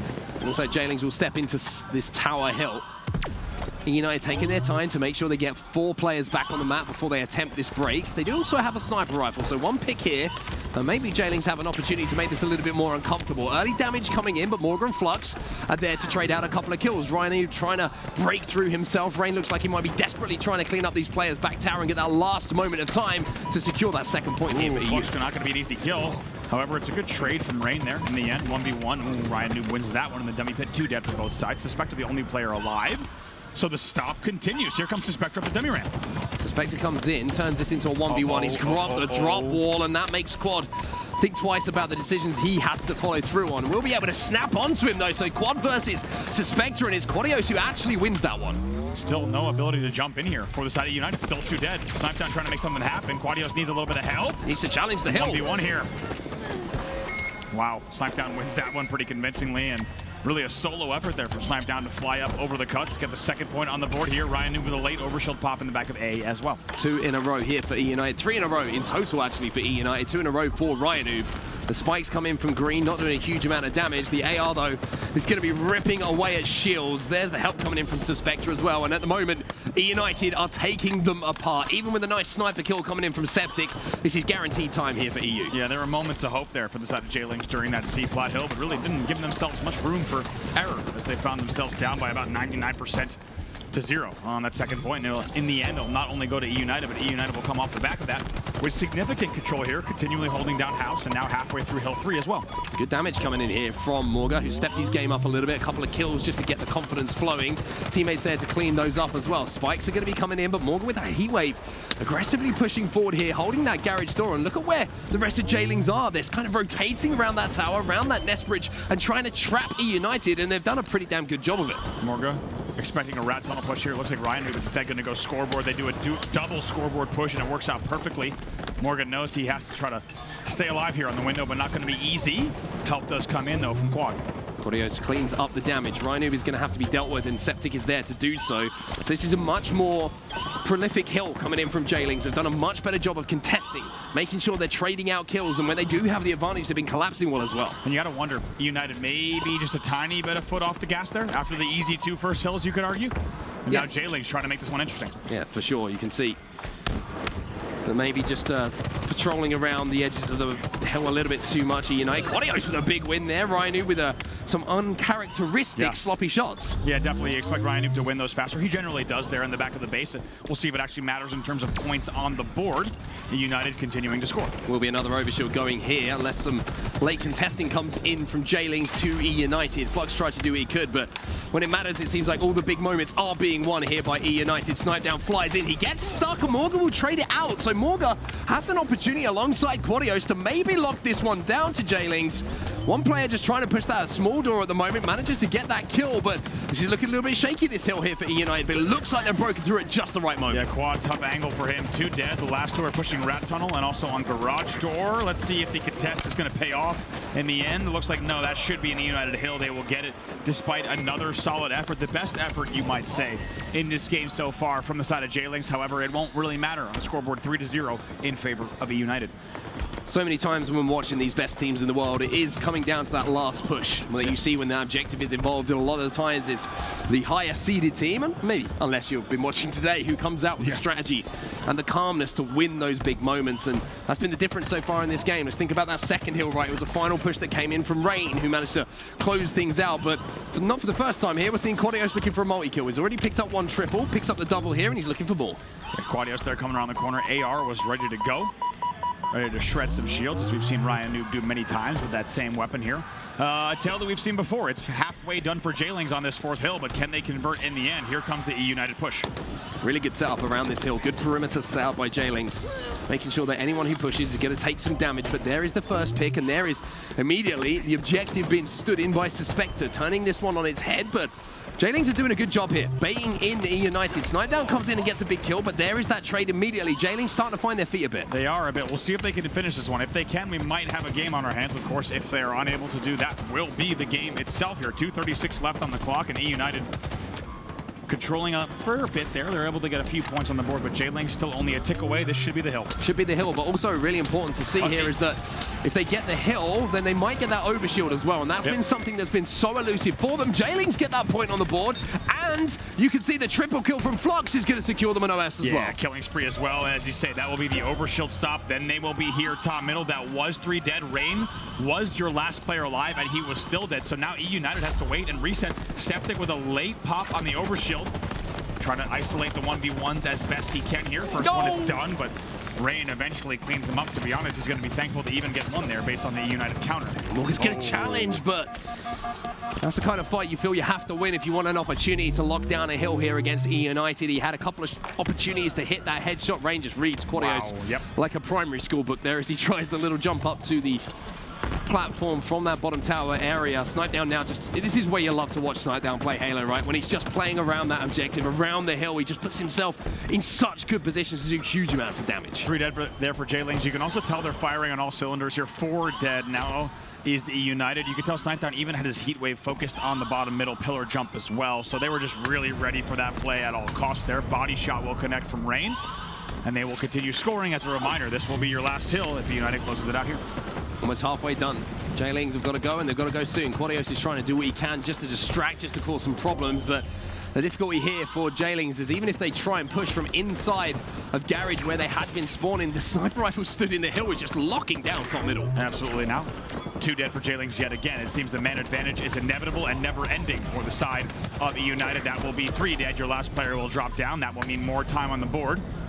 Continued sandbag pushes, however, with that bottom control, that means more points once again for United. J-Lings trying to push around cuts, but they just don't have the time to do so. Oh my God. I always said, don't do it. The Rain, it just has this ability all of a sudden when he picks up a sniper rifle to do the nuttiest things. Just stunned on fools here. Repulsor jumps top middle. The man is in the X Games here. You're all playing Halo Infinite, and he's playing Tony Hawk's Pro Skater with a little bit of a sky-high style. 1-0 in favor of United will be that game number 1. And it looked like a pretty comfortable game from United, which is what you would expect from them in that series. Yeah, very comfortable for them, to be honest with you. It wasn't really too much of a challenge been shown by J-Lings. They got that 1 point on the board, but apart from that, a few moments that they maybe could have made something more of situations they found themselves in. I do think that Garage Hill was a real opportunity for them to really turn that game around and maybe put some pressure back onto E-United. It wasn't to happen, though.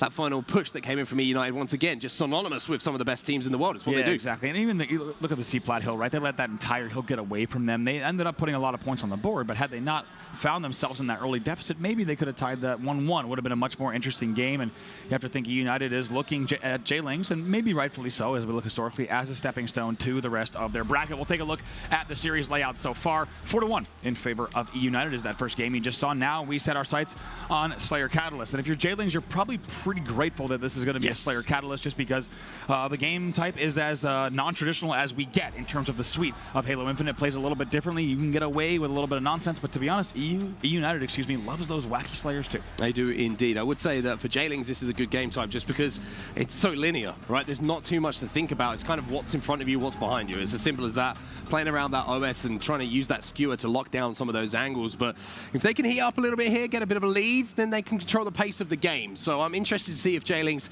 can offer us something in this series and put the pressure back onto E-United.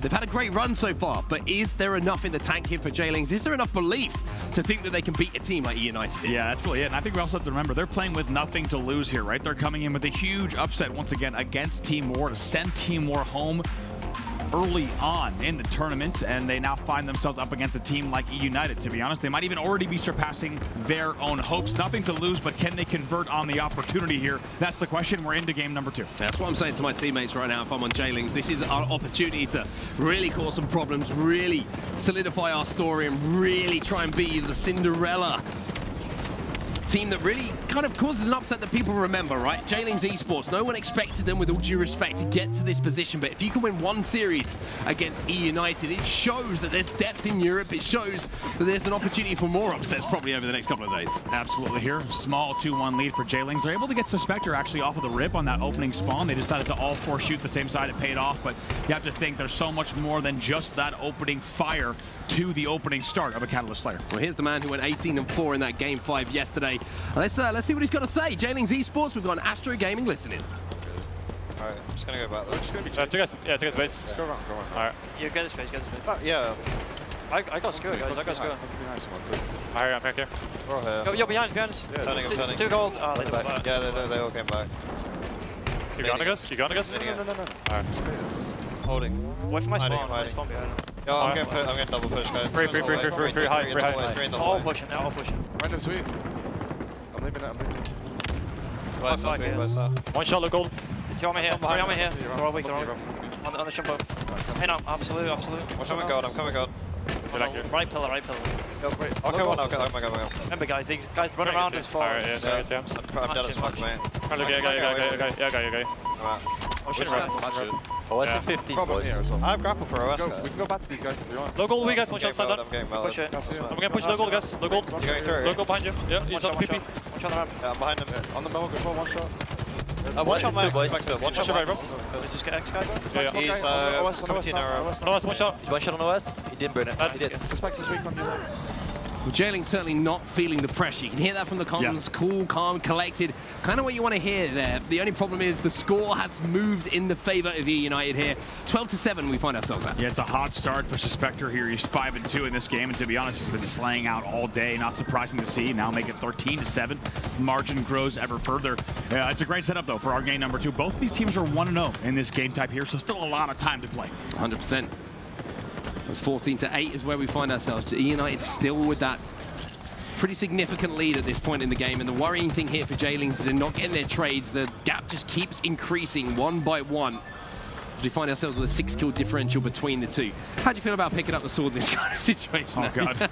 You know me, I don't break GAs under any circumstance here. I don't know if that same could be said about every team in this tournament, but I don't break GAs, I don't make enemies. I think that's how you find yourselves with the wrong person in a long, dark alley at an event here. Is if you start breaking GAs, I think you'll find someone on Sunday night that wasn't too happy about the GA break. I'm going to leave the sword on the map. This is true. I saw Tony Two-Turn pick up the Mangler earlier by accident, trying to pick up something else off the floor. I've done that. And he brought it out, and he was like, oh, I can't find this. Let's switch to the BR. I have done that in ranked, and I have panic dropped it immediately. You know, one thing you can do is grab the sword, toss it off the map. That's what I would do with the Halo 3 bubble shield whenever I saw it. I'm like, get this thing off of the map. That's allowed here if you want. 20-10 now in favor of E United, and Suspector continuing this reign of terror you're seeing on screen. 8-2 at this stage. He is quadruple positive at this early point in the game. I think it's fair to say that Suspector's probably been the standout player for E United today. I think he's been superb. Every time we've seen his POV is winning the gunfights he should. He's been picking up multi-kills, and it's just been that consistency that E United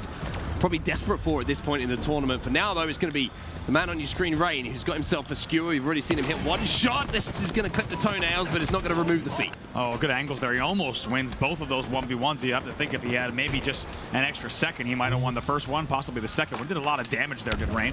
But they were very wise to check that angle and make sure. Oh, they didn't check this one, though. Suspector's still there. Guess what? You got to check the angle twice when you're playing against E United. 24-13 now. Suspector is still with the skewer and repulsor in hand, and there goes the overshield. It's the first time you made that noise. I'm quite happy to hear it. Yep. I've missed it. You got to scoop that overshield. Schloop. And it's sniped down, too. That's not the player you want to go up against with an overshield. This is difficult to fight. There's no other way to put it, especially when Suspector is still hitting shots with that goddamn skewer, and that is going to be 3 or 4 dead once again here for Jailings. It's getting a little bit out of hand. It is. It really is getting out of hand. It is. There's no doubt about it here. I think, as we mentioned, E United is looking at this as a regain series, a reset series. Let's get back to the fundamentals. Let's see what we need to do. We are certainly the favorite in this series, and they, of course, have high hopes for the rest of the bracket after that match against FaZe.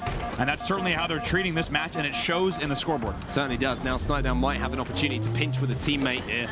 A couple of players not even going to have the opportunity to do so because Suspector is adding his 14th kill to his collection. Suspector is 14-2, by the way. 14-2, 2 deaths. And that's also a killing frenzy. Not the first killing frenzy we've seen from Suspector on the stage today. You heard from Ryan Noob in the episode of Eclipse, the E United documentary series, just how much he's meant to this team. He is now the trio to the Ryan Noob Rain duo, and it is showing on the board. He's 15-2, and to be honest, he has 1 less kill than all of Jailings. Yes. If that doesn't tell the story, I don't know what will. And at the moment, it's looking like Jailings might find themselves on the cusp of unfortunately being at the end of their tournament run here at the Halo World Championships. But you never know what could happen. Any crazy things that we've seen today, maybe they're going to outdo them. 4 dead for E United. That's a good way to start it. I suppose. I'm looking at a 16-kill deficit here, and I think you and I are thinking the same thing. This one's going to be a tall order, even with 6 minutes left on the clock, as Suspector goes to 16-3. He's now more than, I don't know what the word is, but 5 times positive. He's about to approach 6x positive. I've never had to do that level of multiplication in my head. Quint is the start, isn't it? I don't know. It's quintuple. Thank you. Quintuple. Thank you to Clayton, our producer here, because we haven't had to use quintuple. You had to thank Clayton, didn't you? I thought I was going to have that moment. Not a chance. I am not letting you get away with that. He is now quintuple positive. I actually haven't ever said that in a full broadcast. Rain is shooting bodies, as you might argue after that battle he has full permission to do. It's 41-23. It's getting out of hand. We're getting out of hand. And this game is not far from over. Suspector's getting out of hand. He's been out of hand for quite some time now, 17-4. As Quad tries to move in with that skewer. So there's going to be a couple of kills going here to J-Lings. Maybe avoiding the steak dinner has to be the first port of call, as it always is in a Slayer game. But for now, it looks like E United with just 9 kills to go. It's kind of how quickly are they going to get there, and will Suspector drop 20? That is actually the question here, which is scary to think about. Obviously, that's a huge swing of kills for J-Lings compared to where they were moments ago, with Suspector almost outdoing the entire team in the kills category. Now Ryan New making the push here, and you have to think just a matter of time, as we said. Oh, wait a minute. Oh, Septic going to go under the map once, twice. Spider-Man's back up. Wait, he's going to do it. Tried to do it again. He will eventually get taken down.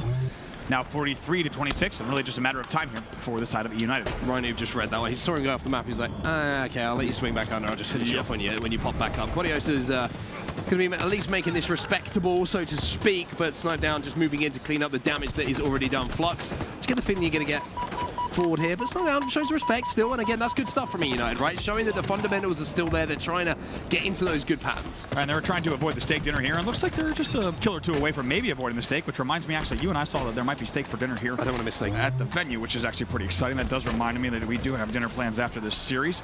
4 more kills to go here for them to close this out. 4 minutes on the clock as well, but you can bet they certainly won't need it. Overshield. There it is.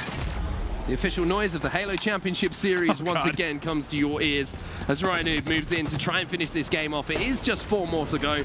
At the end of this team push, especially with a couple of spike grenades, you would feel like E United will be closer and closer than they ever were to going 2 up in the series. But there's a little bit of a surprise around the corner. There's a blue hat.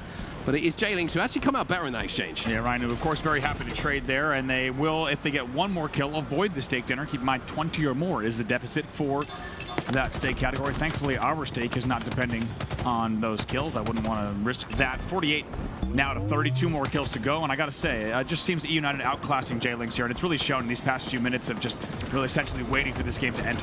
Yeah, and you can see Snipedown just moving in now. They do avoid the steak dinner, something that I certainly won't be doing, but E United can make themselves a little bit hungry for a series victory here as they go up by 2-0. 1 more game to go for them to keep that elimination bracket run going. Yeah, if we're honest, it's looking a bit too easy for them. I think that's exactly what E United wants. They want this to be, as we said, a bit of a reset series after their main stage match, and they're going to be very happy with how the series has gone so far. On the side of J-Lings, though, they will need to dig deep if they want to make any kind of effort here to make this series respectable. Yeah, it's looking like a tough battle for them to try and overcome, unfortunately. I think, like we mentioned, coming into this series, this is probably the biggest mismatch we've seen all day as far as, history, placements, whatever you want to kind of throw in front of you. You could stats, whatever. Nothing really goes in the favor of J-Lings, what we're trying to say here. And it is just kind of on display for us, right? J-Lings still learning, though. I Coming think it's through a the great play-ins, of opportunity. course. I think a lot of respect to them here for getting hard. But they've achieved probably more than they would have wanted to and expected to at the Halo World Championships here. And put it this way as well, this was a team that maybe wasn't even expected to make it to play-ins. You were looking at Quadrant as being that team who would make it in. And they fought their way and they deserve to be here. So for J-Lings Esports, maybe this is time for another reverse sweep. Who knows? Crazy things have happened. We have seen, if you've caught all the actions today, we have seen unbelievable reverse sweeps from the most unlikely of candidates. Maybe this will be a candidate here. We'll have to see if J-Lings can find the gas in the tank. Next up, going to be Oddball on Streets. E United is not going to make it easy. It has been a clinic from them so far here in the elimination bracket. We'll see what they have in store for game number 3 as well. Let's see what J-Lings can do off the rip here, because I always feel like opening strategies in any series where you are the underdog are the one thing that give you a little bit of confidence, right? Because if you can get rockets here, you can pick up a couple of kills, and all of a sudden just being able to get those rockets, there is an opening strategy for you, by the way. It gives you an opportunity just to link together 4, 5, 6 kills and get a bit of control, but that's not going to be allowed to happen. Once again, E United on their P's and Q's. The throw from Ryan up to Snipedown. He says, hey, I'll take the death, you take the rockets. Nice little Hercules throw there, as you say, from the laundry into the tires with the rockets. Ooh, it's a very nice thrust from Morgan, but Snipedown splash damage takes care of that. That will still be 3 dead. Septic is your last player alive on the Neons. Snipedown now moving his attention towards that objective. Ryan is going to grab it. Septic's going to just pop a squat on the owl and try and survive until his teammates can get back into a position to help him get out of this position and put a bit of pressure on. There's the giveaway, though, coming in for Snipedown. The spike grenades being thrown. Good damage coming in from Snipedown, but a 3-man push here from J-Lings completely blows open this pink street, and now they have the opportunity to push. Absolutely. We'll see what they can do. 2 dead here. See if they can get a third. It's a Suspector who's flying into a court.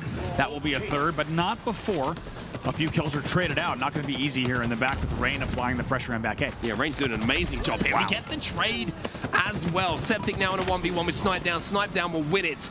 And with that, even with the spawns coming in on the red room, there should be a chance for E United to rally here, get back into position in and around that tower, and put a bit more ball time on the clock. Nice patience there for Morgan to wait for the help coming in there. Snipetown tries to isolate the 1v1, but he will fall victim to the 2v1. However, 24-3 already in favor of E United off of that really great opening strategy, able to get points on the board and the Rockets at the same time, as we had said earlier. Bark, bark. Woof, woof. More of a snarl this time from Rain. No real bite marks going to be left by the Bulldog this time. So that's going to make the push on that pink street a little bit more difficult for Jaylings. As soon as you see or you hear whatever it might be, either the bullets or the audio cue from that Bulldog, you know that push on pink street is something you're going to have to think twice about. Absolutely. Whenever you hear that, you know that, especially on land, right? We talk about the Bulldog and the Heatwave. Snipetown not able to get the second rocket off, so that will mean that Quadios is able to get away with one rocket in the back pocket. We'll see what he could do. Not too much of a deficit here, but certainly not a lot of points to be spoken for the side of Jaylings. Riley still in that corner. Riley manages to get one. There is that Bulldog, and there is Septic with the kill, and that's going to be 2 dead, 3 dead for E United, as Jaylings do finally get a semblance of control on the map. Snipetown's moving through the cafe. Get a little bit of crossfire coming in from Quadios and Co, and you can see that Septic is sat up at the moment. Once again, for the second time, working those quads, working those hamstrings, popping a squat, but he's not going to be able to do too much here as the team work too much and they take him down. Flux with a nice battle there. That will still give a man advantage to the side of Jaylings here, as it's still 2 dead for E United, and there's more points on the board. Now just a 10-kill game, but a low-scoring oddball game so far. Given the skill delta that we've seen between these teams in the series so far, Jaylings is certainly staying in this. Yeah, I would agree. I think they're given as good as they can get in this game. And Snipetown wins his 1v1. Quad probably thinking about maybe a play ball, trying to get that ball out, having seen a couple of his teammates fall around him, but not going to be able to do so, and in the end just ends up giving up a death as E United get control once more of the map. This time, Suspector, the player who's been slaying a lot of the time in the last recent memory for E United, will pick up that objective, showing that he can do it all. Yeah, interesting there. The ball was about to reset anyway. You have to think maybe Quadios had an extra second to stay alive back A. Of course, hard to know that unless you're timing that exact ball touch time, which is very, very difficult to do, if not impossible, at this high level. 39-17 now in favor of E United. It's a slower scoring game, certainly, but E United has still felt comfortably in control. However, they now find themselves 3 dead. 3 dead. As once again, the push works this time from Jaylings, as Quadios will flush out the remaining player. That's going to be Rain, as now you're going to see them start to come back into this game a little bit, rotating away from that pink street push that's coming in. And they're starting to read the map a little bit better here, Jaylings. That's going to cut that rotation, though. He gets into the 1v1. There is a 4-shot that we've seen 1,000 times before, and certainly it's been felt by more than 1,000 players in Halo history. Oh, without a doubt there. Snipetown gets into tires, and you're right. He should not have gotten away with that angle. It's a really great route from him. That's going to be 1 dead on the side, maybe 2 dead now, as Rain comes in with the rocket. Soon to be 3 if we can see a kill on Flux on the Commando. Regardless, though, it's good control once again from E United. United just timing that power weapon perfectly. You can see that Rain gets the call out, will be able to clean up that player even before he can finish the kill. Snipetown is there to steal it away from him, but that movement with the ball is starting to cause some problems for Jaylings. You see they're starting to get a little bit scattered. They're starting to run into the traps that are being set by E United. The ball is kind of the bait, and Jaylings are chasing it. Good shots from Rain to somehow stay alive as well, and just really watching his teammates back as much as he can. He stayed alive in the back. Scary spike grenades. You never know how far that thing's going to go, especially on land. Swear to God, I saw a spike grenade across the venue earlier today. I thought it was still going to hit me. 58-29 now. I think it's fair to say spike grenades in those kind of positions almost as unpredictable as Shirzy after a couple of beers. Oh, God. That's fair. Which is quite a statement, actually. Well, here's Quadios. Seeing if he can break the setup, he's not going to have an opportunity to do so. It doesn't check his left, and you've got to look both ways before you cross any kind of street when you're playing against. Yeah, if you will. Hey, very good, very good. Sorry. E United still with control.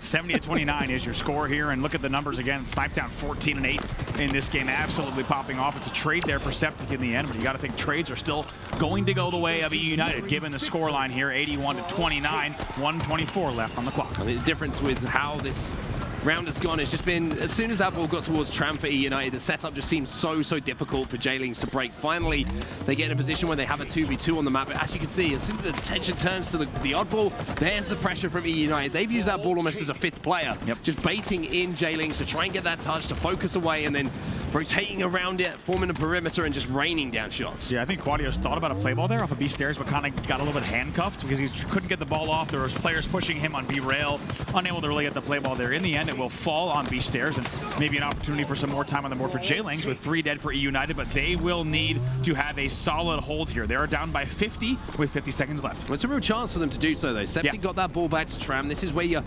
really, if you had an opportunity to pick where you wanted to set up, is the best place because of the difference in elevation that you can fight from. But this break is almost coming immediately. You can see, even with that thrust, Snipe Down just snaps onto the headshot from Flux, and that's got to be a heartbreaker. J-Lings 4 dead. And this might be the last opportunity here for them to push, but E United with the ball in hand. The question is, can they push before the 15 points is picked up, or will this be round 1 going to E United? Yeah, based on this right now, it will need to be a picture-perfect push here. Quadios goes straight through the front door, doesn't even ask for an invitation, and gets punished for doing so here. 95-96, 3 points to go. That's going to be it here. No one in position, only Morga alive on the map, and he's not in any kind of situation to cause a problem. It's going to be 1-0 in rounds here to E United. J-Lings Esports, unfortunately now for Europe, 1 round away from being eliminated from the tournament. Nice little toss there of the ball, perfectly onto the bout there. Some style points added for Suspector. We'll start things off here in the second round from Rain. As you say, that first round comfortably going to E United. They're playing very systematic Halo. Worth noting, they aren't trying to play this game with dominant control. They're playing a little bit of a slower game. And while that is pretty typical for E United, you have to wonder if they're going to have the speed for the later series when they'll need it. Yeah, it's going to be interesting to see if they can kind of change the gears, so to speak, when they do get those advantages on the map. For now, it's actually going to be J-Lings who have set up pretty well at the start of this one. You can see they got the ball back to tower. They got Morga with 1 more rocket to play with, and they get the first pick in this team fight as well. It should be traded out by Suspector, and it is. And somehow Suspector comes out with 2. Oh my God, Suspector, like a one-man SWAT team, just slides in and decides to pick apart the setup there on the caution into the PD. Ball is well rotated though from J-Lings. This is a great Shram rotation. Yeah, really, really good here from J-Lings. Thinking about what happens next, not just what is happening now. And with that, they have a 32-point lead. They got the ball all the way back into Tram, and Snipe Down, even though he's been alive for quite some time and doing a huge amount of damage with his Stalker Rifle, can't get in a position to really take anyone out without having to overextend. Having said that, it looks like a team kill came in to help him out, and that is not what you want if you're J-Lings. I was trying to figure out where on earth that kill came in from, and as you say, it was definitely a team kill in the end, and Snipe Down almost stays alive there. He will be taken down, but that means E United going to be scoring off of that unfortunate team kill, and that will start to bring the game back. However, a good lead for J-Lings off the opening. Let's give them all the credit they deserve here. They're up 36-12. We'll see if they can bounce back here and stay alive in round number 2. Yeah, Septic putting up a fight himself. You can see he's at 15-12 in this game. Unfortunately for Morga, a bit of a rough series so far. He's currently sat at 6-12, so he needs to up those stats a little bit, even though the assists are looking not too bad. It's not what you want to see from a player in a series, excuse me, against a team like E United. On the other side of things, Snipe Down has had enough of killing things. He's going to hold that odd ball and watch everyone else do it for him. Yeah, and while doing so, still leads the game in kills 18-12 right now. Still a +6. All eyes on bottom middle as those rockets are about to pop from Rain. Pre-nades the Ivy corners, but that Stalker Rifle. There's a trade coming in from Quadios, but trades at this point for J-Lings, they're really not going to get the job done. They have to work a little bit better at getting initial damage down and then prioritizing what that first kill is going to be. How are we going to break in off the back of that damage? With the hold that E United now have over at Tram, they've gone into a lead, and J-Lings starting to look down the barrel of a defeat. Yeah, what was just a 36-0 lead is now actually a 9-point, making a 10-point deficit here. 3 still dead for J-Lings, and it feels like E United was just waiting for the right time to strike, and strike they have. They are now into a sizable lead here and getting close to double their opponent's score in about 10 points time. Yeah, it's just starting to look like a little bit of a victory lap here for E United. J-Lings, it's been a great run for you, and there is still a little bit of time left, but with the way that E United are playing, it looks like a little bit of a pissed off E United from what happened earlier. I think so. Against FaZe Clan. They want to have another opportunity to put those wrongs right and keep their tournament going, and unfortunately for J-Lings, they've just been kind of the rabbits in the headlights, so to speak. They really have been here. Like you said, E United frustrated with that earlier loss, and they've had a lot of time to think about that game number 5, if we're honest here. 63-37, still 2 dead for the side of J-Lings, making 3 dead. Last player alive is going to be Quadios and back Commando. Suspector is hunting him down as well. E United know exactly where Quadios is. It's just a case of holding it down until we can find that final kill. And if we don't get it in time, then putting pressure on those respawners. I love that from E United, recognizing they didn't get that kind of window of opportunity to collapse. Therefore, they've decided map control was the priority. Ooh, look at this interesting setup here. Morga actually goes all the way to back A. Septic stays at B. They break off into a very rare 2v2 on the map right now, especially with a tram hold, and that ball will still be down over at C, but a little bit of a less traditional setup here at the moment. Slamdown gets spiked out of Cafe, but look at the weapons he's got to play with. He's going to be very, very difficult to deal with. But there still are 2 players here from J-Links who are looking to do so. At the moment, you can see that E&I kind of stopped prioritizing that ball time. Yeah. Trying to think about the kills first before they do try and convert some points and move closer to that win. And having done so with 2-3 dead now for J-Links, they have that ball back in their hands. Yeah, it looks like, as you say, just a little bit of a kind of a slow and steady here. 74 points on the board here, only 25 to go before United closes this out, and they're really slaying all the way across the map. Septic trying to break in here, and some great shots, wonderful shots actually, just to snap onto the head of Suspector. But again, even with that big 1v1 win, his teammates fall elsewhere on the map, and J-Links just not had the numbers on their side at any point here in this game. It's just 15 points now to go for E United. And with everyone trapped from J-Links on that pink streak, this could well be the final hold. Yeah, Snipedown extends his kill count right now to 22 and 13. Rain is also 21 and 14. It's been an all-around great performance so far. 4 dead and 5 points to go. 5, 4, 3, 2, 1, and it will be 3-0 the final score of this series for E United. A little bit of confidence may be back for this quartet as they move through the bracket, but J-Links, unfortunately for you, firstly we should say congratulations for a great run. It's been wonderful to have you here at the Halo World Championships, but that will be the end of the Halo World Champions. Absolutely, and of course, as you said, E United, they're looking on form, maybe trying to find that World Championship form once again, and we do have to say, if you're only seeing J-Links for the first time, you might think this team kind of got rolled over, but I think they have a lot to be proud of here. You might not have seen their run all the way from the play-ins, a big upset in Game 5 yesterday to get all the way here now to secure a top 12 finish. Super respectable for J-Links at a World Championship, without a doubt. Their run will end here. Congratulations to them for getting as far as they have, surpassing, as we said, maybe even their own hopes, but it's all about E United across the board. They will win 3-0 and look ahead in the bracket. Yeah, looking very, very strong there, E United. Not really at any time were they troubled in that series. You can see from those scores in front of you with that series. But here is the elimination bracket. Here is how things are looking. Fnatic with that incredible win over that G1 with that crazy Game 5 a little bit earlier. They'll be going up against Oxygen Esports, who once again won an incredible Game 5 against G2. So that's kind of a battle of the underdogs coming through there and managing to pick up that win. Yeah, look, I mean, look at this bracket. Look at the bottom there. My God, 2-1. Cloud9 ascend, by the way. But we're hearing a little bit of a, not just an update here, but also a roar of the crowd. It sounds like Cloud9 may have just won that series as we brought up this graphic. Confirmed Cloud9 has won that series. But we'll keep the bracket up for a second because Fnatic over G1 and Oxygen over G2.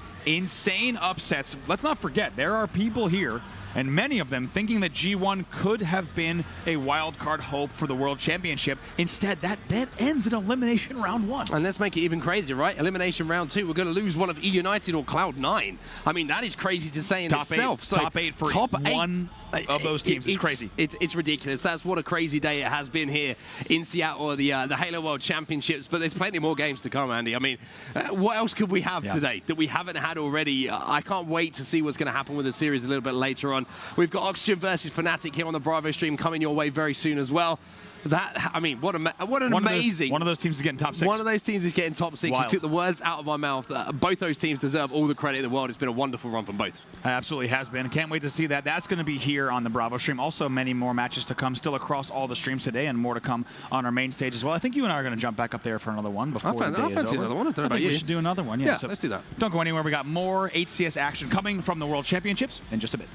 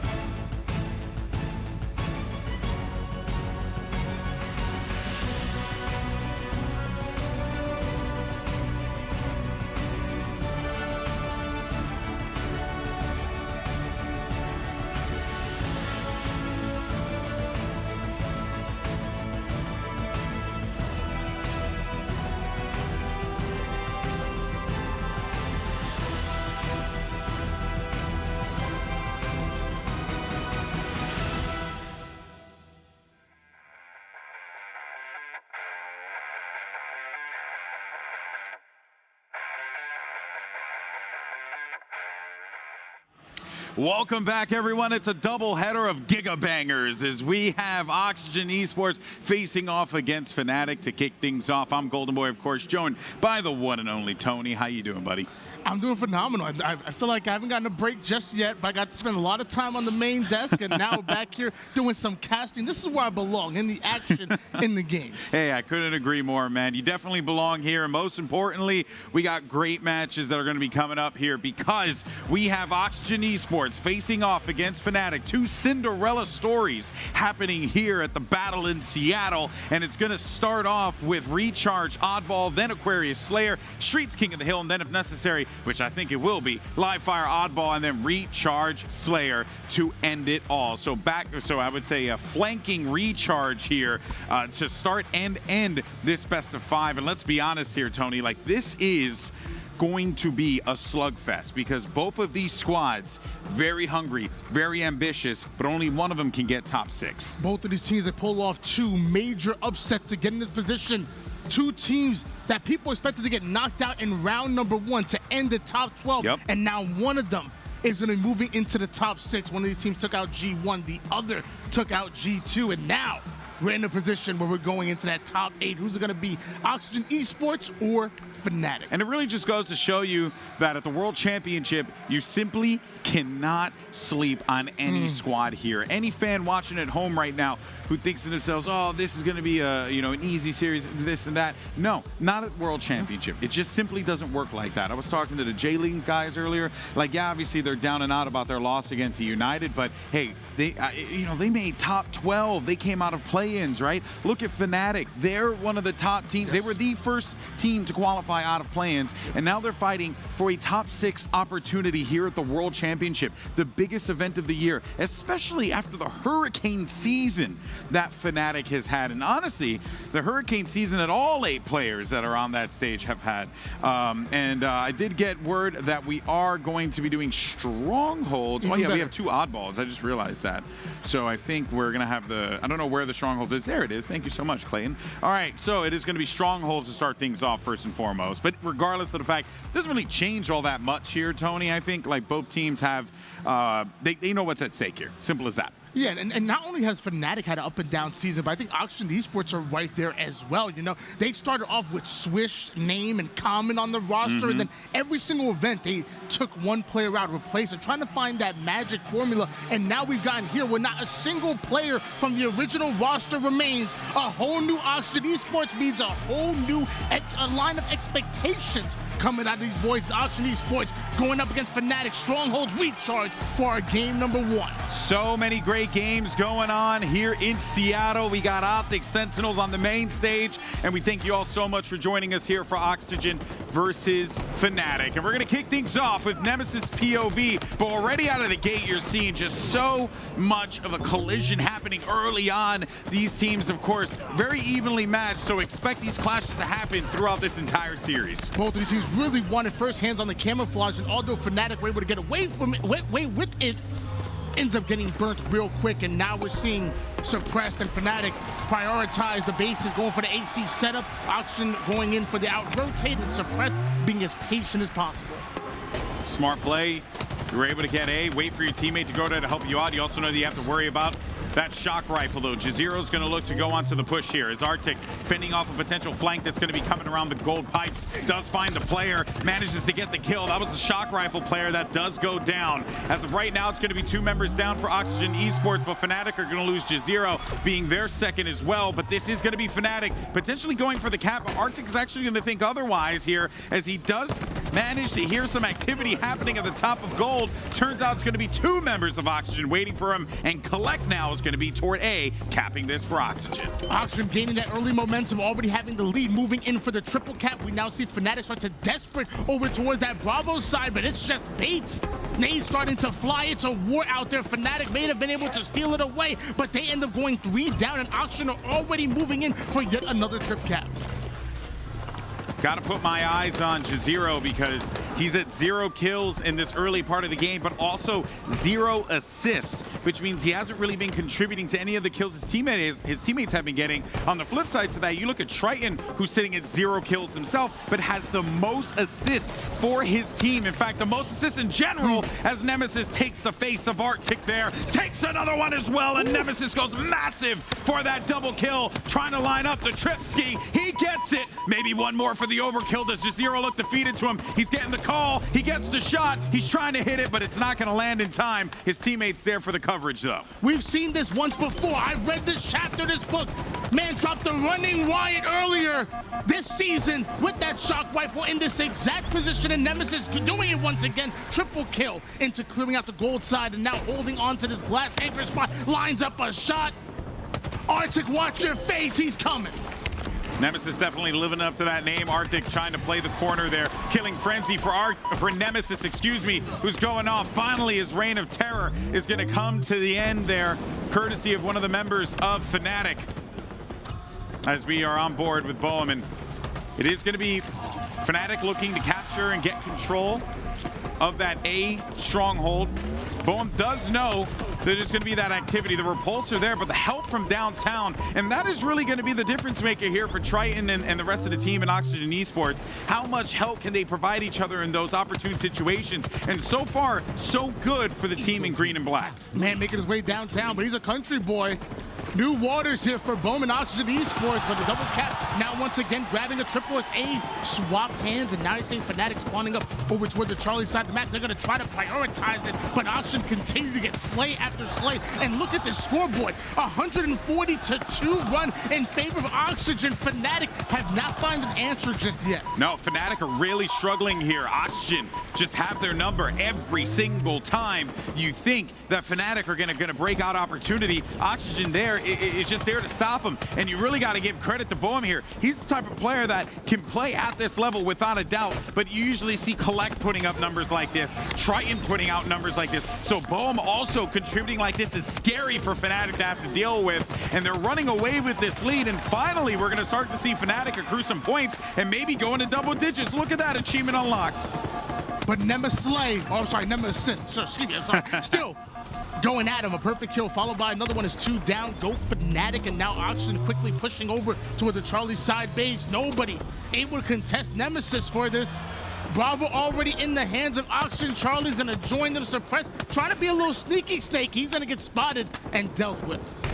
What I would really like to see here more of is Fnatic just try and focus on what those objectives are, right? If you have C, maybe not go for that full commit over toward the B side. Maybe try and play a little bit more of a cautious game here. You simply just cannot allow Oxygen Esports to get away with what they've been getting away with. Like, Arctic is here trying to make a play right now while the rest of his team are fighting elsewhere. That's going to be 3 players down for Fnatic, and you see a lot of players doing a lot of individual things. And, you know, someone on the team is going to have to step up and say, guys, we have to start playing together. Otherwise, this match is going to be over before you know it. They're just not on the same page.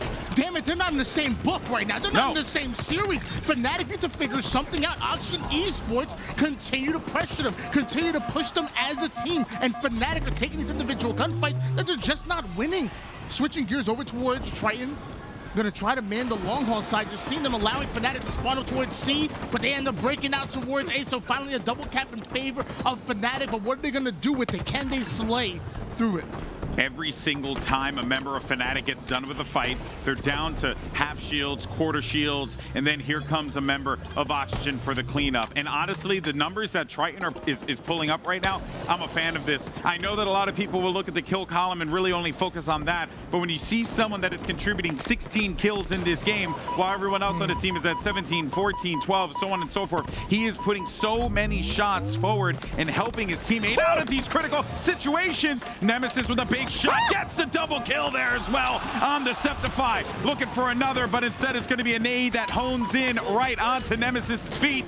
That's going to remove him, but it is a triple cap for Oxygen, at least for the time being, and Arctic's going to try and stop the bleeding, but here comes Oxygen Esports looking to suffocate them. This is Nemesis' favorite map. 19-7, the man always goes on a run as he puts his 20th on the board. Finally, they're able to take down Nemesis, but half of the members of Fnatic now onto the black screen in Auction, having an opportunity to push up once again. Luckily for Fnatic, they have a double cap. Bad part is they're 3 down, and Bohm has them in the reticle. C is going to be obtained for Oxygen. Nemesis is going to be off yonder in an engagement with J0, but here comes Bone for the help, right? So now Nemesis knows he's got the help. He can play a little bit more aggressively if he wants here. C is going to be given up. This could be an opportunity for Fnatic to strike, as they do manage to capture C just after Bohm does the work there. That was going to be a long haul spawn for Fnatic that allowed them to encroach onto the C stronghold. What can J0 do with this shock rifle? He's going to start getting pressured. He's trying to play this one slowly, but there are going to be 2 members here. Does he have the help? Yes, he does. That is exactly what Fnatic need to do. Start playing together, start backing each other up and prioritizing each other's lives. That's how you win this. That's how you get into the top 6. You said you wanted to see Fnatic play as a team, and so far we're seeing that in the latter half of this game, but the question is it too little and too late? 216 points have been accumulated by Oxygen, but another double cap coming in. Great out-rotate out of Fnatic, and J0 still has a chance with the shock rifle. Who's got J0's help here? Where are the calls? Because he's anticipating a glass push, but none of the members of Oxygen were located over there. In fact, it's only going to be 1 player. So was he getting that information, or was he just looking to pre-fire that potentially? Because he had no idea that that last player was going to be located over toward tower, and that's going to be given the shock rifle to Collect. But Collect's going to be very low as he looks to dip away from this fight here, and Arctic with the cleanup. So now is a big fight going on with Septify. Does he win that battle? He's successful in his venture, but he is going to get, I believe, C reset there, and he has to worry now about Triton on the push-up, who also, I believe, has that shock rifle. I just saw a shot go across goal. At one point, this game was a 150-8 run in favor of Oxygen Esports, and look at how Fnatic have been able to claw their way back into the game. Septify now going to push over to the control side, finds the backside at one point. You never give up your back, not in MMA and not in Halo, because Septify is going to peel you from across the map, and now they start to push up. We're now seeing Fnatic once again drive Oxygen Esports off of the map of Recharge. They're controlling the pace, and they're looking good while doing it. So here's the thing that you had mentioned before, Tony. You were like, what, like, has the lead grown too much for Fnatic to come back? But that's the beauty of Strongholds, is that even though Oxygen have C control, they're not earning any points here. This is going to be all Fnatic gains for the time being, and I love what I'm seeing here. It feels like Fnatic realized midway through, I wanted someone to step up, I wanted them to start playing together. That's exactly what we're getting, and I'm glad that they did, because they know that they belong in this competition. But the problem is that Triton's looking to take some faces. Thankfully for him, he doesn't have to worry about anyone looking to challenge him over toward A. He's got the help, and this is going to be Oxygen capping, but Tony, they need Fnatic to flip something ASAP. Finally, Oxygen have been able to weather the storm right now. All of Fnatic now spawning over to where the gold side of the map. Triton lining up the shock rifle, can't connect on the first one. The second one was right one. Has 2 more in his sight. The BR gonna come out quick, has the repulsor to get rid of that damage, and now chasing down that player. 3 down go Fnatic. Oxygen finally back in the driver's seat. You only have a few seconds left in this game. Now no points are going to be gained, but a trip cap is going to be in effect here. So you have to get on the objective ASAP. But is anyone else going to be able to find any other position on the map? B is going to get captured. Bohm does manage to get that camo. Does he put it to good use though? It's only going to be 4 points remaining. So at this time, Fnatic cannot give anything up. No dumb deaths, but they are going to end up losing a player in Suppress, which is super unfortunate for them, but better for Oxygen because they're flipping these objectives. They simply just need to hold 2, a few more points remaining, and that is going to do it. Oxygen walk away with a 1-0 lead here on Stronghold's Recharge. But let's keep in mind, Fnatic nearly brought that one back, but the credit's got to go to Oxygen because they brought it to Fnatic from start to finish. The problem is that Fnatic dug themselves so deep of a hole. Totally right. Just all the way in there to the point where, you know, hey, you might be a great climber, but eventually you're 6 foot, 10 foot, 50 feet. Stop digging, Fnatic. You gotta get yourself back in. Eventually the hole too deep for them to climb out of, and Oxygen Esports eventually were able to weather the storm, gain back control, and it was only a matter of time before they stole that win away. Yeah, and I mean, honestly, you know, look, it's Oxygen had the control start to finish. One of the things that they were doing was they were all shooting for each other very effectively, right? We were seeing a lot of space being created by Boehm. Every single time there was a fight going on, Boehm was there to be involved in it. And then let's not forget about Triton was contributing so much in the early game, so many shots being put forward that there's no real way for you if you are a Fnatic to like fight that back, because you're going into every fight with half shields, 75% shields, less than healthy, especially when, you know, everyone on Oxygen were fragging out at that moment. But we are going to be moving on to Slayer on Aquarius here. Opportunity, though, for Fnatic to bounce back. Yeah, I have some great news for Fnatic. There's no shock rifle on this map. So that means Nemesis is not going to drop 27 on your head. You should be okay. Isn't that how it works? Nemesis needs the shock rifle in order to drop a killing frenzy like he did in that game number 1. We're going to find out if Oxygen can keep that same energy going into game number 2. We know about the camouflage. We know about those 2 thrusts, but also do not undervalue those dynamo grenades. They are so powerful here in Halo Infinite. Yeah, it's basically like a power weapon, so players are going to look to control that. They're also going to look to control the thrusters. Love Aquarius because it's a different type of map. The speed kind of changes up a little bit because of those thrusters. You're able to take fights and dip out at a moment's notice because you have that bailout mechanic with thrusters. So look at those players to continue to cycle that ability, but also let's not forget about the camouflage. Top mid, eyes on the prize at the beginning of the game. You're going to get this opening break here, and let's see what we end up getting treated to. No one's been able to get taken out yet, but now it's time for map number 2. And Nemesis up on high has the angle on suppressed to start things off, but it is going to be Fnatic with this 2-kill lead and an answer back from Oxygen. Oxygen immediately going 3 down. Nemesis, the only player alive here for Oxygen Esports. That should mean Fnatic should have been able to get away with that camouflage. See the pinks come in. Nemesis wants to get aggressive, able to take down Zero before going down himself. Let's see what Bone's up to. Well, I'm dealing with some activity bottom mid. He's getting the calls as to where the location of these blue players are going to be. That's a clean kill there for him, uncontested. But what in? He came out of nowhere. Hey, I genuinely had no idea where the hell that guy was. But stranger things have certainly happened, and that kill is pretty big because it's actually going to keep Fnatic competitive here at the early goings of this game. Triton misses the jump, so that's a reposition himself with this commando, but it is going to be a fast-firing gun, so if anyone tries to challenge him in these close-range situations, he'll have the sauce for him here. But there goes that thruster, as well as the dynamo, and that's what I was talking about with the commando. Fast-firing shot, and at this level of play with these players, they put that weapon to use every time. Not just about the sauce, but also about that seasoning as well. You also got to know how to cook your meat, but eventually Triton gonna get burnt. Bohm luckily able to pick up the pieces, but eventually Oxygen Esports do end up falling 3 down. That's going to give a lot of map control over to Fnatic. Yeah, well, they do have a 2-kill lead. Let's jump into this Astro listen-in with Oxygen to hear how they're going to continue to add on to this one. James, go engine. James, go engine. Hands, they're already there. Okay, I'm coming. Car 1 with you. Oh, yeah, look ready, look back. I'm looking car 3. Here. He's not engine. He was. Right, car 3. Car 3. 2 of them. 2. What's that? Hey, on Ace. 2 on Ace. 2 on Ace. That's 1. Live. One shot on Ace. Okay, I'm one shot. I'm living. One shot 2. Camo's up. He pushed the out. He's yellow bitch.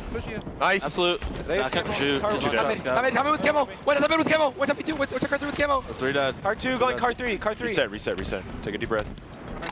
Ain't car 2 on nades. On nades. Tell me with camo. Camo's coming. One's on nades. He might push you. Our car 3 weak. I can't get out. Another Camo's car. Yellow Peter. I mean blue Peter. Live. No, he's blue. Car 3. They're both 1. 3 dead. Alright, I'll spawn. Make a quick decision. No, listen. If we have a fucking gap, take it. All right. Stop playing fucking passive. We have gaps.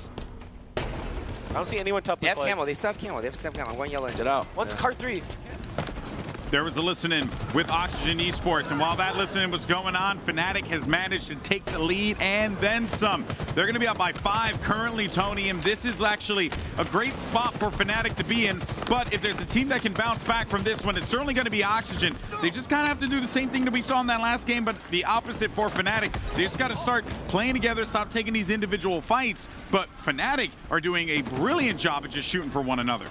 In game number 1, we saw how good Oxygen Esports were at holding on to a lead. We saw Fnatic the ones to stay resilient and be able to eat away at it. Now it's the tables have been turned. Now it's Oxygen Esports that have to play catch up. Now it's up to them to start to value their life and really get that teamwork back. Nade's starting to fly. Perceptify goes in for a challenge, can't quite take on the teamwork of Oxygen. That's what you want to see, but numbers still starting to go back in favor of Fnatic. They really know how to stay alive. This lead has only continued to get worse for Oxygen. So much work is going to have to be done. 8 kills is the difference, but we have seen this lead shrink in the past. Think back to all the other games that we've had for the first 3 days from the play-in and yesterday as well as today. It's not impossible. You just have to play some solid Halo.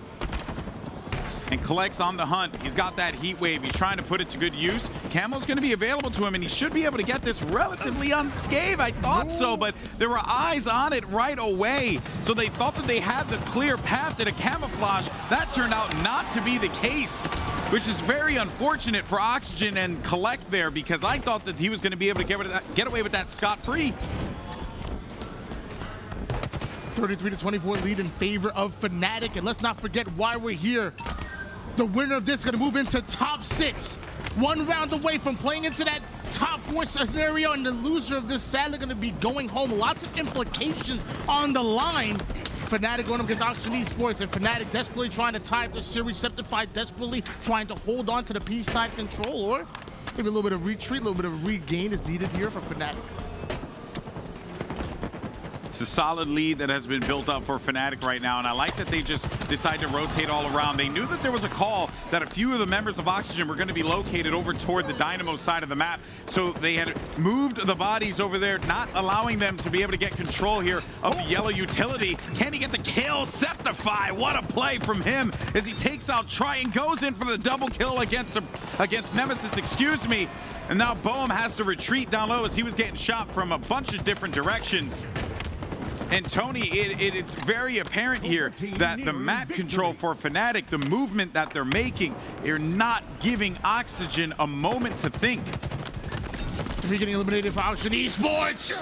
Collect slows the game down, takes down one, almost gets the ninja for the second. A double kill out of nowhere for Oxygen. That'll slow down the momentum for Fnatic, but only 10 kills away from taking this game number 1 and tying up the series. Do Oxygen have it in them to come back? You can trade kill for kill here if you're Fnatic, and you end up getting this win. Now, I like that Collect is waiting for the Dynamo, because a lot of members of Fnatic are going to be grouped up, and those Dynamo grenades, the sizzle sticks, are so effective at clearing space, but a brilliant shot there by trying to keep this one going. And there it is. So Collect manages to pick up at least one of the Dynamo nades, but he doesn't really get to use it to his fullest advantage. But perhaps that was the catalyst that allowed him to be able to get this camouflage. The thing is, Fnatic read that, and that is going to put them 6 kills away from winning game 2. Read him like a book. Nemesis not able to get away with that camouflage, and that might spell it for Oxygen Esports here in game number 2. Fnatic just one squad wipe away from tying up the series. The long-range shots starting to connect for Suppress, doing that initial damage, allowing for the rest of the team to start to push up off the screen. Septify trades out. Jazero gonna pick up on that damage.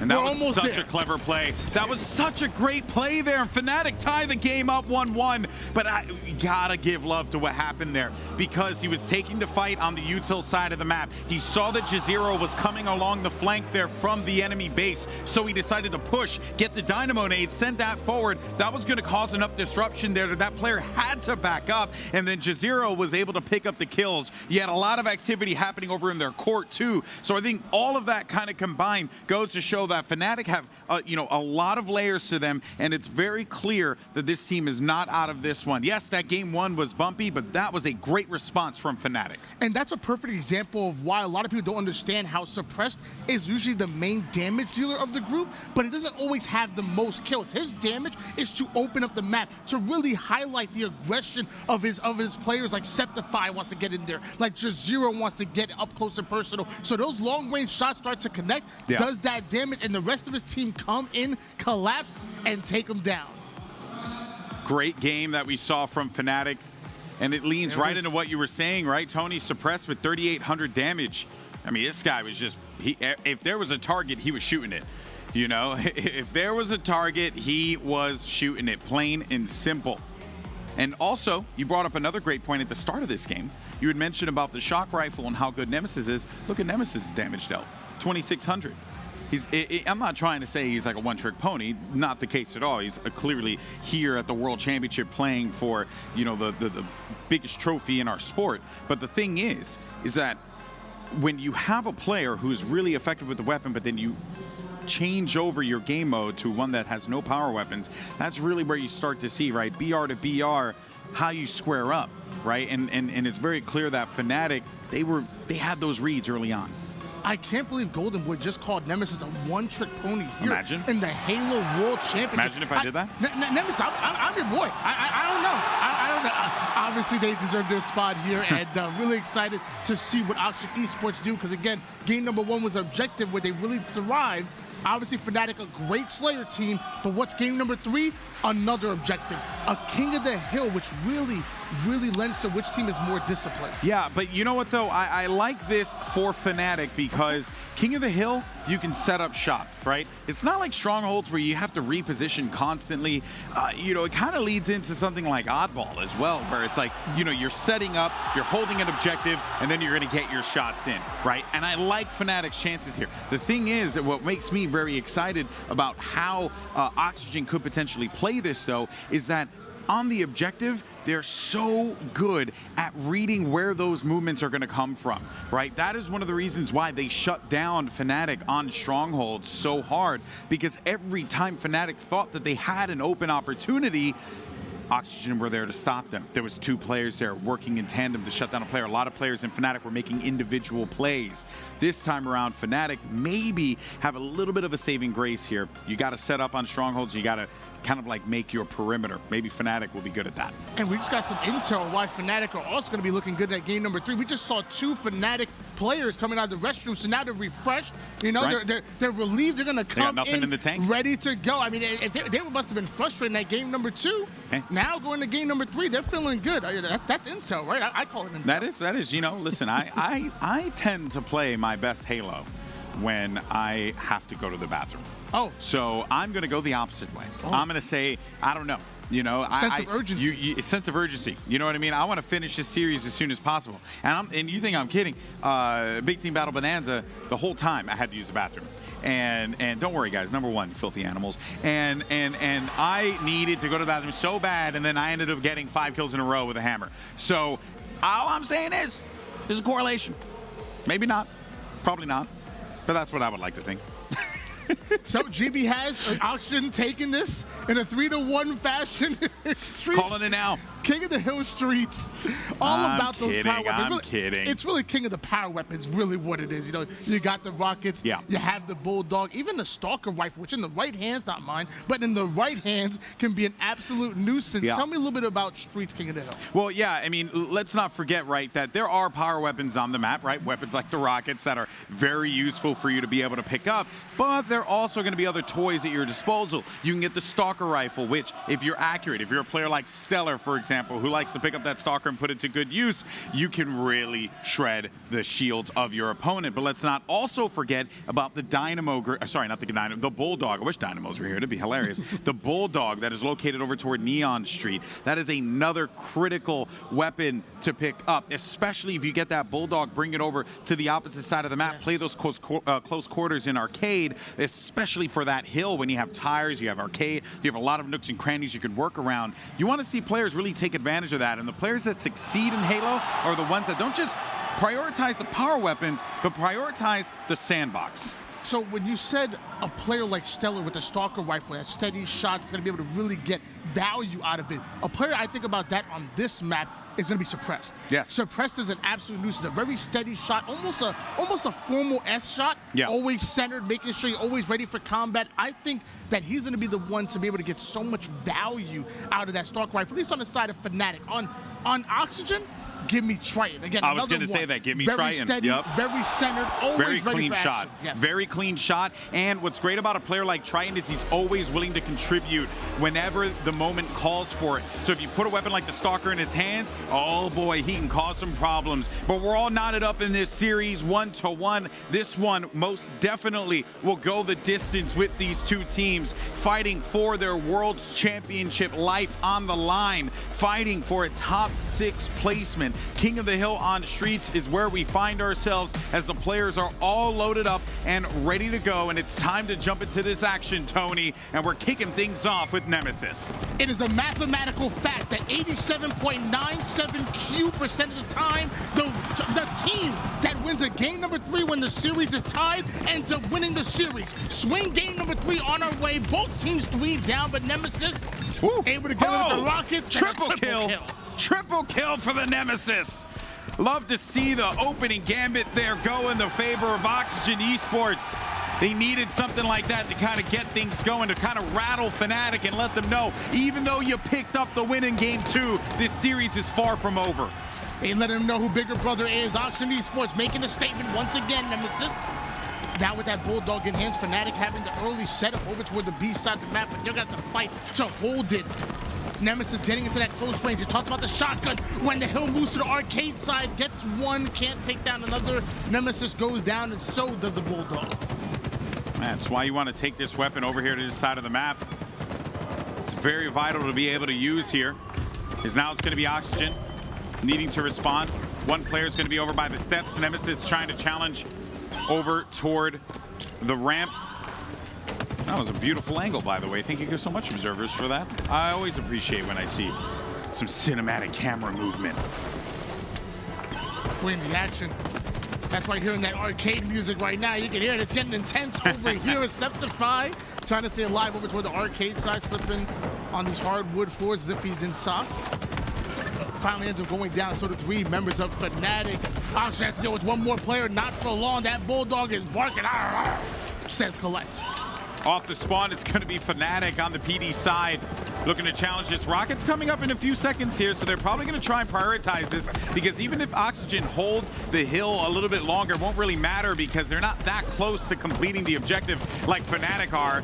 So they want to play for these Rockets if they can get them, and it seems like Jazero is going to be able to obtain that, while next player from Oxygen is going to be tucked away in the back of the base. It's Collect, which allows Fnatic the opportunity to go in for the push. Smart play! He didn't see him! He's over by the dumpster. Jazero, and I don't know who that is. They turned around at the wrong time. Oh my God, if Jazero dies here, that'll be a heartbreaker. He's actually above him. Oh, and look, I honestly think like that puts so much attention for Jazero that he was not able to find that player. He knew someone was there, and that opens up the opportunity for Oxygen to add a little bit more to the time. The problem is that while all that was going down, Fnatic managed to capture that first point, and now they're looking to work on this tram. A combination of the timing and not having a wide enough FOV, not able to spot that player with the Rockets, and eventually he does end up going down, and now will that cost them? Because every mistake you make, Oxygen looks to take advantage of. Arctic gets shredded by the Sentinel beam. Now we're seeing Oxygen not only control this tram side, but even starting to push up. Well, how does Septify get behind them so easy? Hold on. Oxygen had control of tram, but Septify with the flank does a bit of damage. Good read here from Nemesis. He's also got the help from Bohm over at the steps. You can see the calls coming in from Triton. And just those pings, right? How much value that provides for his team. Poor Jazero knew that he was basically left between a rock and a hard place. And Oxygen now more than halfway past earning their first point here on King of the Hill Streets. You see Nemesis spot out the spawners coming from the PD side. It's going to be Fnatic having to spawn all the way across the map, having to make a long rotation and not much time to work with. I don't know if they're going to go for a final push. They might punt this subway side of the map. No, they're going. They might actually go for this. Okay. They have one control here. The problem is that is anyone there to help out Suppress? He's already going to get tagged from behind, and it feels like Suppress isn't getting information that is helping him out. Doesn't feel like he's hearing like, oh hey, there's one person in Ivy, and he looks over toward Ivy, but no one's over there. So maybe he's getting some wrong calls, or it's just a moment really getting to him. But this is a big opportunity for Fnatic, and they're still going to fight for this tram. They're not out of this yet. One more round of slays. And Oxygen should be able to take away this hill. The question is, can they go after the perimeter players of Fnatic who are now locking down every angle of the map? A member of Oxygen makes it toward the top C side, but gets dealt with immediately despite grenades. Not enough to take down one. Going to try to break down the front door. But Fnatic still, excellent setup, catching up towards this hill. We're about dead even. Love to have seen that Stalker do a little bit more there. But the last player here to hold it down, it's going to be Jazero. and this could be dangerous, and it seems as if Fnatic have lost control of the tram. Maybe one player is going to go for it, but it might actually be Oxygen capturing this one. Let's actually jump in to a Fnatic listening to hear how they're going to try and hold this one. Too quick. One here. He one shot. Nice. Watch driveway. I'm coming. Nice. One alive. They're gonna be front. Yeah, front of me, 100%. One more B. Wait, I have purple. driver. Yeah, drive it, guys. Drive it. One shot C. Nice. They're gonna be Ivy. Two of them. Nice, bro. Yeah. One of mine, desperately. Live J on one shot. Nice! One shot C. I died. No, you're reload. One shot C. This is good. Listen, Rocket's coming up in 20. Liver, guys. Good. We still back seat. They don't even. We hide. I'm on. Okay. Yeah, challenge back. I like that. Play together. I love that. Together. Okay, I have a pinch. Buy me time. Please. Give us Buy me time, time, You please. guys gotta go. Yeah. They're so weak. I died. I'm going through mid. I got spikes back there. Shot that guy. One shot back here. Yep. Gotcha. Some pretty decent comms there from Fnatic, but I'll have to be honest with you. It sounds a little hectic, Tony, and that's what's concerning me a bit. Fnatic need to just calm things down. Just let the action unfold, but most importantly, feed the appropriate information when it's necessary. It feels like everyone is trying to, have a place in the conversation, and maybe one or two players are calling things out that not quite going to be the location of where their opponents are and could actually turn the reticule of their teammates the wrong way. I don't know what you're talking about. What was not calm about somebody yelling, nice? I thought I was calm, cool, collected. Hey, you know what, though? Good info. It worked out. They ended up getting the point anyway. I'm more just trying to really look at what can happen here critically that could potentially impact Fnatic, but you're 100% right, and I like to hear that passion because that tells me that Fnatic, they are hungry, and I expect nothing less here in Seattle. Nemesis willing to going down. Second one going to join him, so a 2v2 scenario. The next play going to be so important. It looks like it's going to go in favor of Oxygen Esports, finding the numbers that they're looking for, but they are both fighting for any resemblance of control onto the A side of the map.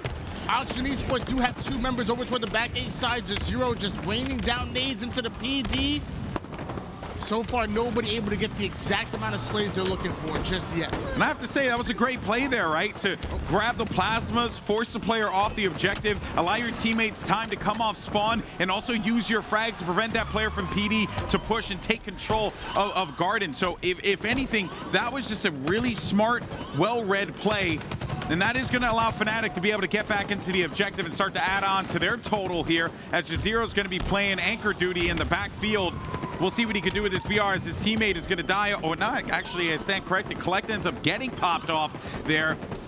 And this could be a moment for Fnatic to just come back and dominate this one 3-0. Fnatic were able to break the setup of Oxygen Esports, but now they find themselves 2-1 to the kill feed once again. We're still on board with Jazeera, and he has the help he's looking for, but it seems like 4 members of Oxygen want to get aggressive, especially since Nemesis was able to get away with the rockets. This can be huge for Oxygen Esports.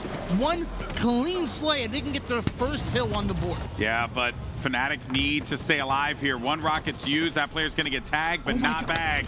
And there it is, Nemesis dies, but the Suppress get the kill. He actually ends up falling courtesy of Triton, as Oxygen now trying to close this one off. Nemesis gets the kill onto Jazeera in the backfield PD, and I think we could be seeing Oxygen add one to the column for the first time. And I just noticed Fnatic actually had Oxygen Esports 4 down, but they weren't getting any hill time whatsoever. I just took a look at the timer, 52 seconds, so Fnatic were playing a bit of that shot clock, but now with Oxygen in their first hill, every time a man is in the hill, it stops the clock. Will Fnatic continue the strategy as well, or will they finally start to play for the time here? First step, get the slays. Oh, without a doubt. I mean, you got these guys who are going to be so weak, and it seems as if one player does manage to get onto the point, but you don't have to necessarily do that. Problem is that you have Oxygen that are about just under halfway from capturing this point. So it's really a lot of work that you got to put out there to prevent this team from getting on it, but they are not jumping on. They have no reason to. Stay alive. Playing the timer right now. Pay attention to the bottom middle of your screen. 35 seconds. And as long as nobody steps foot in the hill on either team, that clock will continue to wind down. But it's Oxygen Esports that slide their way in. Multiple members of Fnatic trying to find the entry point. Septify wants to find his first kill with the Bulldog, able to get it. Oxygen ends up going 3 down, so that's going to be 8 seconds on respawn for 3 members of Oxygen. They get out. That's going to eat away some time. Only 1 or 2 more pushes left. Do Oxygen Esports have it in them? You're playing with fire here if you're Fnatic. I mean, don't get me wrong. I totally understand why you would do this because there's 20 seconds left and you have great positioning, but it's only going to be a 1-point game that separates the 2 of you guys. On their 15 seconds remaining, Suppress is going to be on the flank, but the Rocket's going to stop him. And it was a Rocket in the pocket that ends up helping out Oxygen. Arctic's going to have to back away, but he's staying away from the objective. Teammates from Oxygen are going to be able to get in there. Arctic's looking to play around it, but this is it. If you do not stop this, it's a tied game right now, and Fnatic have to be nervous. And it looks like we're going to be going in to the hardest hill to capture in Halo Infinite, the middle hill here on Streets. If you want to fight, this is where you're going to get it. Oh boy, this is not pretty.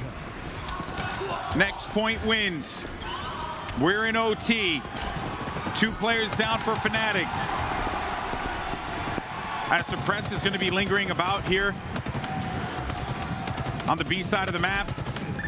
Great help Arctic is going to give to Suppress here, and Suppress is going to give that one in turn to his teammate Arctic. Fnatic managed to get back on the point here, but a little bit of progress is going to be gained by Fnatic, but not all that much to take the lead away from Oxygen Esports.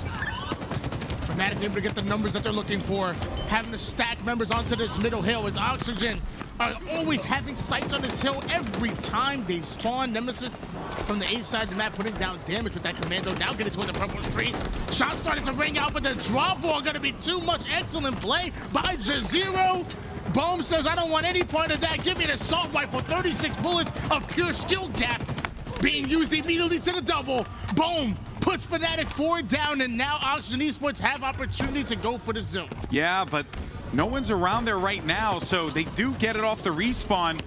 But that's not going to be a lot of progress gained if Fnatic jump on this hill right away. Triton can't get involved in the fight. That's going to be 2 down now for Oxygen. And Triton's actually going to be getting chased here. So it further cements the fact that Triton cannot get involved in this fight and pushes him away from the battle at hand. And Suppress has this great overlook position. They know exactly where he is. And with this Stalker, it could be problematic, though. That's why they're putting the pressure on him here. Very smart play from Nemesis to force Suppress off of this position. This C side of the map so important. Fnatic know what's on the line, but they just go 3 down. So now the only player alive is the player with that C-side presence, and Oxygen Esports are already peppering him left and right. And I think Suppress now going to be salty after that one. Oxygen fighting for that mid-hill, nobody in it just yet. Another round of slays is necessary for either one of these teams to gain control. We're about dead even. Yeah, and Triton's got the overlook position here on the balcony, right in the nest. Arctic wants to force him out of it, but he's got so many angles to work with too. But that's also going to be even more angles that he can get shot from, which is the reason why he's going to be dropped back over here. Like that he takes out the assault rifle for the close range fight in case he needs it. Maybe he can catch someone off guard with a few bullets and a melee. 3 players down for Fnatic, 2 players down for Oxygen. Nemesis is going to get the better here of Jazero, and that's going to leave the middle hill wide open. You only have 30 seconds left to play here between these 2 teams. And right now the lead is going to be for Fnatic. A few more frags and maybe it can go their way. And after 24 seconds, and we're already in sudden death overtime right now. It might be a chance that we end up tied up, despite the fact that both of these teams, need about 30% worth of progression to take this. 10 seconds left. You got to start making a play right now. What is going to be the read here as Jazeera's looking for the opportunity? And they're waiting for it. 1 second left, but they managed to get on it, and Oxygen's going to be on the point, but it doesn't matter. It's going to be a tied game, 2-2. We're running it back. We should be going towards a reset here, and I got to check the ruling on this one. Is it first? I want to say it was first cap take all, but then it just changed the ruling, so I believe it's first 2 caps take the win. Oh, but, is it now? I'm gonna wait for the admins to confirm that. Either way, this is an amazing swing game number 3. Series is tied up at 1 apiece. Either one of these teams get the win, and now you see them back in the drivers. You see those strengths start to change over. Yeah. Like I said before, I was joking around a little bit with that percentage number, but I will say, well, usually the team that takes that game number 3 off of a tied up series usually ends up winning it. Yeah, and we did get word it is a replay. First to 2 is going to walk away with the win. So, Tony, you were right again. So we're going to reset this thing, get back into the action. But, man, this is exactly what you want to see. Two teams that are so hungry and reading each other so effectively here. That was a rough game, you know, start to finish for both squads. Neither one felt comfortable, but I have to say, for Fnatic, while I do totally understand why they played the clock the way that they did, it was always going to be risky given how much progress Fnatic had made. You essentially have to just slay them over and over and over again. And yes, you have the deliciousness that is the hill to use as bait for Oxygen Esports. But man, if you give Oxygen that space to work with, they will take that space and they'll use it against you. Yeah, I think the reason why you would want to play the shot clock when that hill goes towards the middle, it's no matter where you spawn, you have sight lines towards that bottom mid. Yeah. But when that hill was over toward the PD side, if you die, you spawn on the opposite side of the hill. That's a long rotation to try to make, and eventually did not pay off for Fnatic. We saw the strategy.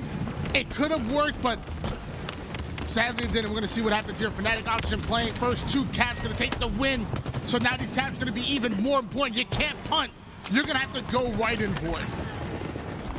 And you already have this first hill being tightly contested here, but Oxygen will manage to win this one outright. The Bulldogs should be able to handle this player, and it does so relatively effectively. Nemesis has the teammate behind him, so he'll gladly push up here to have to deal with this. But wait a minute, I thought he was going to have a teammate there to back him up, but in fact, it was actually going to be Boehm over into PD, so no one was there to actually capture that hill and allow him to continue to slay. He went really just to go and take a look and see how the other side of the map looked for, you know, a moment's notice. But as it stands right now, Collect with this Stalker rifle right in the nest, putting in shots, but no one from Fnatic has been able to get into that. Now they finally managed to do so. We've barely seen any time on the board so far. They already have Oxygen Esports about, what, 65% done with that hill number 1.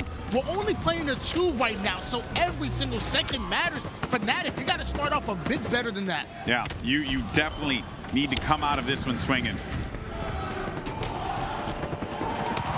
Boehm now waiting off, and he, unfortunately for him, will not be able to stay alive in the arcade as Collect's going to wait around with the Sentinel beam. He's getting pressured on here.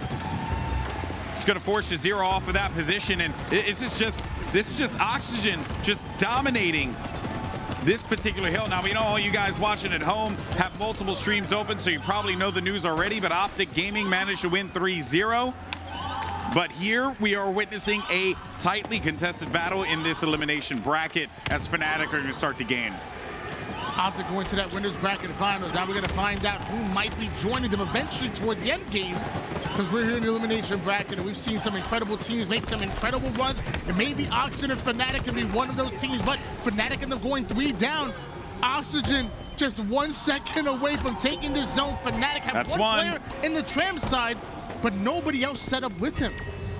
All they need is one more, and they have rockets. Well, they had rockets, but Collect is going to get blown up. But he takes out that player, and he's okay with that. What he's not okay with is that Suppress is going to be inside of Tram with a Bulldog. So if anyone tries to challenge this, and the issue is that Suppress, he really does need someone to get into that hill with him, so that this way he could go out here and do his job, do the thing that he needs to do, which is put damage forward the best way he can with this Bulldog. 3 members of Oxygen Esports stuck over toward the A side. Fnatic not only sitting in Tram, but even having Suppressed as that main damage dealer all the way in the face of Oxygen Esports. He doesn't end up going down, but look at how much time he's able to delay. Look at that progression on the hill. It's a great play. His teammates were spawning inside a Tram. He was simply just waiting for that to come out, and once it did, he was comfortably able to push. No one was the wiser as to where he was going to be located. Perhaps this Bulldog can come back to bark them in the butt, but I would think that Fnatic, with how much progress they've gained, if they get 1 clear on Oxygen, this will be a point for them. Oxygen were able to eventually alleviate that pressure and able to take control of the subway side, but Fnatic are relentless. They're pushing up once again. Trying dares to come around that corner. Pushes him back with a shotgun. Both players down to 1 shot, but the bait comes in from both sides. Boom! With the big double kill. Fnatic find himself 3 members onto the kill feed. Setup locked in for Oxygen. Yeah, that was Bohm with the boom there, helping him out big time because he had the Bulldog for the damage, and then after that he was able to clear it. But there's going to be no time to waste here for Fnatic. They need to get onto this hill right here, right now, and it seems like no one from Oxygen is going to give them the time to be able to do so. As the progress continues to tick forward, this could very well be Oxygen walking away with a victory here. Triton does get back into the objective. He only has a few more left here, a few seconds to hold, and that will do it. Oxygen Esports go up 2-1. Fnatic weren't able to stop Oxygen Esports right there, and I will say I love the patience, love that coordination coming out of Fnatic, but they needed some desperation right there. Yeah. There was no sense of urgency. Oxygen Esports were just manhandled towards the first hill. That second hill was almost done. I need to see Fnatic, somebody that's desperate. Obviously, you might end up going down, but at the time was just not on your side. You have to fly in. Hopefully, you win a crazy 1v1 or 1v2. Well, what ended up happening there was that as soon as they got control, they were like, wait a minute, we got control of this. Let's go ahead and see what's going on in Ivy. And then, you know, there was, I forget who the player was with the Bulldog, but you also had Bohm there as well to help out. So it was a massive double kill that helped them to be able to just further secure that, because then at that point, Triton could just get back up to the top, grab the Stalker, and then prevent them. And their last hope was to get those rockets. That was it. That was like Fnatic's last gasp in that match. But ultimately, it is going to be Oxygen who manage to breathe life into that game, and they have pushed themselves into a 2-1 lead, and they are one step closer to a top 6 placement here at Worlds and sending Fnatic home. Oxygen Esports, they already pulled off a major upset against G2 not too long ago. I believe it was actually in a reverse sweep fashion. G2 were up 2 games, and Oxygen were able to take those final 3 in a row and able to come out with the win. Now, they're looking to make it even further. Fnatic, just a roadblock here. Oddball Live Fire going to be game number 4, possibly the last one in the series and last time we see Fnatic, unless they're able to dig deep and come up with something. They're going to need to, and I think they can. I really do think they can. I think that one of the problems in that Streets game was very clearly the control of the sandbox, which is something that I noted at the beginning of the game. I wanted to see Fnatic get control of that as much as they could, but the issue really ultimately came down to the fact that, like, Oxygen Esports, they timed it effectively, and they always put themselves in positions where they weren't just sending bodies to the problem to try and solve it. They actually were trying to play crosses, you know, be effective with those shots, take the Stalker Rifle in different areas of the map, take the Bulldog to different areas of the map. There was just a lot of good work that was done there by Oxygen Esports. But Fnatic, not going to be out of this one yet, have the capability to be able to tie this live fire oddball game. There may not be a shock rifle on this map for Nemesis to go wild with, but there is a sniper rifle. And let me tell you, if he's anywhere near as good with the S7 as he is with the shock rifle, Fnatic are in trouble. Potentially the final game here on Live Fire. But hopefully not for Fnatic. They want to try and force this game 5. That's going to be what it takes here as we jump back into the action. And we're starting it off with Nemesis yet again. Sniper Rifle's going to be right for the picking, and Suppress is going to be the one to draw first blood as he takes out Triton, and that allows Fnatic to be able to grab that ball and bring it over to the tower side potentially if they're able to go clear away. But I think we ended up having a tech issue there, so no worries, no harm, no foul. Facing elimination. Yeah, competitive integrity obviously is so important here, so I want to make sure everybody is good to go. And oh, I see what happened. I'm almost certain that it was like the points were 2. I think they had grabbed the ball, and I think they just held it for 2 seconds and they won. I don't know how that happened. I've never seen that before. We're done. All right. But on to the next one. Can you imagine an oddball game that goes that fast? That would be nuts. Just grab the ball once and you win the game. Like, that would just be one of the most wild games of Halo ever. Like, imagine if you had a game mode where, like, each one of your teammates had to grab the ball for like 5 seconds, right? And yeah, right. And then, but it always reset after you got a point. I don't know. That's the game mode. Maybe. Who knows? I'm crazy. But the point is, though, we are going to reset the game. We think it was like a bug or something like that, something strange. But hey, like I said, no harm, no foul, all good. GG go next. We'll, or actually, not GG go next. We're just gonna GG go re. They say GG no re, but I guess GG GG, We please have re. re. Yeah. We need a re here. Definitely need a re. But anyway, guys, if you're joining us here on the Bravo stream, we thank you guys so much for tuning in. A great matchup is underway here between Fnatic and Oxygen Esports. And then I believe coming up next, we have Cloud9 versus E-United, which is going to be a banger match. That's why I said it's a double header of Giga Bangers. And me and Tony are going to be with you guys throughout the entire process. But you can see the series layout, and as it is right now, we're sitting at 2-1 in this series between Oxygen and Fnatic. And Fnatic looking to keep their hopes alive here in Seattle with a win on Live Fire Oddball. So we have the two teams that upset G1 and G2 going at it right now. Yep.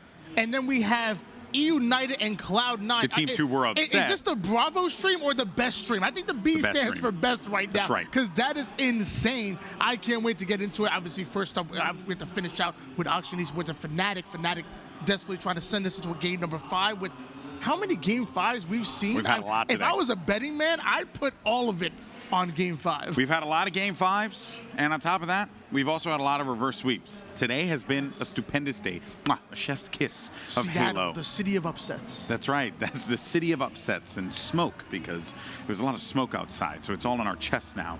But hey, we're hanging in there, and we hope you guys are as well. Hope you got a couple beverages, maybe some trolleys standing by, and I know that may seem like a shameless plug, but trust me, I have been eating a lot of them, okay? Body built by gummy worms. And we, I think, might be ready to jump into this matchup. Teams should be loading in a moment here, but Tony, you know, for your first Worlds, I kind of want to get your, how's the experience been for you, man?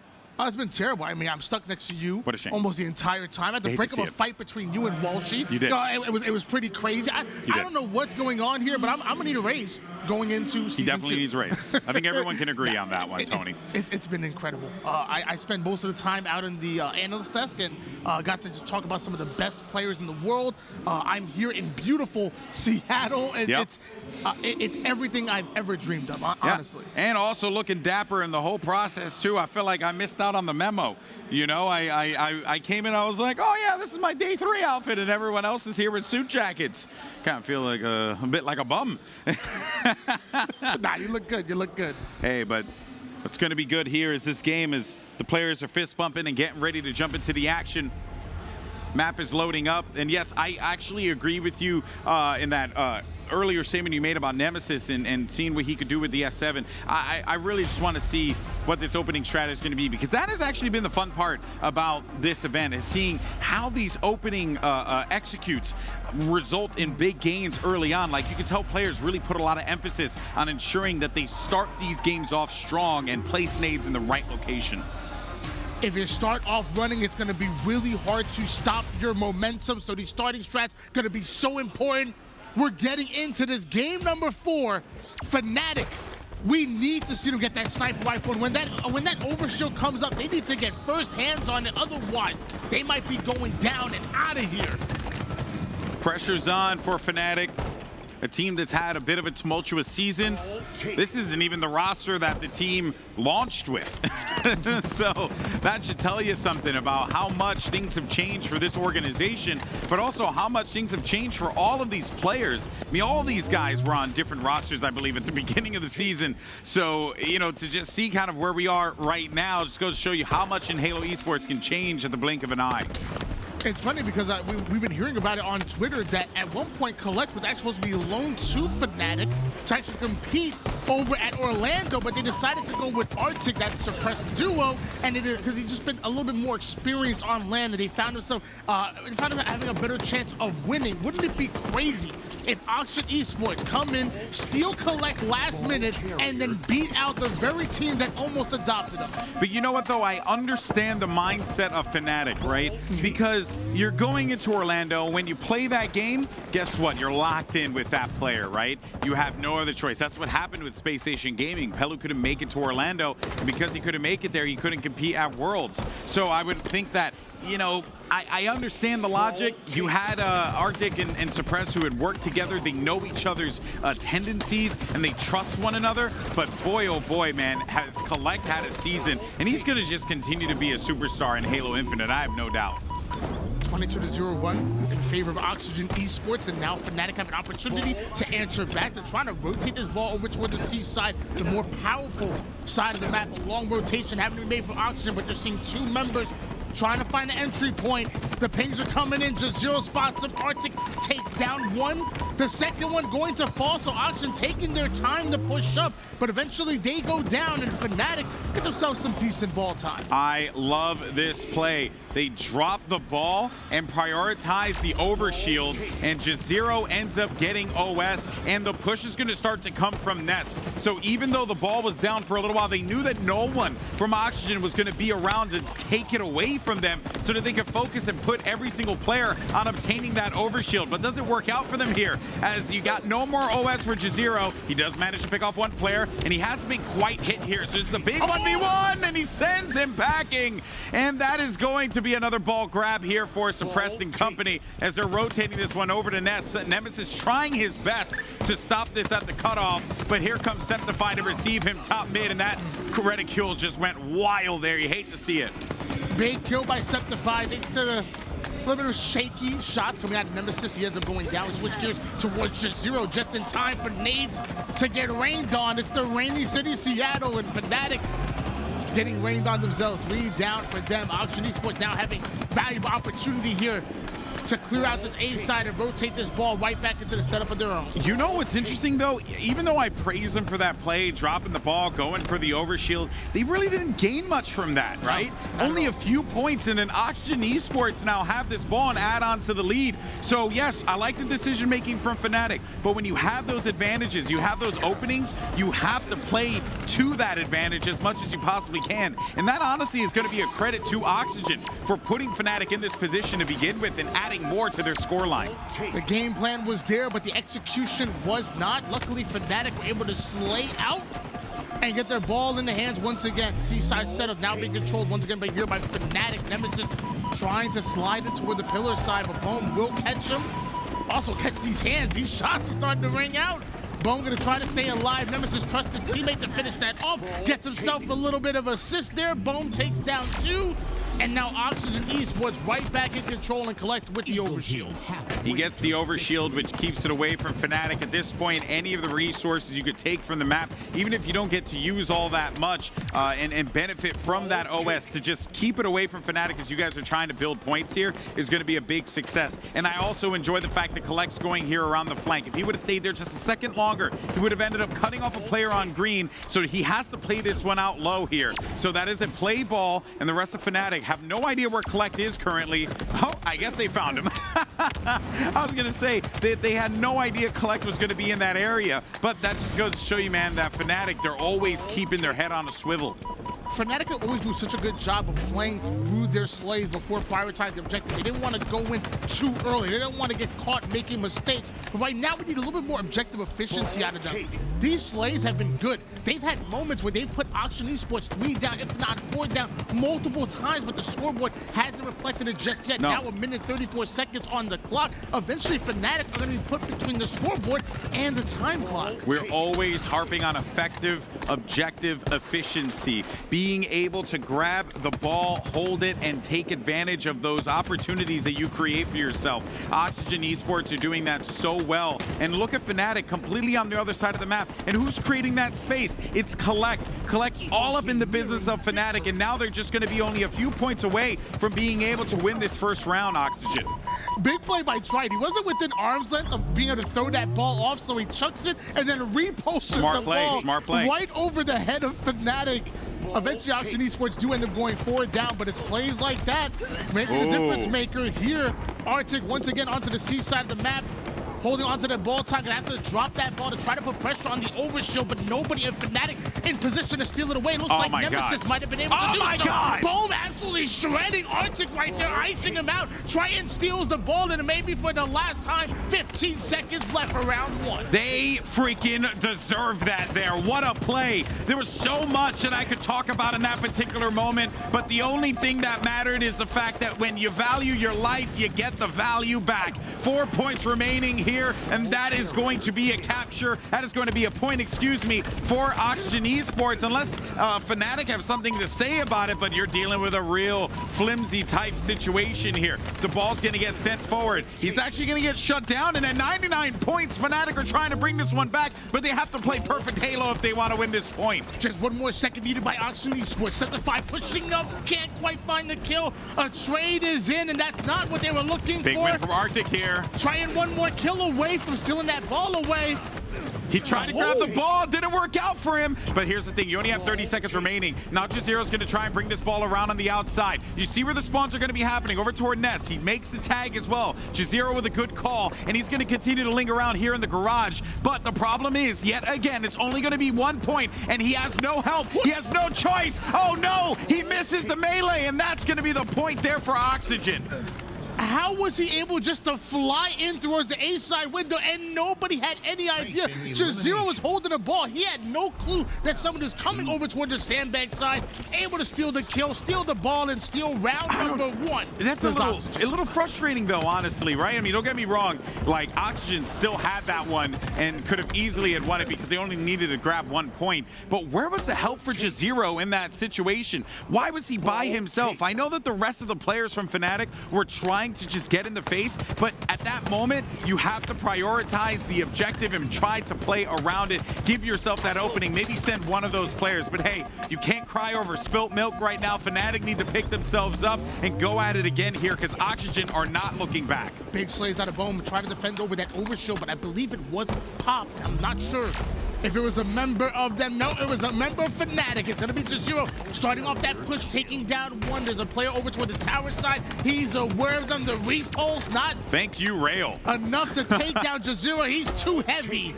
As Fnatic now get first hands on his ball time once again, but an early lead in favor of Oxygen Esports. That Rail saved Jazero and has actually led to them being able to get the sniper as well as the ball. But Boehm does take out Septify, and I kind of want to see Jazero drop this ball here, which is exactly what he's going to go and do. Smart play to back away. Oh no! Nemesis with a massive double kill is going to help them out in the backfield. But Septify needs to cut this one off. Who's going to be there to help out Triton as the nades are going to have to force Septify away? There is going to be a player from Fnatic located over toward the tower, but they're going to be dropping this one back over toward Tram. Issue is they are going to get flanked here. Multiple members of Fnatic break in towards the A side. It was a 1v2 situation, not the equation that Oxygen Esports were looking for. Now we're on board with Nemesis. Getting the flank off onto Jazero. Finds himself 1 kill, but doesn't have the numbers. They're 3 down. Alright, so you have to get the kill. Hold on. Doesn't care. Oxygen Esports are 3 down, but Nemesis is still slaying. Nemesis looking to pick up a lot of this garbage time here. And they actually shoots out that player over to the loving hands of his teammate. So Septify and try and end up picking up the kill. Suppress having to back away as he looks to get inside of the tunnel. Jazero with a massive double kill and Suppressed around the flank there. That grenade could help out just a touch, but he has to deal with one more player from Oxygen. That's Boehm. Fnatic though with the ball, and look at that cutoff by Septify. Great call to just keep themselves in this one and continue to add on. Septify and Fnatic watching every choke point on the map here, and now we're going to see Fnatic start to take the lead.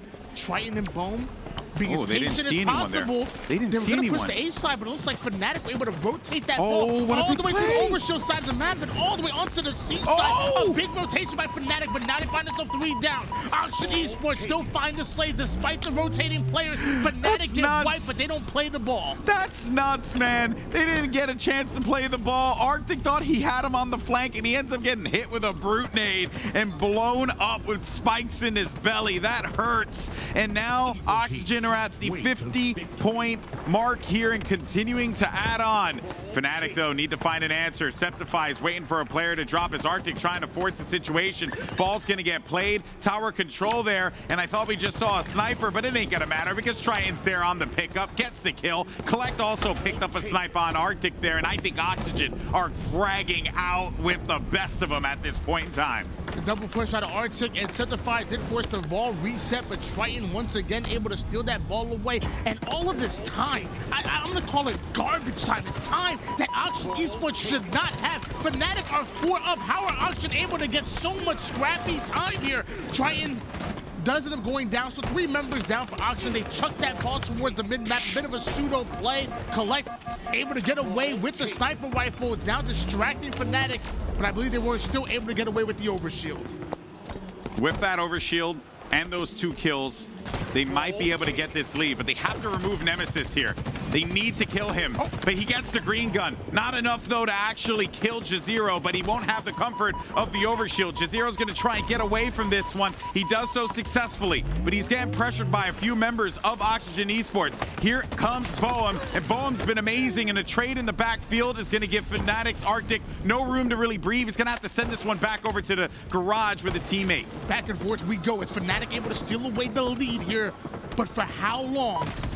The first player falls for Fnatic, save for Auction Esports. Another battle ensues, and that's an important one because Suppressed just gave Oxygen the numbers they were looking for. A quick ball grab out of Colette. Why didn't the ball make its way inside of the garage? It was right outside. They were right there. That is going to hurt them so much, and they need to take out Oxygen right now. This is the moment where you find out what Fnatic is made of, because you got 15 points remaining, and Colette could very well end it here. Fnatic, you need to stop him from grabbing that ball. That ball ends up getting played, but just 10 more seconds needed. Oxygen 1 round away from not only taking the game, but also taking the series. Oxygen find themselves 3 down. Fnatic know what's on the line. They're pretty close here, but they need to play near perfect Halo. We say that cliche time and time again, but it's what's needed right here. They gotta start locating where these members of Oxygen are. They see where 2 of them are gonna be located, over toward the green side. But losing Suppress, losing those numbers is gonna hurt. You haven't quite been able to tie the game up, but you had no other choice but to play the ball. And you're gonna continue to trade kills. 3 players down now for Fnatic. The ball not yet in the hands of Oxygen, because you have a few members of Oxygen that are gonna be a little weakened. Here comes around the corner, here he comes. Triton ends up getting 1 kill, but he's looking for another one. The green gun is not going to be good enough. The double kill's there for Triton. Ball's going to be available to him here, and it's getting scrappy, but Triton gets the triple kill, and he's going to put the final nail in the coffin for Fnatic, as Oxygen Esports, against all odds, have managed to secure themselves top 6 here at the Halo World Championship. I'm calling it 7:09 p.m. Pacific time. Fnatic are done.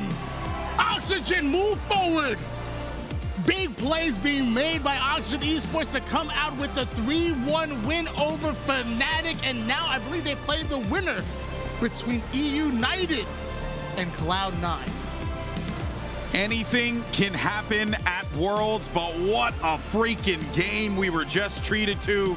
It's an unfortunate run for Fnatic, but they have to be pleased with themselves, coming out of open bracket, then the play-ins, and then getting top 8 at the World Championship. A team that has had one crazy season. It was not the way that they wanted to go, but you still have to be proud of the achievements that you've managed to make happen for yourselves here. But for right now, though, enough about Fnatic. The day belongs to Oxygen. They now move forward. They can relax, they can get some food, get some rest, because they know that there's more work to be done, Tony. Oxygen Esports, the new underdogs right now. You know, it was before it was G1. That was the wild card. That was the ultimate underdogs. As of right now, it seems to be Oxygen Esports. They made it further than G1, they made it further than G2, and now they've made it further than Fnatic due to just great Halo, great pacing, and the ability to stay objective, efficient. Yeah. Even against a team as skilled as Fnatic. And think about Collect. What an achievement for him.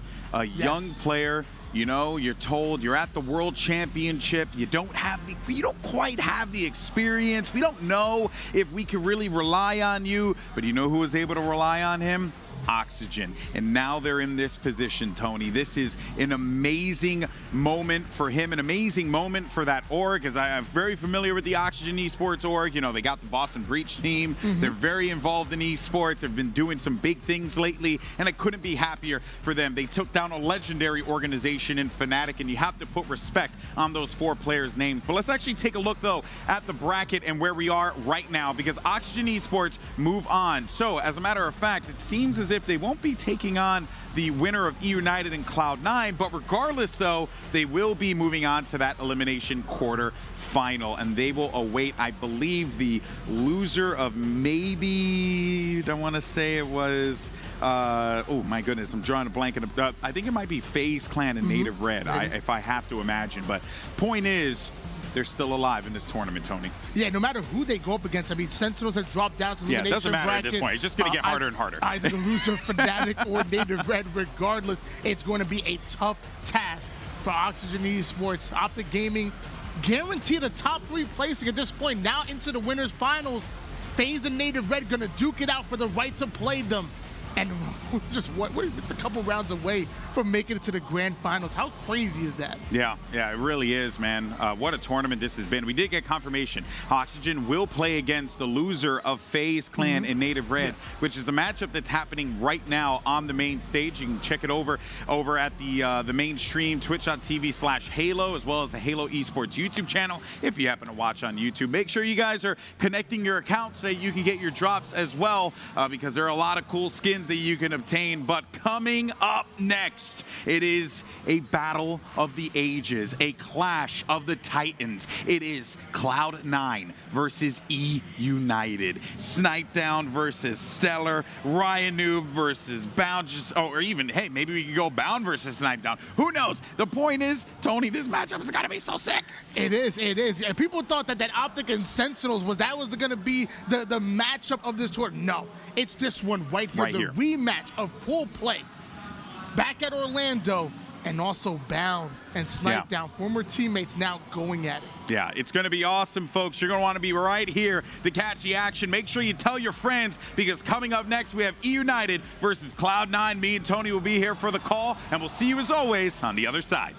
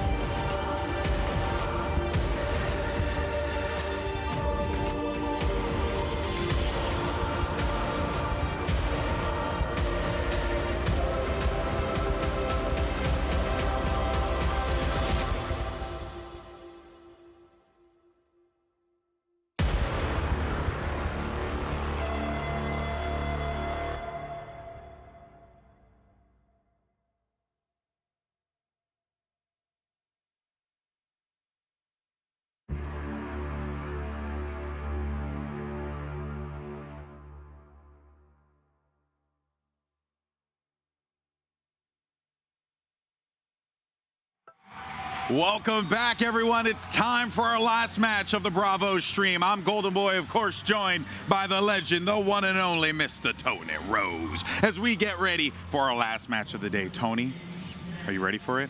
It's Cloud9 versus freaking E-United. I don't know if I'm ready, but I better get ready because it's coming soon. Oh, I'm into this one, man. Yeah, look. If there's one thing, there's a few things I love in life, okay? You know, I like a good glass of wine. All right. I love me some superhero movies. Of course. Comic books. All right. And some mother effing Halo. And I'm ready for some Halo, baby, because these two teams are going to give us a giga banger, hands down. This is not a position that I thought either of these two squads would find themselves in. Top 6 they're fighting for. One of these teams is going to go home before Championship Sunday. That is absurd to think about.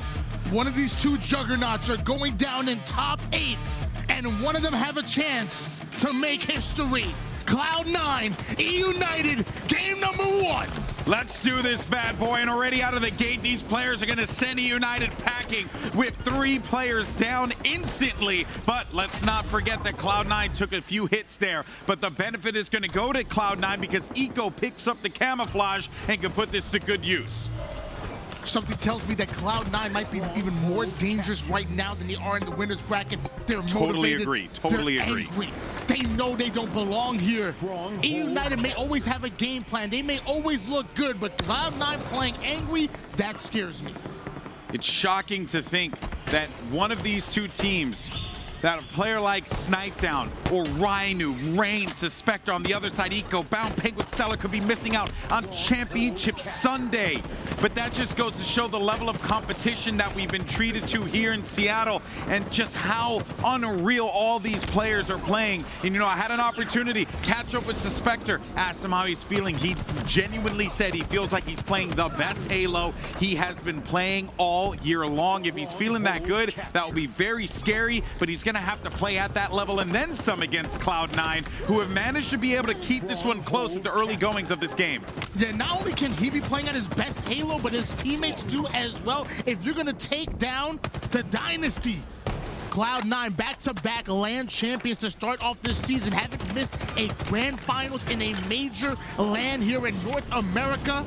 We know what's on the line. It's a 28-13 lead in favor of Cloud9 right now. They don't have the numbers just yet, but of course, Bound going right after Rain. They haven't been able to miss a grand final in a major, but here's the kicker.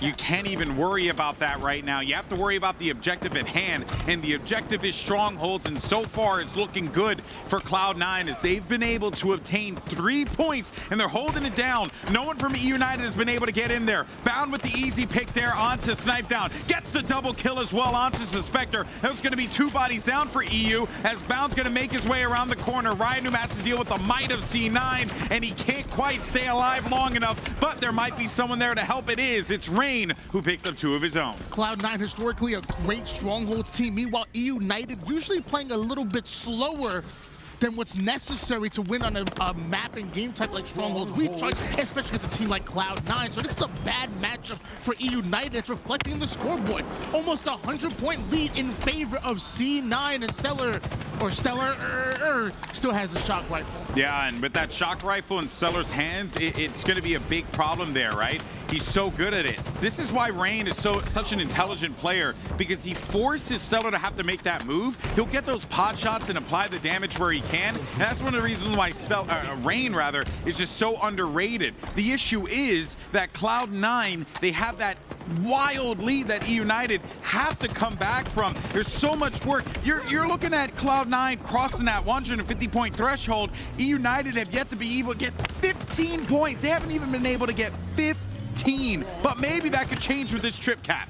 Even with the home field advantage, Seattle Rain and E-United having a tough time dealing with Cloud9, but the triple cap does come in. If there's any chance for them to come back in this game, it's going to be through this triple cap. It's going to be through the discipline and through the slays necessary. And even though E-United are going to give up the B control, they still hold A and C. So let's jump into the comms with an Astro listening with E-United in here if they can hold on to A and C. Yeah, 2 SC. I got one. They got 1 shot. Oh, 2 1 shots. 2 1 shots. Nice. 1 shot Sex. Camo now. He's on Sex. He's on Sex. Look at Sex. You grappled it. Nice. I got triple. I'm going back to A. We have camo. I'm pipes. I'm at A. Who has it? We don't. We don't have it. No one got camo. Yeah, it's fine. 7-6. We'll get it later. I scanned. I don't see it. I think it glitched. I think it glitched. Last week. I'm sitting bottom A. Pipes. I'm coming pipes. I'm here. Pipes last week. I'm ready stairs. Bottom A weak. I'm coming up A. I'm coming up A. 3 shots today. No, I got one. No, one shot. Nice. I'm coming. I'm behind. Bottom A. One shot bottom A. Dead. In behind me. Dude, one needles. I'm living. Shields, I'm on it's It's up A. Bottom A, 2 shots. 2 shots. Bottom A, one shot. You go. He's on elevator. Sitting bottom A, left side. Nice. There's With the repulse. Jumping up top A. weak at A. 2 weak at A. In needles with. Nice. 2 A. I can look C. I'm starting B. Yeah. Okay. I died. And A capping it. C's weak. One shot C. He's going into blue, one shot. I'm looking Gonna be for multiples here. Stop blue. Multiples blue. His job on me. Pretty solid calls there from EU United. I expect nothing less from them. You know, one thing that you got to say about EU is that this is a team of professionals, right? And I don't mean that in like, obviously they are pro players, but also these are guys who are older, more mature. They've been in this situation time and time again. And for some of these players, they have been playing since the days of H3, Tony. There's a lot of history on this team and a lot of intelligence in one player in particular, Snipe Down, who can take some faces off if he needs to. Snipe Down might just go off with the shock rifle. We've seen what it can do with different snipers in past games. Now look at line up another one. Eco gonna moonwalk right into Snipe Down, but eventually does end up going down. 3 members of Cloud9 gonna follow though. So EU United having an advantage, pushing up for Bravo and Charlie at the same time. They should still be putting points on the board starting now. Yeah, smart play from EU United. They knew that they lost control as soon as Snipe Down died there. Critical fight happening though. 3 members from EU United, or actually from Cloud9, are gonna be pressured, and that's gonna come from Bound and Stellar forcing the situation in gold. They're looking to try and get control of B, and a great play there. A perfect shot from Bound, as well as the camouflage grab, which is massive for Cloud9 here. What a great response from them. They get A, and then they immediately put that work in to secure B. We already knew he had the moves like Jagger, but apparently has a shot of Steph Curry with that big perfect kill, snatching away active camouflage. Does Bound, and a double cap once again in favor of Cloud9 as he's putting down every single member of EU United that crosses his path. EU United having a tough time getting these kills, let alone getting a capture on a base. He gets on top of blue there. Nice play from Bound, and I'm certain that that player was not expecting that at all. This is the thing about Bound, right? When he is playing well, and Walshy said this before on the desk, and he made a fantastic point. When Bound is beaten down on people, he gets better and better and better and better. Bound needs to be challenged, and I think that could potentially be a win condition here for EU United to really put that pressure on Bound and then make him make mistakes. But right now he's playing with a lot of confidence, and he's only going to get stronger as time goes on. Bound and Cloud9 at the moment are playing bully ball, and it's seemingly working on EU United, who haven't found an answer to the aggression that Cloud9 consistently put on them. Finally, we see a double cap in favor of EU United, but Stellar still has that shock rifle, and they're just going to out-rotate him and work onto the Charlie side. EU United needs to headbutt them. They need to get a kill. Yeah, they need a response here and now. Maybe that's going to come from C, but they're going to lose B instantly. They have 4 players that are working towards C, and they have no other choice but to do this. With 2 players down though from Cloud9, now you get A, you can potentially get C, and if you get the break here on B, that'd be huge, but it's not going to work out for them though. Snipe Down does get the kill onto Penguin, and look at where the players of Cloud9 are going to be spawning, over toward Long Haul, fighting inside of the pit, because Camouflage comes up in a few seconds, and they need to secure these kills, United, in order to prevent C9 from getting control of that power-up. 211 to 130 lead in favor of Cloud9, but United the ones putting points on the board, and Brian's the one stealing away camouflage. Comes right down to the Mangler pit, puts a one-shot, can't find the kill. That was a camouflage that did not really amount to all that much for United. At the very least, what they have been able to get from that was more time and to catch up on this lead. But this fight is getting real scrappy towards C. United, though, managed to stabilize for the time being. Stellar, though, is going to be down low. No one in the vicinity to stop Stellar from capturing this. Oh, now he spoke too soon. 2 members, as a matter of fact, and Stellar's going to have to back away, but his teammates are working toward A, so now Cloud9 continue to capture some points here. But Tony, there's a problem. That scoreboard is getting a little out of hand, and United, they have to respond in kind. I love the way that United have been able to claw their way back into it, but Cloud9 started with a 150 to 13 lead and have just built off of it. And now that they were able to slow down United, work through that double cap, they're just 15 seconds away from taking it. United, you need to stop Cloud9. They need to get in a base, and that's what they do. And you need to start making sure that you're getting these gains, because yes, they are capturing and they're adding points, but they have to find literally what Cloud9 did at the start of the game, where it felt like they started the game with a 150-point lead over United. They have to start doing the same thing. They cannot allow Cloud9 to even sniff the different strongholds on the map. Otherwise, this game one is going to be over. You smell what Cloud9 are cooking. As of right now, it looks like they're getting cooked. 3 down, go Cloud9. United able to snatch away that shock rifle, holding down the gold side of the map, daring anyone from Cloud9 to extend forward. Camouflage is coming up, so that's going to force both of these teams to get out of their position. Suspect they're making one shot, making sure that gold side is being cleared out. Active camouflage is officially up. 2 players down. That's big. Now you're getting closer for United. You're coming back into this game.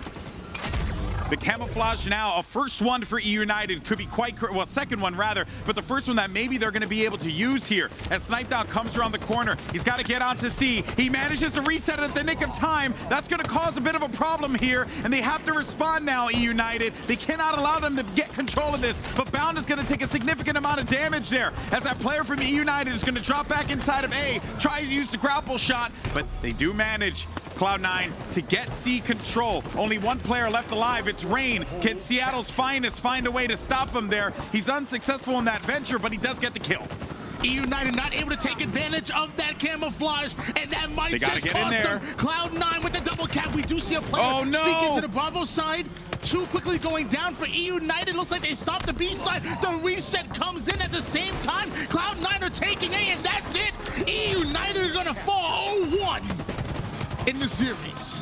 Cloud9 started that game with a wild lead. What was it, like 130 to 13 at one point, Tony? Like, that's so difficult to come back from. United kind of set themselves up for failure at the start of that game, but really, when you think about it, it was Cloud9 that did that for them, right? Cloud9, when they have those advantages, they'll beat you down time and time and time again. Bound had a great game there.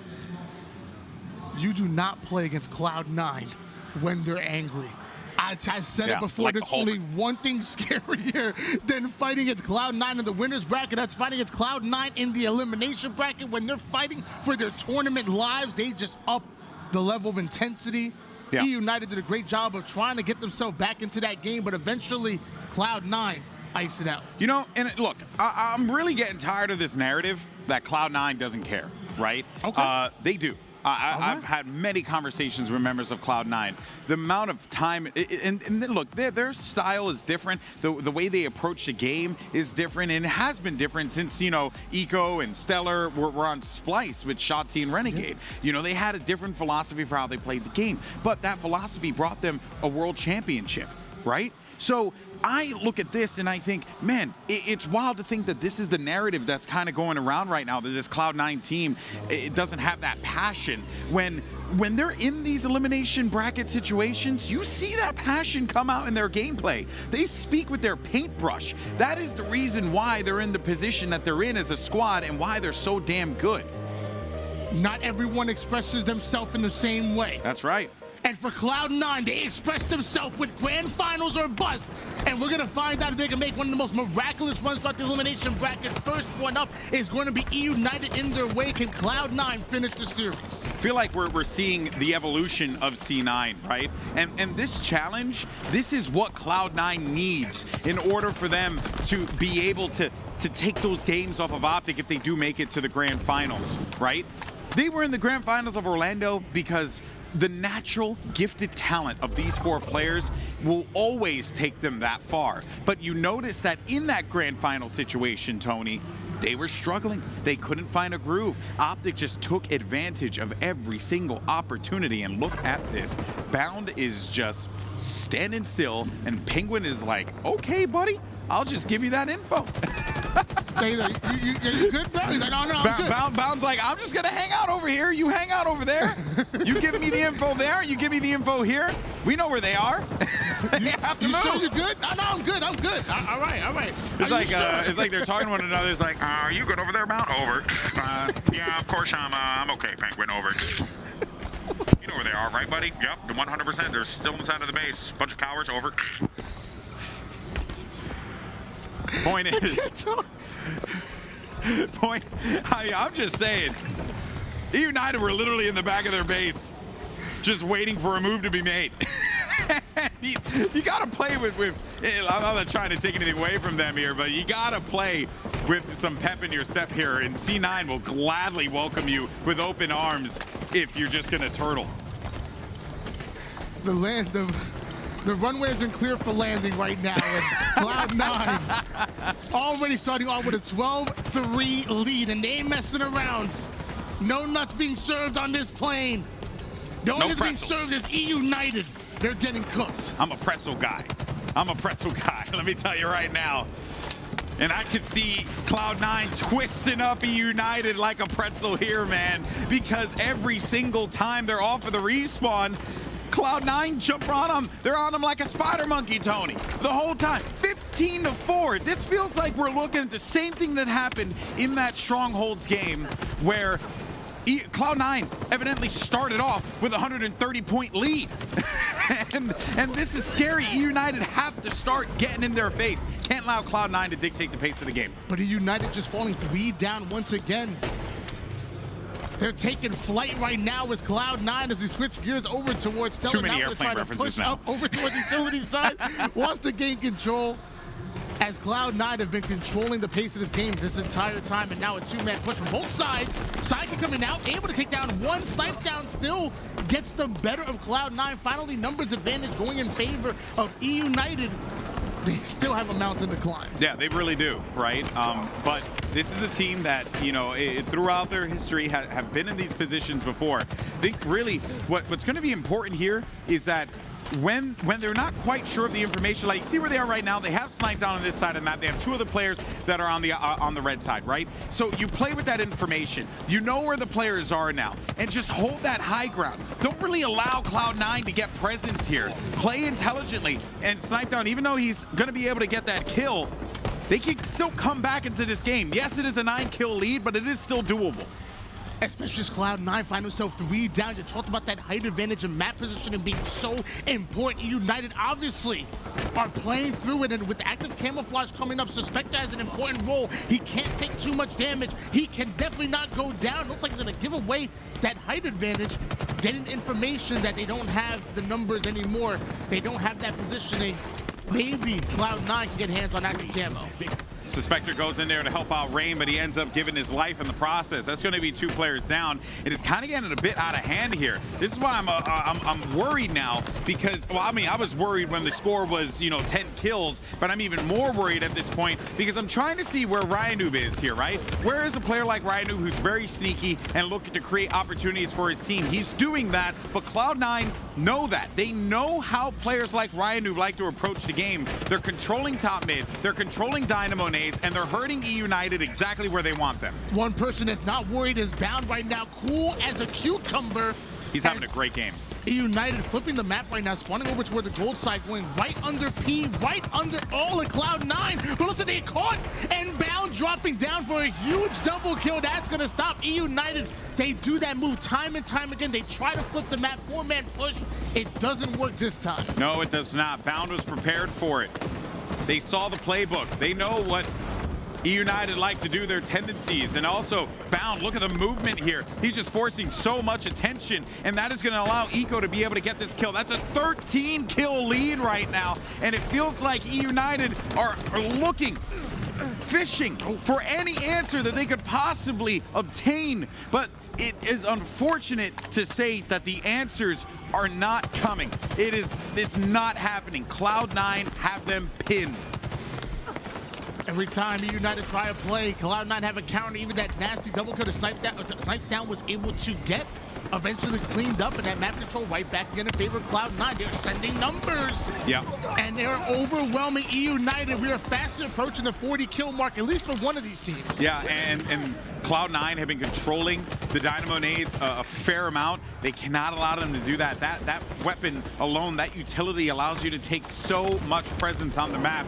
So I think that is something they're going to have to start prioritizing here, but also they got to prioritize these one-shots. Ryan knows that there was going to be a player down low, but I think he wasn't too sure if the other one was present. I think he thought that the guy he was facing off against was the sole player down low, but it turns out that there was going to be a second there. But thankfully, Snipedown's there for the cover, and he's able to secure himself a double kill. A little weak, but he does have the call as he goes back up top mid.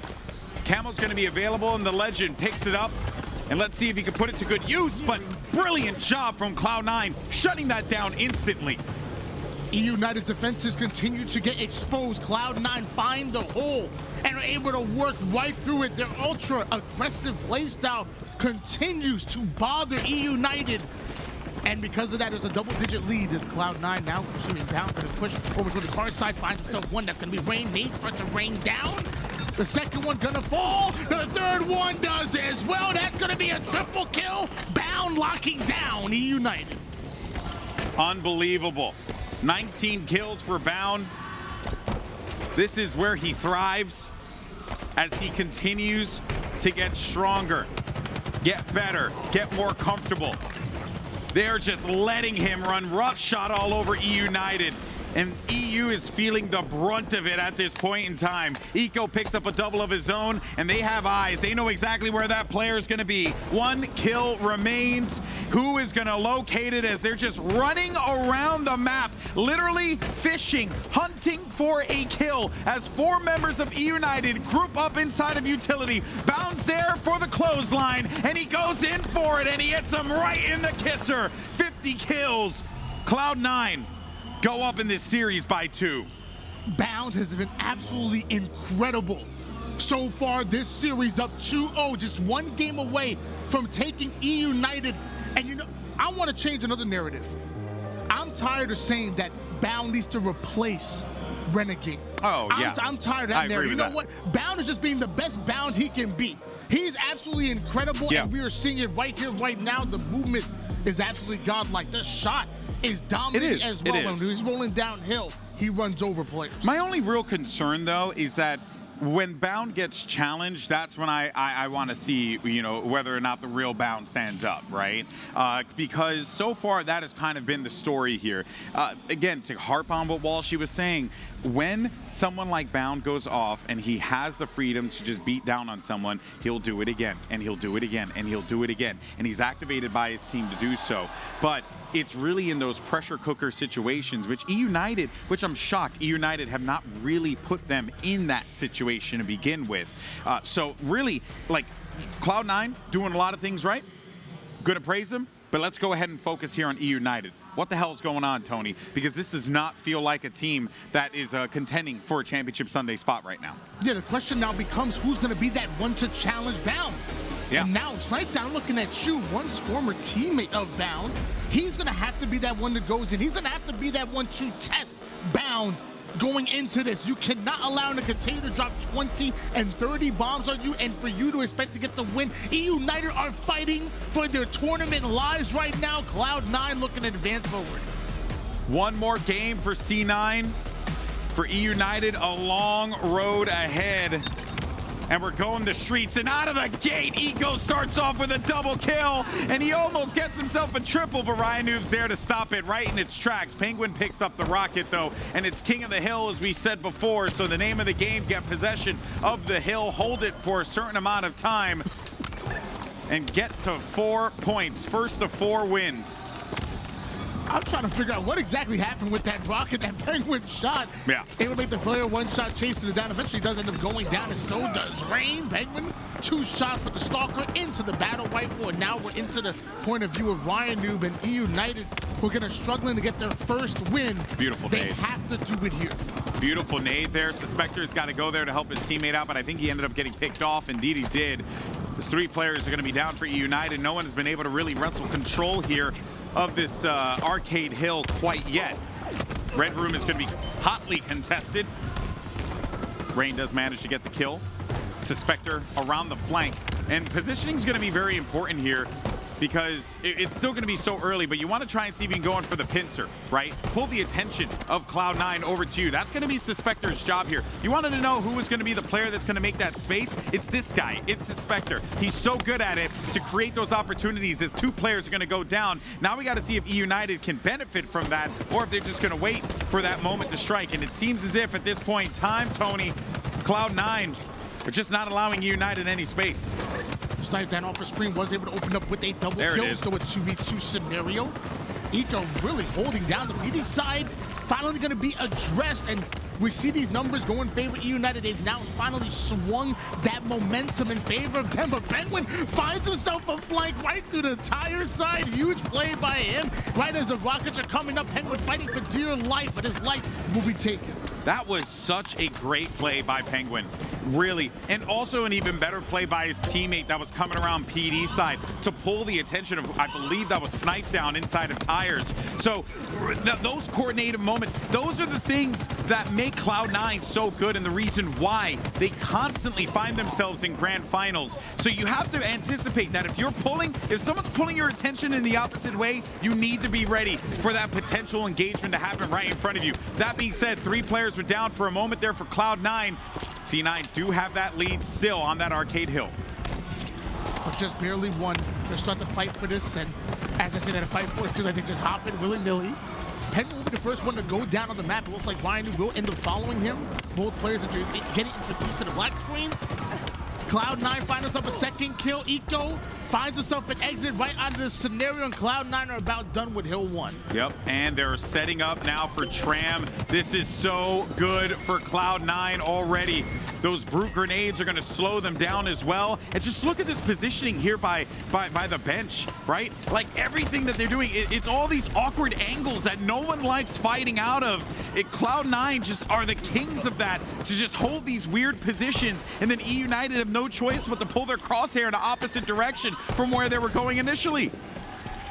I say it all the time, it's okay to go down 0-1 in King of the Hill, but you have to be set up for that next hill when United simply works. So that first progression is one in favor of Cloud9. United have to break through. They have to work harder, not smarter, but Suspector has himself a bulldog. That makes things a little bit easier. Yeah, it does.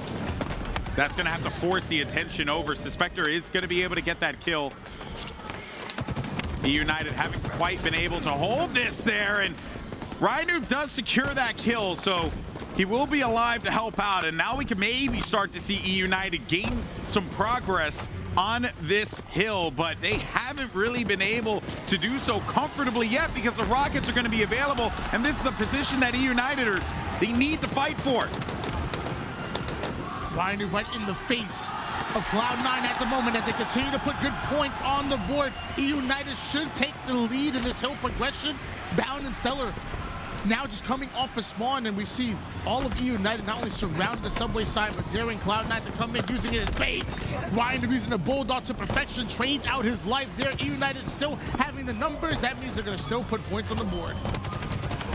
Big fight for Suspector to win there, and he also had the help from Snipe down too. Massive kill. Suspector feeling the value of his life even after he's perished. Which is going to force Penguin here to just wait this one out. 2 players right in front. He got the call that Snipe down was going to be weak, so he went right for the fight. Penguin also called that player over toward the driveway, but he wasn't prepared for Suspector by the B steps. And Suspector now, as he tries to stay alive, he wants to be able to help out his teammate, but he needed his shields to come back. And they're holding the door, the front door there, not allowing Cloud9 to enter. And that is a great read for E United. And now they kind of turned the tables here on C9. Just 1 minute and 45 seconds on the clock, and so far only 1 hill has been accumulated so far. That's how hard both of these teams are fighting for any kind of semblance of control for the subway side. Eco taking the backdoor entrance. Ryan New getting caught from multiple sides, front, back, side to side, somehow is able to escape with his life down to 1 shot. Should be able to get his shields back, and now Ryan New is going to start the push. You know what's ridiculous about all this, Tony, is that E United were on the Tram side of the map there for what felt like a century, and they were not able to, at the very least, get up to like 75% progress gain. Cloud9 constantly putting the pressure, constantly harassing him, never allowing E United to get comfortable inside of the hill, and as a result of that, they have not been able to make the significant progress that they wanted to make here. And even right now, we're still feeling the brunt of that. Snipe down lands down after just gaining his shields, and now he has no shields to go in for that fight, thus allowing his teammates to have to handle the brunt of the work here because he had no other choice. So many times with E United, we see their games end 1-0, 2-1. Never do they end up going the full distance when it comes to King of the Hill, when you're starting to see why they fight hard. And with the 2 down for Cloud9, they might be able to stay one last push as Cloud9 look at the end of here. Bound looking to put the Sentinel Beam to work, but Cloud9 find himself 3 down. Suspector finds herself within the hill. This is still possible for E United. It really is, but you have 1 minute remaining in this game. No one for E United is going to be in the hill yet, but Ryan with a massive double kill and a big clear. Get in that hill and start making some progress, because that's the only way you're going to win this game. Objective efficiency is going to be everything here, and you know where that hill is going to go next. So I think that Cloud9 maybe have conceded that they're not going to be able to stop this hill, and they're already setting up for the next one. Cloud9 have already punctured this hill. We are in swing hill number 3, with 47 seconds on the clock. It may just be the final hill that we see. E United desperately need this. Cloud9 having the opportunity to send E United home before Championship Sunday. 42 seconds, we're all tied up, so it will go to overtime. Who's going to win control on the PD side of the map? For right now, it's Cloud9, or at least it appears that way, as you have a lot of scrappy fights happening here. Stellar contributing massive damage in the middle of the map, holding tires as well. This is going to allow his teammates to spawn. They should be able to hold this for a little while, but here comes the United looking to force him off of it. Stellar pinging left and right over toward the ATM side of the map. Rockets have just come up, and both players, they need those rocks. 4 players on the map. They need those rocks, but they got to get on the hill too.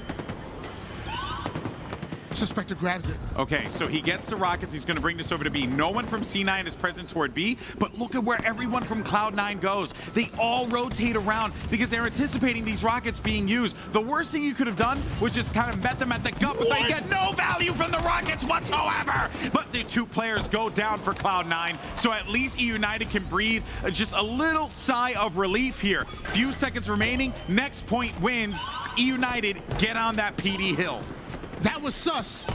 Spectre, 17 kills, only died 12 times. Not able to get the kill with the rockets, but still able to put Cloud9 3 down. 2 minutes on the clock. Just think about the fact, Tony, that like the way that this game has kind of played out, even when E United have those moments, have that advantage, they're still worried about someone popping up behind them, so they can never really press that. And this is getting real scary now for E United. Cloud9 are so close to winning this one and sending them packing 3-0, ending potentially what could be a glorious career for Snipedown in professional Halo, you know, with a whimper. But E United, they never waver, they never get desperate, and now as they find the kills that they were looking for, they're sending Cloud9 back towards the subway side, but off the screen, Penguin able to take down Suspector. Snipedown ends up going down, nades are coming in, E United fall 3 down, and Cloud9 going right towards the hill. The final player goes down, and that might be the final chance of E United. One last push. E United has to dig deep, but you have bodies on the hill. Cloud9 right there, and that is gonna do it, folks. Cloud9, no! E United stay alive. They get inside of the hill. They're gonna hold this one down for the time being. But Tony, this is such a fragile situation. If they lose this, that's it, it's over. E United cannot afford not a single second of progression for Cloud9, and as the kills start to come in, 2 down. We do see 2 down for Cloud9 to the half, still looking for any kind of push here. Penguin doing a great job of playing his life and doing that damage. Eventually he does end up going down. Bounce sneaks in, gets the contest, gets himself the kill, has to hop back out of the hill, but not able to get that single second necessary. Split second at this point. The hill's ripe for the picking here. Stellar's got himself the Stalker rifle, which caused some problems, but Ryan, does have the rockets, is he's going to be perched up over toward the cafe. E United do manage to get in there, but a massive kill there for Stellar. Could this very well be it? As he's on the move, finds one toward PD, gets the kill. One more tires. See you later. The last player sniped down, but it does doesn't even matter. E United are sent home with a clean sweep from Cloud9, and the lower bracket Warriors continue their Herculean run here at the Halo World Championship. You ain't gotta go home, but you gotta get the hell up out of here. Cloud9 pull off the 3-0. E United will What a not game. see Sunday like Chick-fil-A. That's a good one.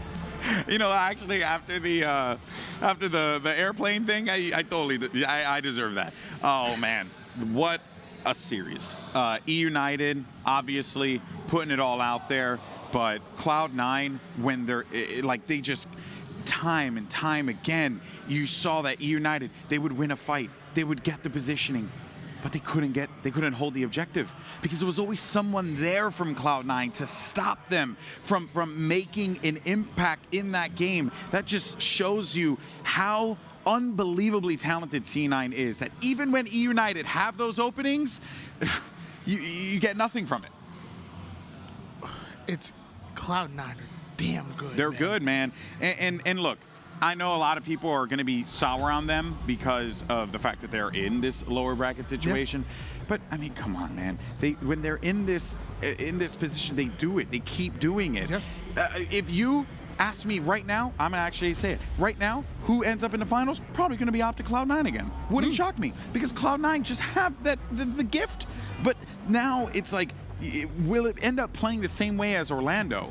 Or will we finally start to see this team evolve and ascend past that point where they're not, you know, like playing against Optic and looking like they don't quite know what they want to do, right? Like, I want to see the more to Cloud9. I think we're starting to get that here in this lower bracket. And just to make this very clear for everybody at home right now, this is not indicative of the skill set of E United. E United are one of the best teams in the league. But Cloud9 oh, good God. are just on another level. Oh, my God. What do you say? Sentinels versus Cloud9. That's the matchup that's going to happen.